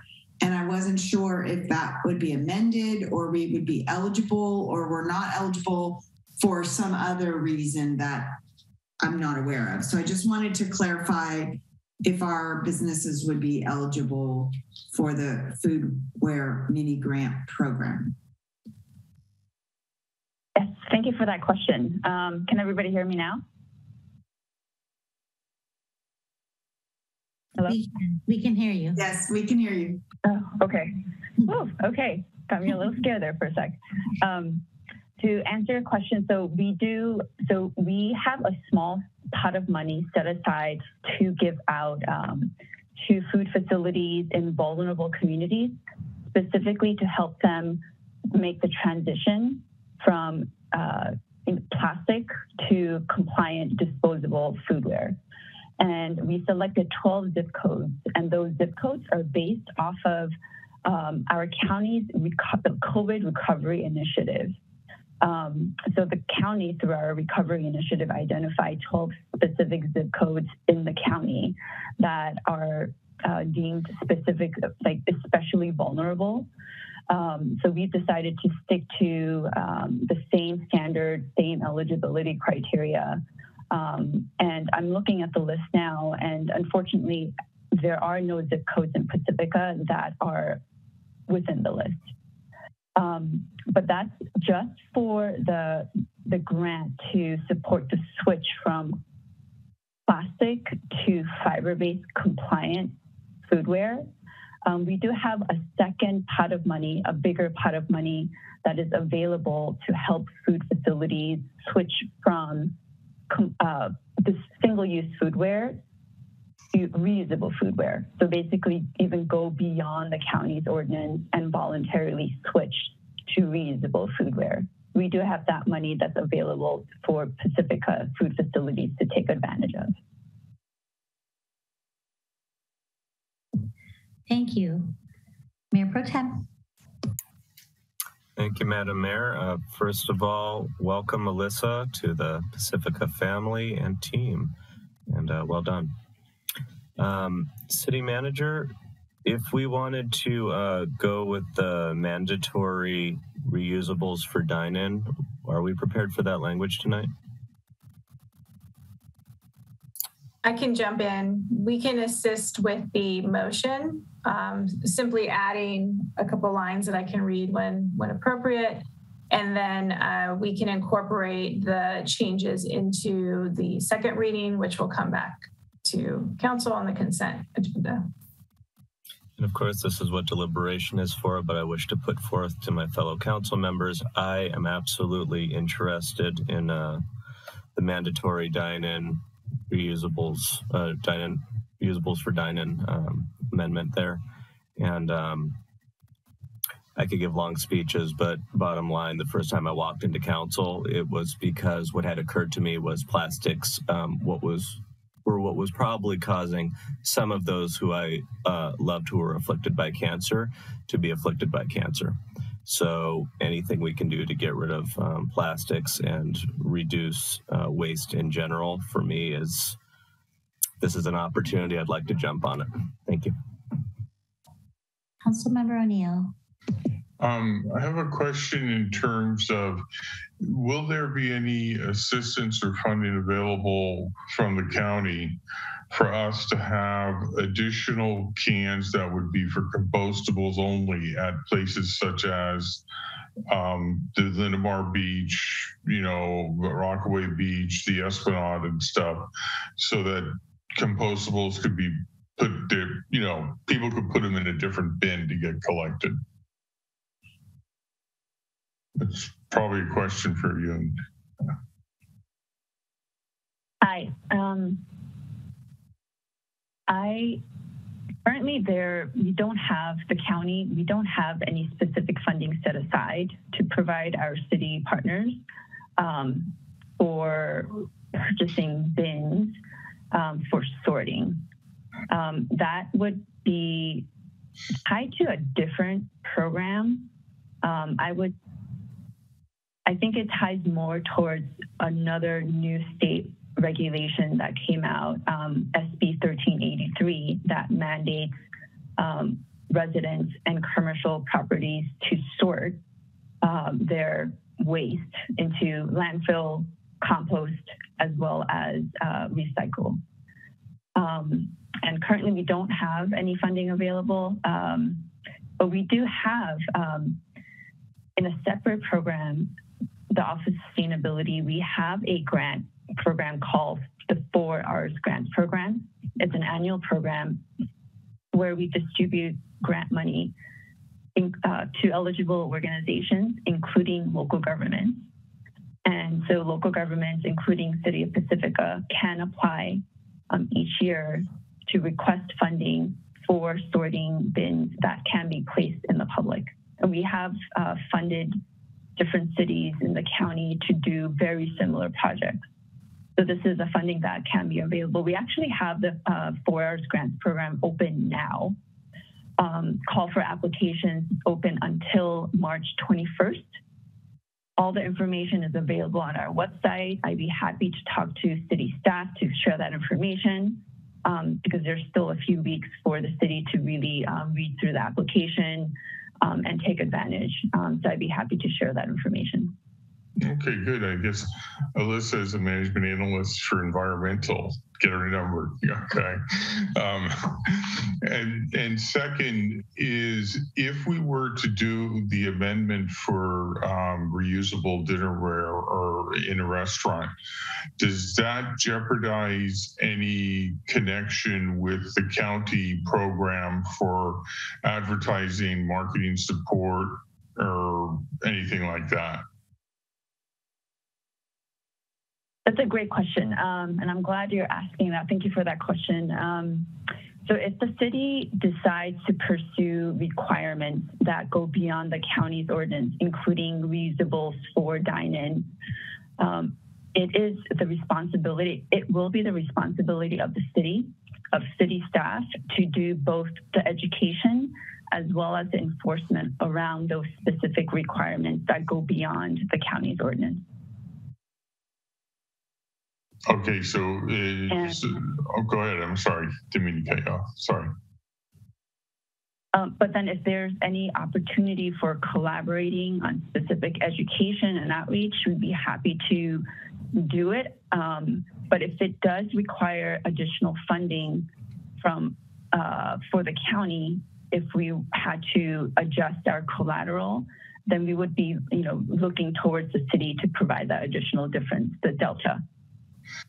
Do you think the county may be adjusting their ordinance? Because if I remember correctly, you said Daly City and Redwood City already have that additional ordinance, and that's what, 2 of the largest cities. That's over 200,000 people in the county doing that. So do you see the county adjusting their ordinance to require that?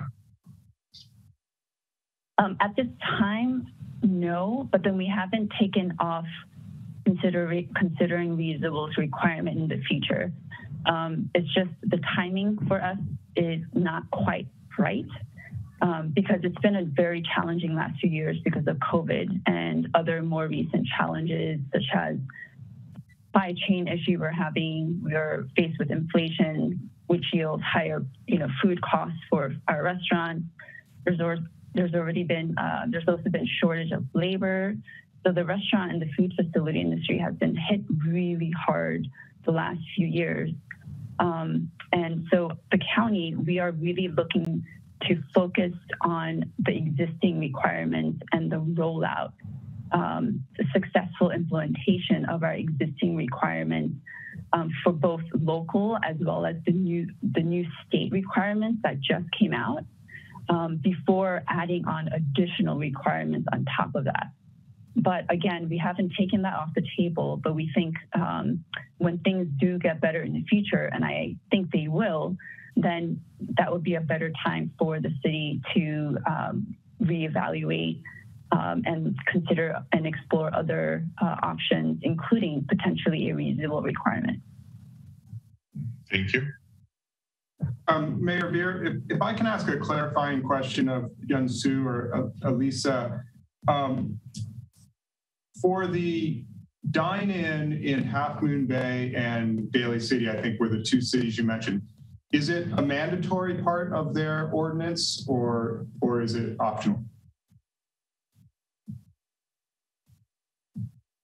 Alyssa, I could answer that unless you wanted to. It's optional, but if you want to chime in, feel free. Sure.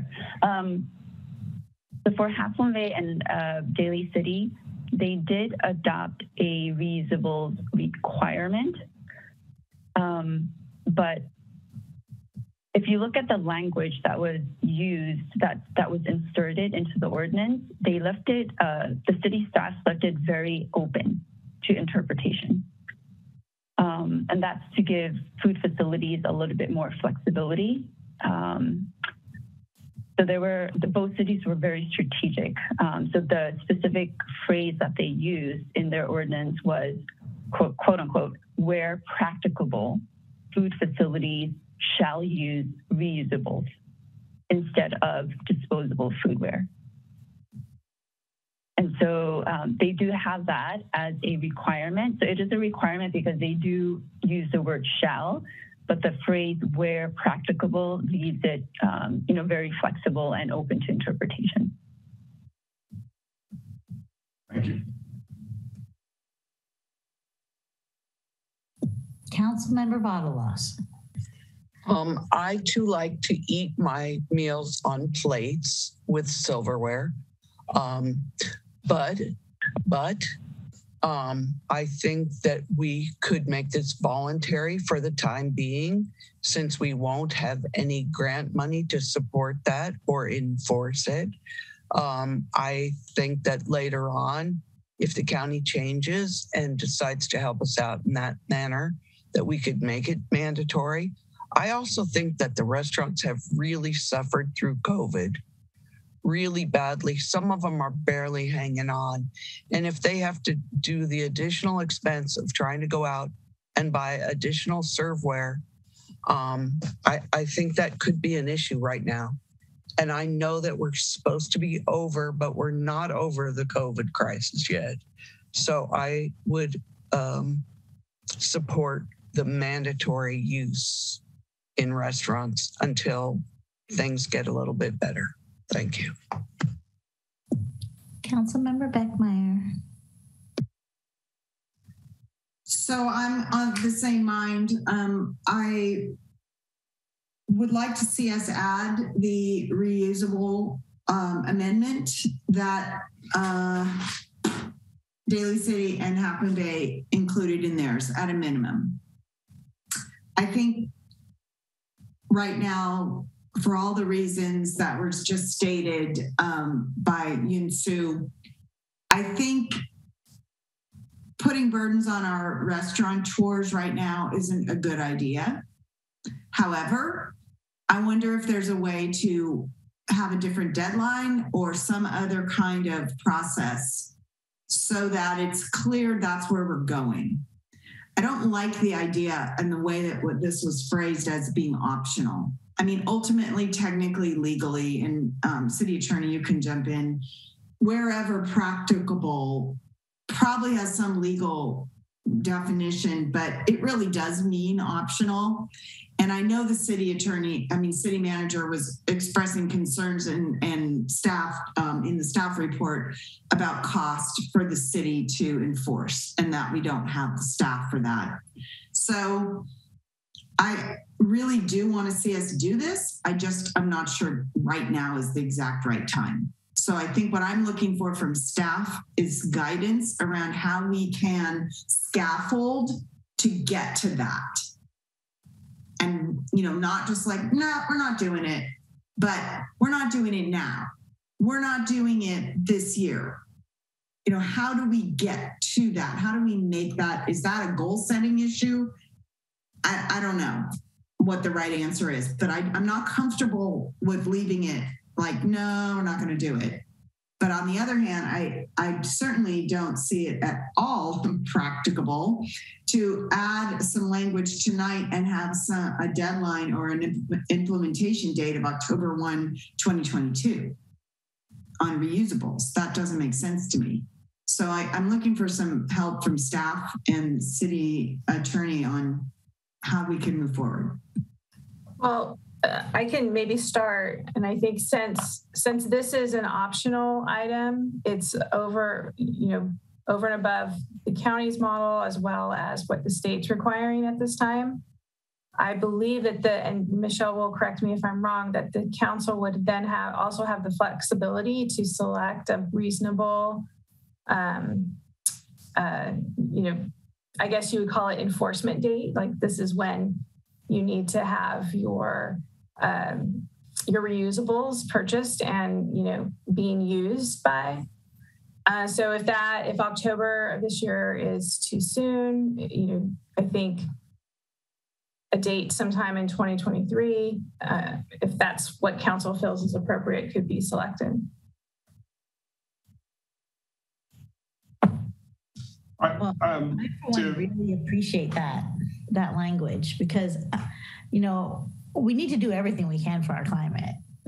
There's no doubt about that, right? So we need to get plastics out of here, and we need to help our restaurants to be able to, you know, do the reusable food service. And I think you mentioned that there is some money available for that.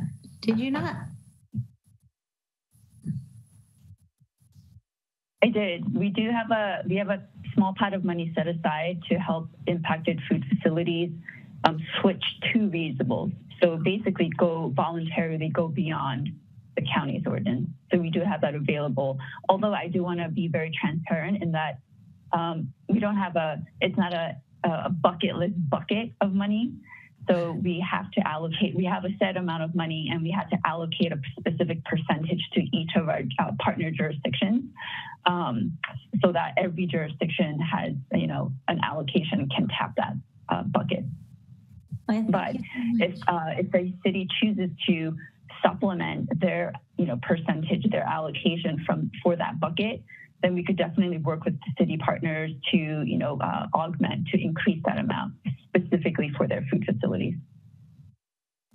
Okay, thank you. I would really be in favor of doing exactly what Tina just described, but having the language for the reusable food service and then giving it a later date for implementation. Sue, did you still have your hand up or? Okay. Mayor Pro Tem. So clarification and conversation, are we saying it would be a later date and it would be mandatory? Okay. So then my question for my fellow council members is what later date would seem appropriate?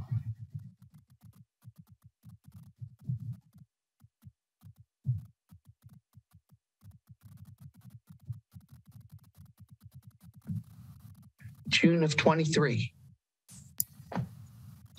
I'm all in favor of it. I think, you know, because we also are looking at asking restaurants if they want to expend money to do parklets, etc. You know what I mean? And also, and I'm for the reusables, but as somebody said, staffing is going to be harder because they have to wash the dishes instead of just throwing it out. You know what I mean? So I think June of 23 looks good. And if the world is in the chaos it is now, then we can always amend it and change it. Although I won't be here, but you guys can, you know. You can ask us from down there. Yeah. Believe me, I won't be there at midnight asking you. Okay, do we have a motion? Or is there more discussion? Mayor, would you like me? Well, I guess there needs to be a motion first, but I could read a revised recommended action 1 for consideration. If we could hear that, Plan Assistant City Manager Waremeister, that would be most helpful, I think, before we get a motion. What you're recommending in the event they do want to include that additional language, what would that language look like? So I did not have the specific language for the ordinance written, but what I was going to say is amend recommended action 1 to state move to introduce by title only and waive first reading of ordinance repealing and replacing Article 4, sustainable food serviceware and prohibited plastic products within Chapter 5 of Title 6, to add a new Article 4 regulating the use of disposable food serviceware by food facilities, to regulate the use of disposable food serviceware with the addition of including a provision to require reusables for dine-in customers with an effective date of June 2023, and finding the ordinance exempt under the California Environmental Quality Act. So I would, well, actually, we need to amend that motion slightly. The motion is to move to approve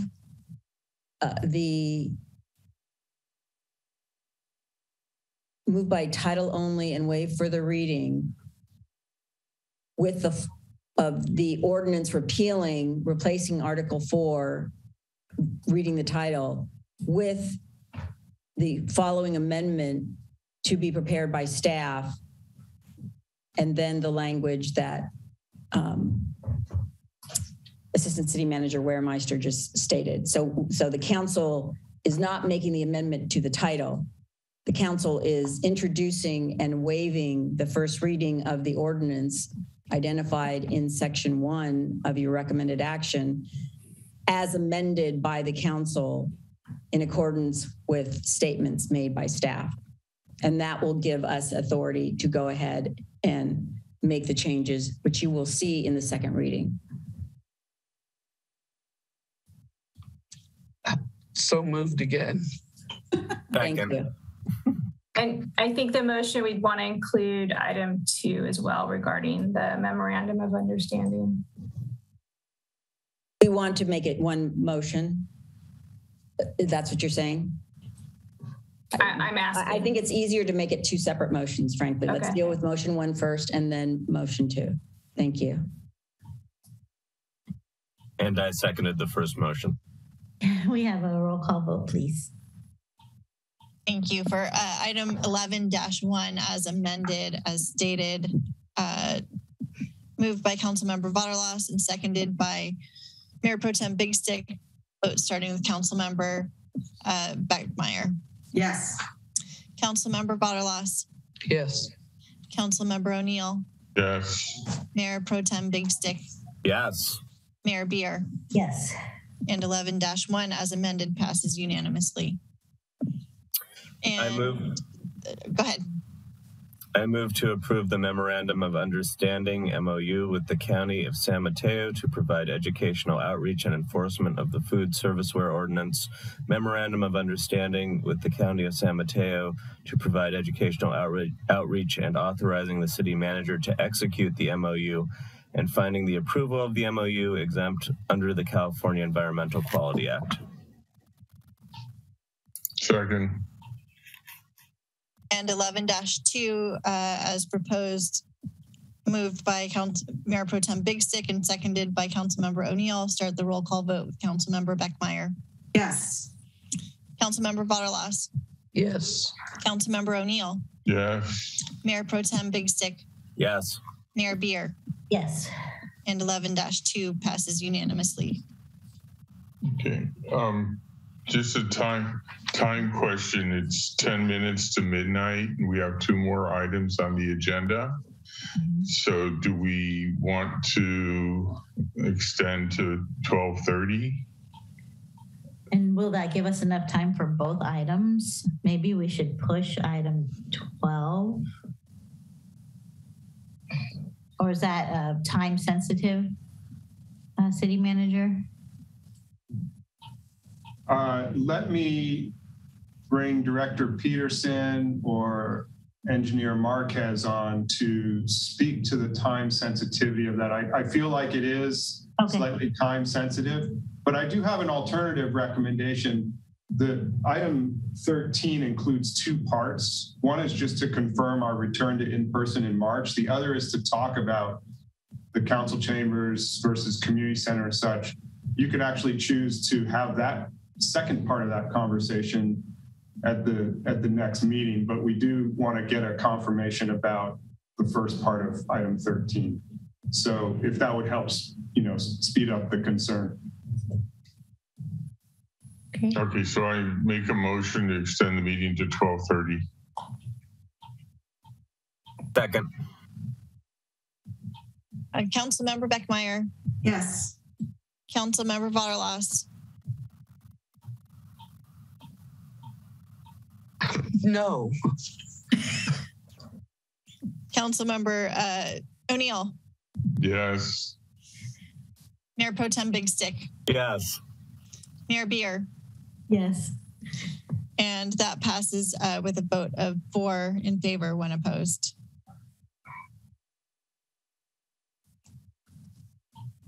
It makes anyone feel better. I'll be at work at 5 a.m. tomorrow morning, so. It did feel good to laugh for a minute, that's for sure. All right, let's go on to item number 12. We have Ryan here to talk about it.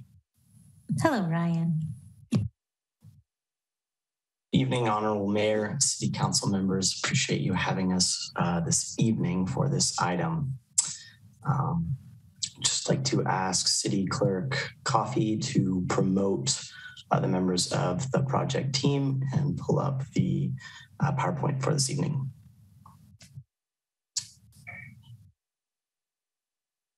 I'm promoting those, the team right now. Thanks.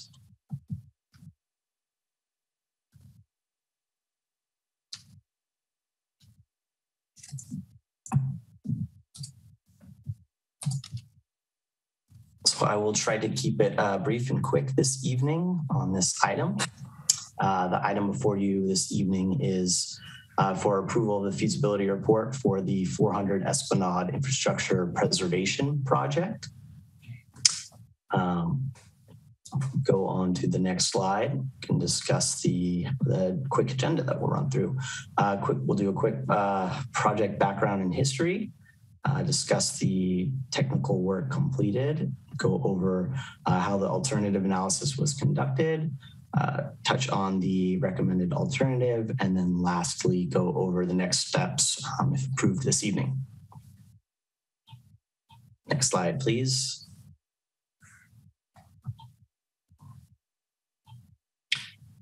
So as you can see in this aerial, the project that we're speaking about tonight is located just to the south of the intersection of Esplanade Avenue and Manor Drive. It is just across the street from the Manor Post Office. It is to the south of the construction access ramp that a lot of folks use to get down to the beach in the 400 block of Esplanade, and it's to the north of the open lots where 528 Esplanade used to reside. Going on to the next slide, I wanted to touch on the project need by discussing what's happened in the past here. In 2017 and 2018, this area experienced acute erosion, so much to the point that the city stepped in and placed emergency rock revetment to prevent further erosion and to protect the infrastructure in the area. At that time, staff communicated to the council that a permanent and permitted solution would be needed in the future for this area. And one of the big first steps of that was this evening in producing the feasibility report and coming up with a project to move forward into design. Next slide, please. Just to kind of go over a close-up of what's in this area, you can see the post office labeled at the top of this aerial image. Within the road, we've projected on the utilities of the area. There's a large 60-inch diameter storm drain that collects most of the Manor District's stormwater and then daylights along the 500 block of Esplanade onto the rock revetment. There's water, there is gas, there is sanitary sewer lines that service the majority of Esplanade Avenue and the apartment complex that are to the north of this site. Projected in yellow on this map, wanted to point out that this is the kind of the outline of the future coastal trail that has been planned within this area. Is something that we took into consideration throughout this project, ensuring that that would still be viable and any project put in here would work with that. The last thing I want you to note on this aerial is the white lines showing the bluff edge, the upper bluff edge and the lower bluff edge, which will make a little bit more sense as we move on to the next slide. You can see here again the white lines being projected onto the bluff, kind of almost like a cross-section area here. You can see the upper bluff edge is about 27 feet from the curb, and the lower bluff edge is about 47 feet from the curb. So just trying to give you a bit of sense of what's going on out there and how the area sits today. Moving on to the next slide, I'd like to pass it over to Neil Nichols from Moffett and Nickel to discuss the feasibility report. All right, can you guys hear me? Yep. All right, thanks, Ryan. So I'll just go quickly. This is just an overview of the various studies that we've completed. We did the 2 coastal studies, wave study and a sand study. We did a topographic survey of April 21. We did a geotechnical investigation and biological and cultural resources assessments. And so those were all completed. And all those studies feed into the alternatives analysis, which is critical for permitting and other decision-making. And that alternatives analysis was completed this month. And that's good. What I'll be talking about a little bit more. Next slide, please. So a couple of things I wanted to highlight from the technical work. I'm just going to start here with the geotech. Don't want to get too far into it, but there are two figures I wanted to show you. The upper figure is looking at the existing condition right now. The rock revetment that was placed in 2018 is that grayish area at the bottom of the bluff. And you see all these arcs that are in the cross section. Those arcs are potential failure planes. And so the analysis looks at those potential failure planes. The ones that have the lowest factor of safety are the ones that are most likely to occur. And the one that's most likely is shown in red and letter A. And it's also shown in that yellow portion. That's the portion of the bluff that is expected to fail, the most likely portion that's expected to fail.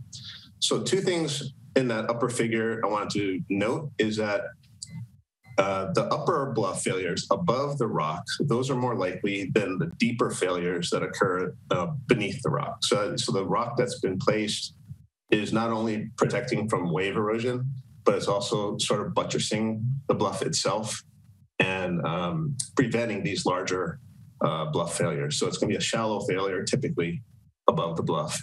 And then that point at the top of that failure plane, that point is about 20 to 25 feet away from the roadway. And then in contrast to that upper figure, the lower figure is what would occur without the rock in place.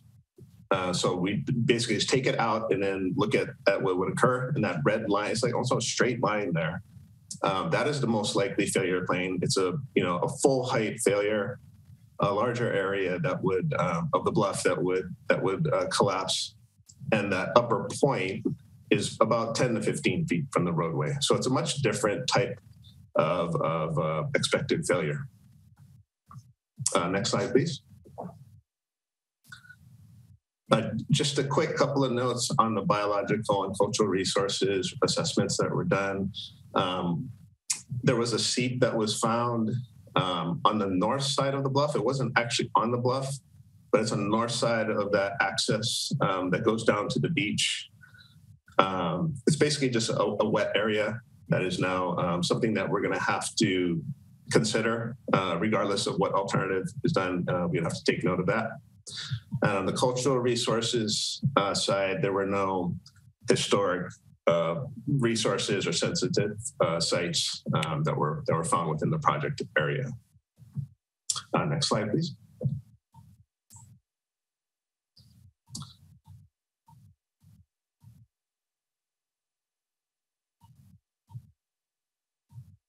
Sized and dimensioned.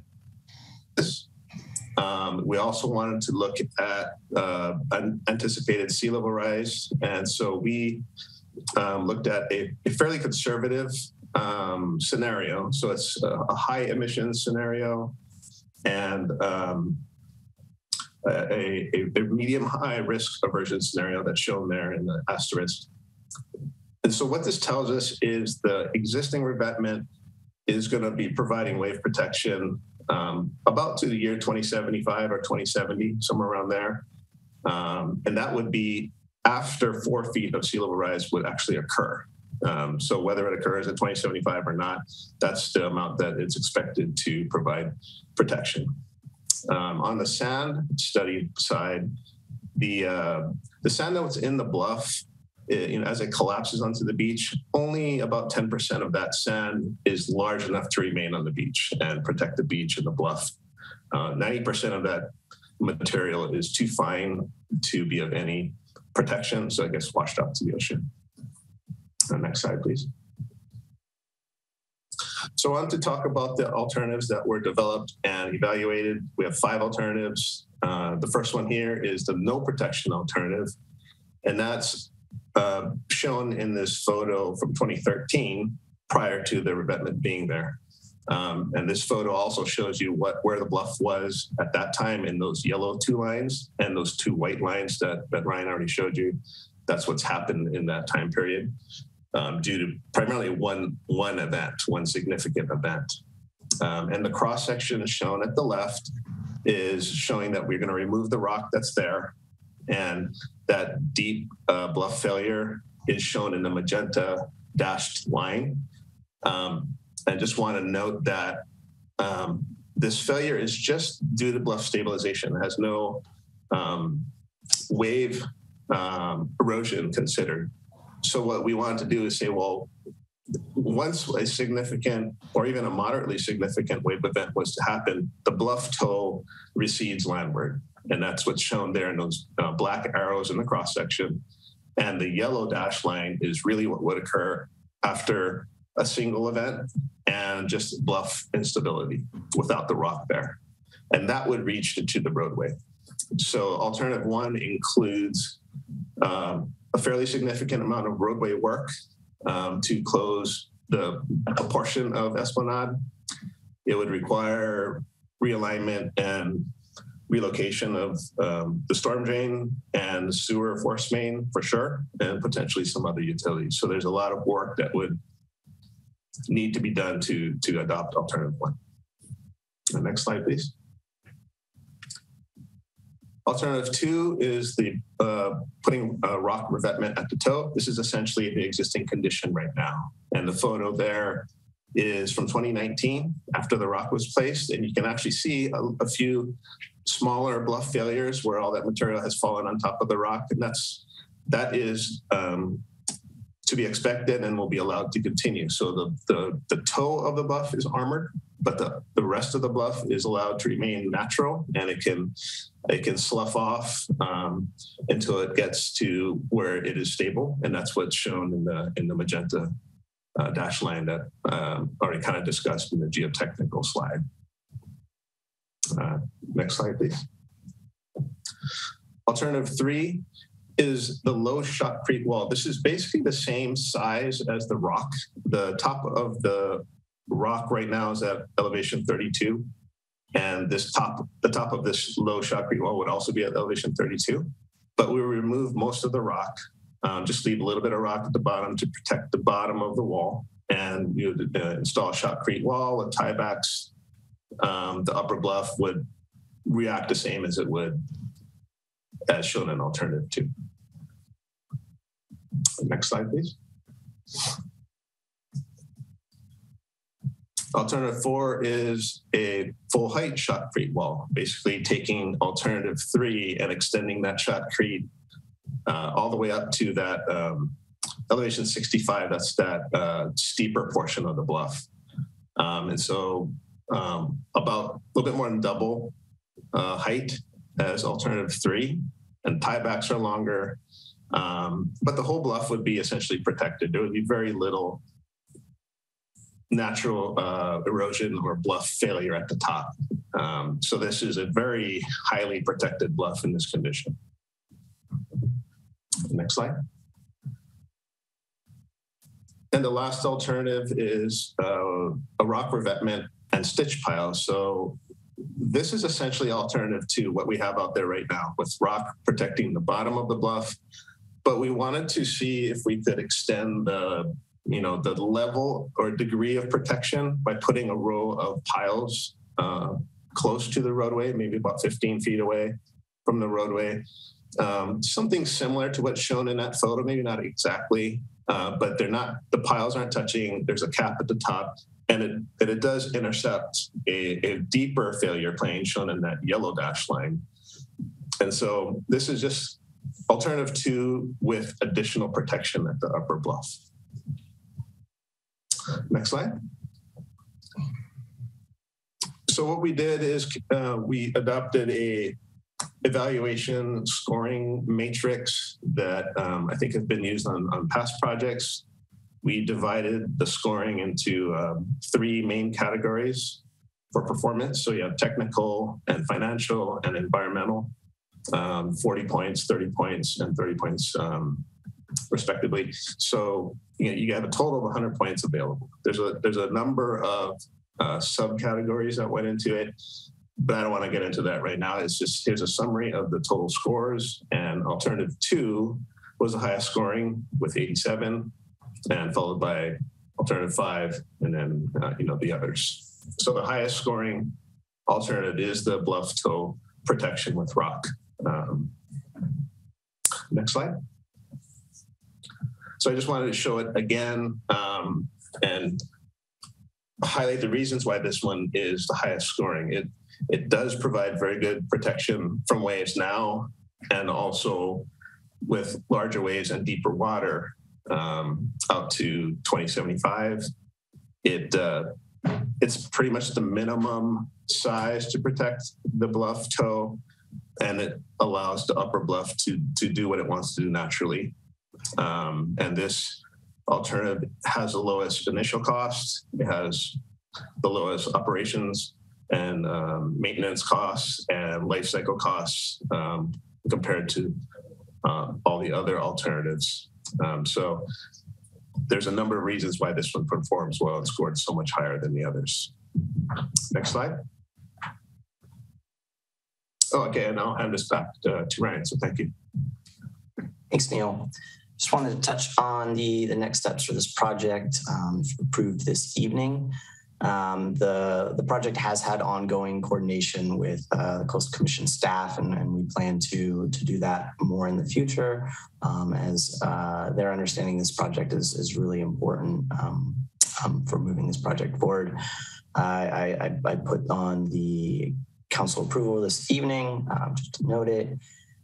If approved this evening, the project would start to move into creating a project description and move into CEQA and permitting, and hopefully to complete 30% design plans just in a few months from here. The bid and construction date is still to be determined. There's a lot of variables still to be sorted out if we are to move forward with this alternative within CEQA and permitting. And a lot of those times are fairly variable, and we would know more when we come back to council in the future. And so with that, appreciate your time and open it up to any questions you may have. Thank you, Ryan and Neil, both for being here. Shall we go to public comment? Yeah. Go to public comment.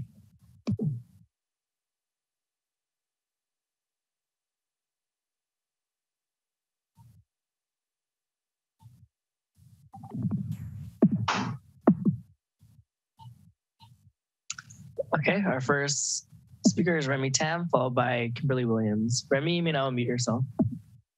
Hi, Remy Tan, architect, resident of Pacific Manor. I take long walks often on that beach, and just wanted to point out to Martin Nichols that the ramp that runs down to the beach is almost completely eroded, and that happened just this past rainy season. So I don't know if it's a combination of the wave action or the seep that was, but that's completely gone. So I don't know if that's in your base case. The second thing is I noticed a lot of the 2018 rock revetment is also gone. So my question also is the proposed option 2, how long would that last? Because it seems like whatever was put in 18 is almost gone. And that's, we're 3.5 years into it. Thank you. Thank you, Amy. Our next speaker is Kimberly Williams, followed by Christine Bowles. Kimberly, you may now unmute yourself. Hi, this is Kimberly Williams with the San Mateo County chapter of Surfrider, and I apologize, I've got a raging migraine headache. But I have a couple of comments here, and Surfrider will be submitting written comments as well. There's no mention of whether the rock revetment on both sides is likely part of the reason for the formation of the cove to begin with, exacerbating and accelerating the erosion that would have normally occurred more slowly otherwise. The other thing I'd like to say is that you mentioned in this report in regard to the proximity to the Esplanade Coastal Trail project. The CCC, or the Coastal Commission, encourages moving trails landward with natural migration of the coast. And that coastal trail, is not something that we would normally protect and have as a reason for hard armoring. So I think that's something to think about. I'll just skip to the bottom line, essentially, and that is that the bluff toe protection, the rock revetment, is a stopgap measure to allow planning to move infrastructure and be more intentional about planning in the future. Surfrider would support that. We continue to encourage the city of Pacifica to engage in a more holistic, longer-term planning horizon and to stop investing in the same failed approach it has pursued of hard armoring, and to consider and work towards less environmentally damaging strategies that support and take advantage of gradual landward migration. And this includes moving utilities and infrastructure on a planned timeline to ensure long-term resiliency and a beautiful, healthier Pacifica shoreline in the future. Thank you. Thank you, Kimberly. Our next speaker is Christine Bowles, followed by Sue Degree. Christine, you may now unmute yourself. This is Christine. First, why are we being limited to 2 minutes? There was no discussion. I have a lot to say about this issue. First of all, I object to this being on the agenda at all tonight. When council approved the consultant's contract for the design phase, I asked the question of when the public engagement process would occur. And I was told by, I believe it was Lisa Peterson, that once the preliminary engineering was done and there were design options, that there would be a public review process. Has anybody been notified? This is happening at midnight. What kind of public engagement do you think you're getting on this right now? It's really upsetting. I agree with Remy. I can't walk down that trail anymore now since what has happened in the fall with the rains, and that might be a Coastal Act violation. And there's no discussion of rebuilding that access. And if you've listened to the recent episode of This American Life about Pacifica, you'd know that the lady Jane Tolini talked at length about how she lost 40 feet of her bluff just down the street from this site in one night in an El Nino year.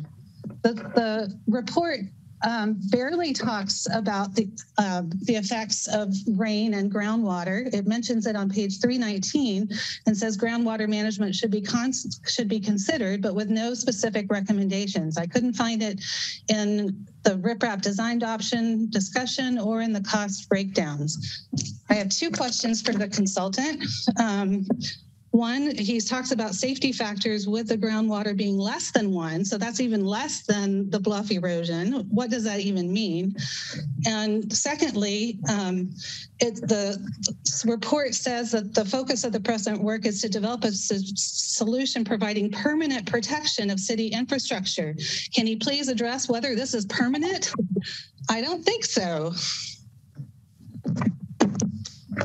Thank you, Christine. Our next speaker is Sue Degree, followed by Cindy Abbott. Sue, you may now unmute yourself. Thank you. The report was long. This is a very complicated issue. and I was distracted with a phone call I had to take during the presentation. So I don't remember reading about the surface water, because our coastal hills are constantly draining. And in one of the other reports this evening was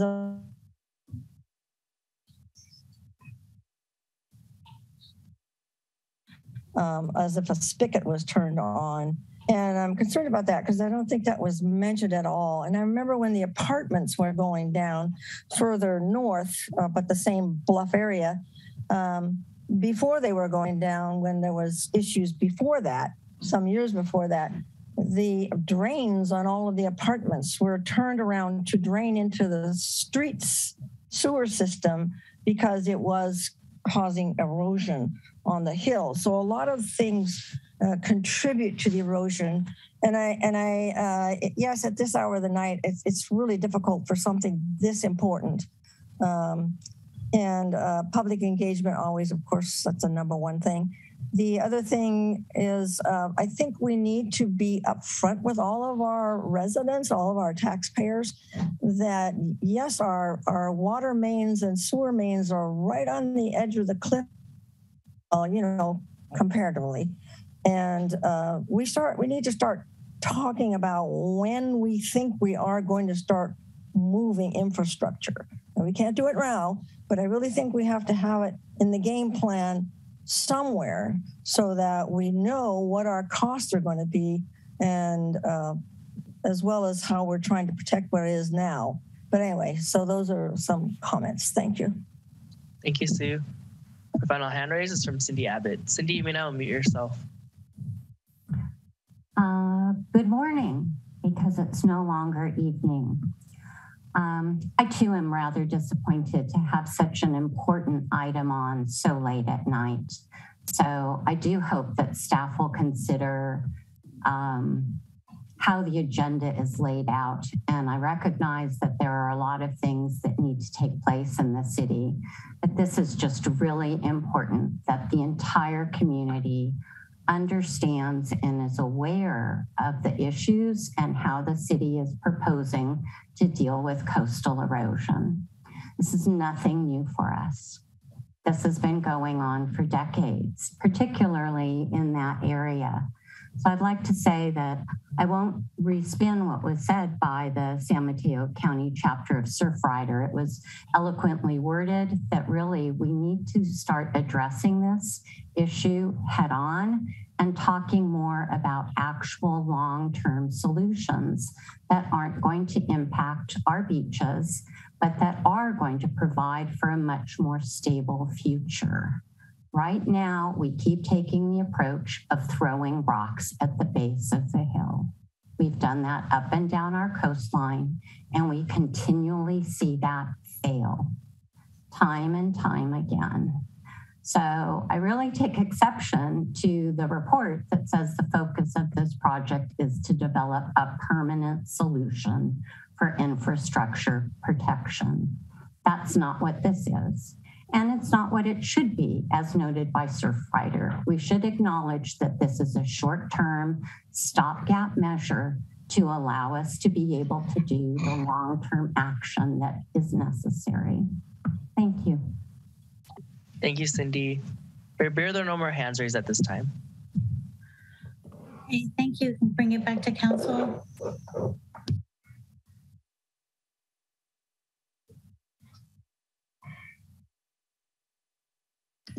No, I'll just start. I don't know about you, but I also agree that it's way too late to talk about this.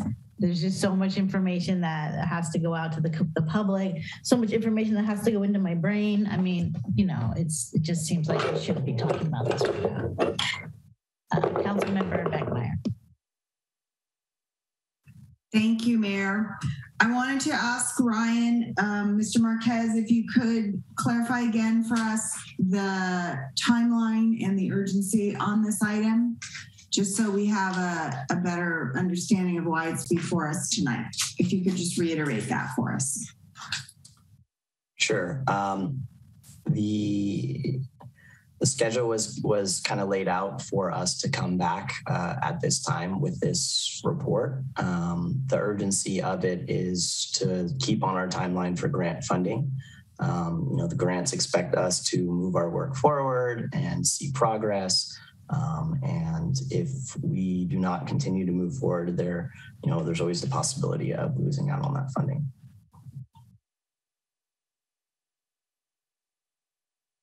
And just a follow up, earlier you stated you gave a rough timeline of work that could be beginning in April around that grant process.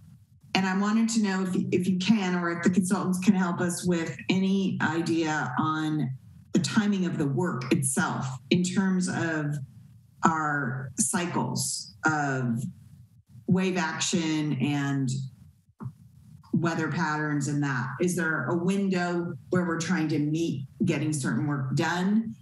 And what would the impact be of delaying this item in terms of those considerations? Yeah, apologies for not touching on schedule of construction. Of course, with most of this coastal work, we do want to avoid, winter if possible. If we did move forward with alternative 2, the proposed work would, I think, at the bottom of the bluff would be more minimal, or a lot more minimal compared to some of the other alternatives. So, if this was, if we were delayed at this point, and then, a subsequent selection of a different alternative happened down the line, that could certainly push us out. If you miss a season, it could be a full year. Neil, I don't know if you wanted to add on to that, or Dylan. No, I don't have anything to add. So if you might be able to. I mean, right now the revetment is performing, and so the urgency of doing something that's essentially already there to a very good degree. Like Ryan said, the actual work, construction work, will be pretty minimal. Yeah, I mean the rock is already there, and it is providing protection. Work has to be done in the summer. If it was a different alternative, there's a minimal amount of work that is being considered. As one of the public speakers commented, that there is a natural winnowing of the smaller rock away from the revetment. So there is some amount of patchwork, if you will, which is reorienting, reconfiguring the rock itself. Much of that work would have to happen next summer, so 2023, given the timing of the CEQA document.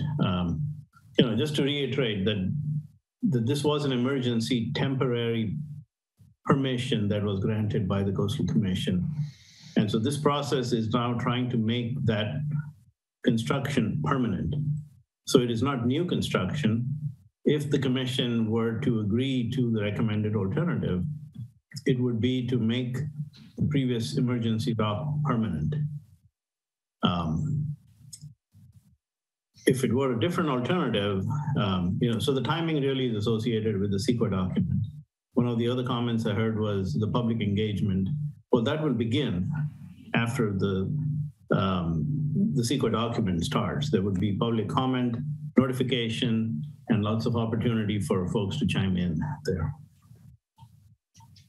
And if I could just jump in, Lisa Peterson, Director of Public Works. So again, as you've just heard, I mean, this is really related to an emergency maintenance repair. So this is just a process that we're moving this project forward to try to get to the permanent repair. So at this point, we're just trying to get to a point where we can complete all the environmental work, that we can, get it in front of the Coastal Commission, that we can have those conversations. And as everybody knows, those conversations can often take a long time and a long period of time. So it's important for us to keep moving these projects forward, because they are, can be so lengthy, and we continue to have, the storms and other coastal issues that come up. So we want to make sure that we're moving our emergency maintenance repairs forward. And this is quite a different project from our Beach Boulevard Infrastructure Resiliency Project. It's a maintenance project, right? Just, as we have many, many maintenance projects around town,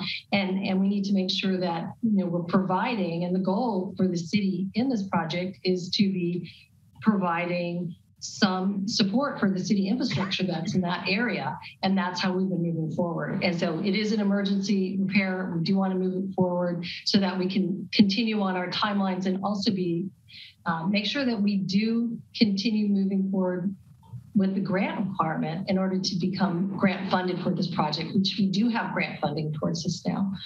So it's important to show that movement. We have to do a time check. I'm sorry, Lisa. It's 12:25. I move we extend to 12:45. Second. Councilmember Beckmeyer. Yes. Councilmember Vaterlas. No. Councilmember O'Neill. Yes. Mayor Pro Tem Big Stick. Yes. And Mayor Beer. Yes. And that passes with a vote of 4-1. Okay, so can I just make a motion and we'll see what happens? I approve the 400 Esplanade Infrastructure Preservation Feasibility Report and direct staff to proceed with conceptual design of preferred alternative. A second.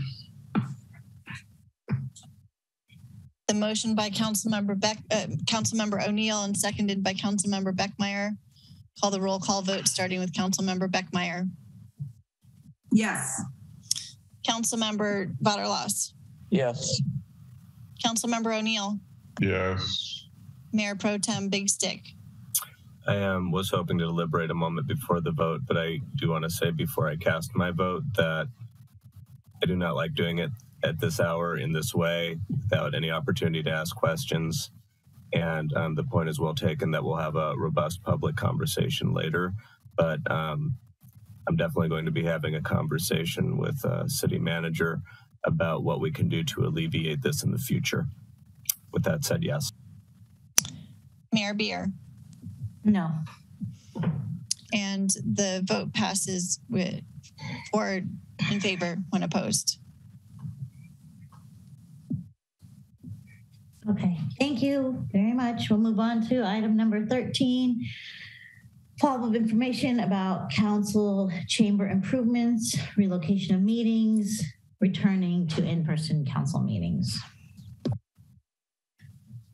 Thank you, Mayor Beer, Kevin Woodhouse, City Manager. As I mentioned previously, the council has an option in the discussion of this one to continue to the next meeting, the second portion of it, if you want to have more time to really discuss the future options for the council chambers versus usage of the community center versus evaluating further looking at Oceana Theater for future city council meetings. The first part of this item is just to reiterate that the council previously directed that we would be back to in-person meetings beginning March 14th, and we would be piloting at that meeting a telephone in for public comment model. And so we are aiming towards that date, and we're supported by the improving conditions related to coronavirus and the lifting of various regulations, related to health protection. Sorry, even my brain's getting a little tired here, but so I guess that's the first question. Or we are just confirming that we will be in person at the City Council chambers at Beach Boulevard on March 14th, implementing a telephone in for public comment hybrid. And that's a model that applies to the City Council meetings and the Planning Commission meetings, which are televised through PCT. And all other committees and commissions will return to in-person meeting and do not have the capability for a hybrid version. So that's the first question. And then if you did want to discuss tonight, I guess the question about improvements to the council chambers, I can go into more detail about that portion of it versus the pros and cons of the community center and what I learned from the high school district related to Oceana Theater. Just to clarify, by phone in, you mean the chambers would be open for people to sit as well as phone in? Right, correct. But there'd be no, but there we'd be live streamed on channel 26, but there's no Zoom for people to click on to talk, correct? Correct. Okay, so it's only phone in. Okay. Right. I just wanted to be sure I was right, or you know what I mean. Yeah, that's correct. Yeah, okay. Go to public comment. Yeah, public comment.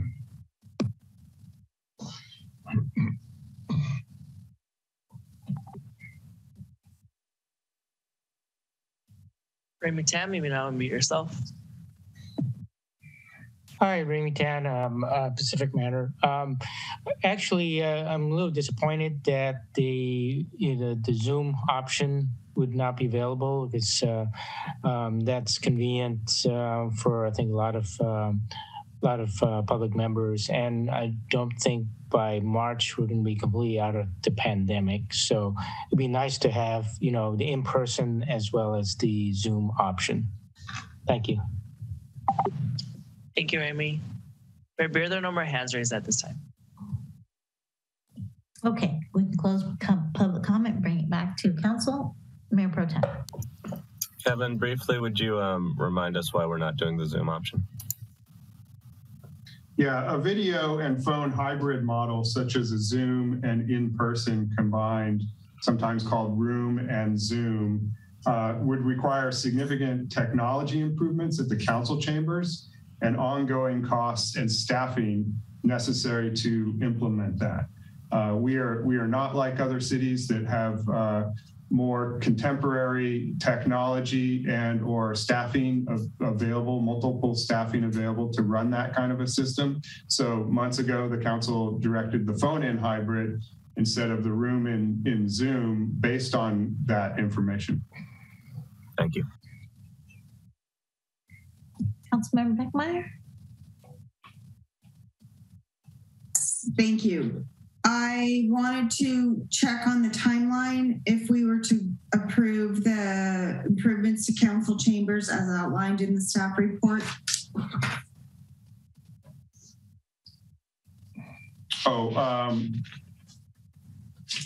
Yeah. So are we discussing the whole thing, or I would rather not discuss that part. Let's just decide person or no person phone March 14th. Good idea.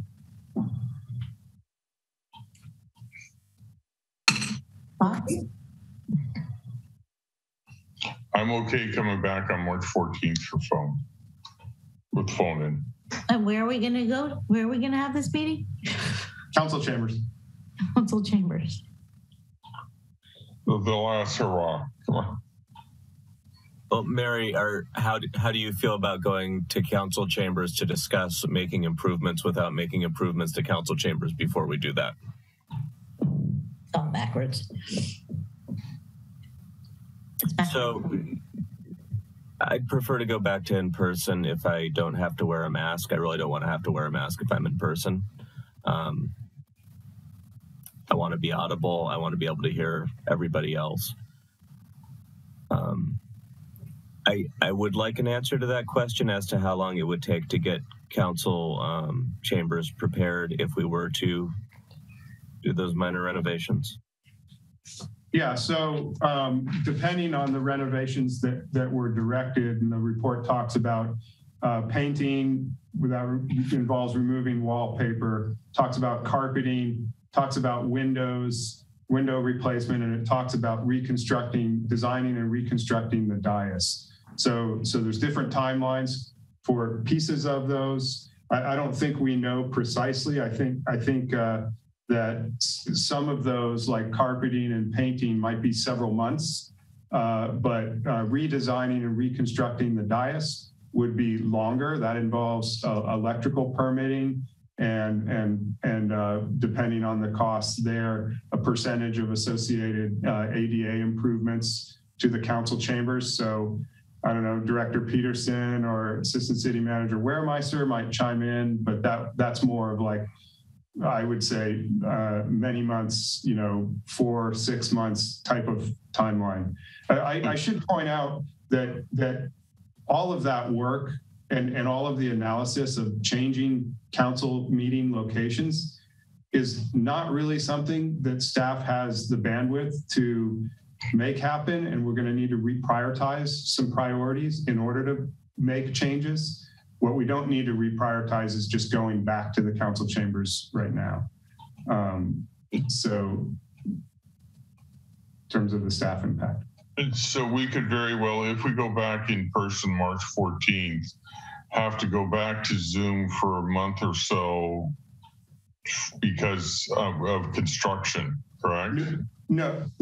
The construction, the most of that construction can be done like we've done improvements to the council chambers before, in between council meetings. And even construction of the dais, a new dais, if that's what was directed, would be designed and constructed off-site. And so we could set up a temporary, type of dais there. That's fine for council, but what about planning commission on the other Monday nights? We're not meeting. I think the same thing can happen. That's what we did before, is that we'll work the schedule to fit it in. Now, could there be the windows would be an important thing, but perhaps some of the walls would be painted, but the whole thing wouldn't be painted, and you'd have to have a council or a planning commission meeting. But we would work to figure that out. If there was a critical conflict, we could do one meeting, down at the community center or some alternative location. Once we're back in person, I would recommend not bouncing back and forth between remote and in person. And that all depends also on state guidelines related to Brown Act that could potentially change, or other legislation that might be considered that we'll have to track. I'm not going to vote for another extension. It's 12:36, so.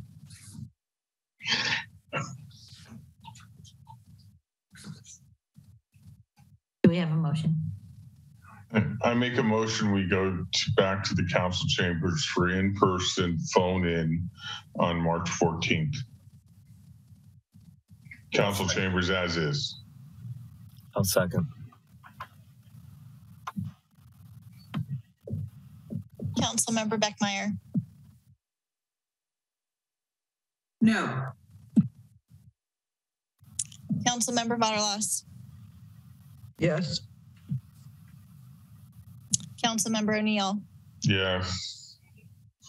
Mayor Pro Tem Big Stick.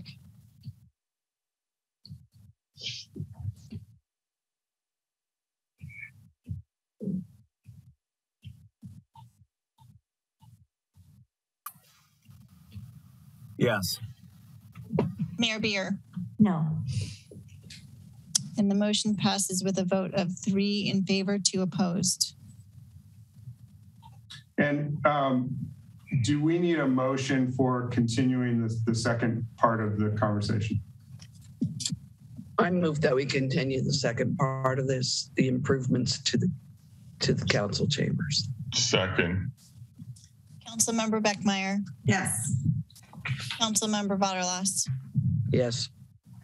Councilmember O'Neill. Yes. Mayor Pro Tem Big Stick. Yes.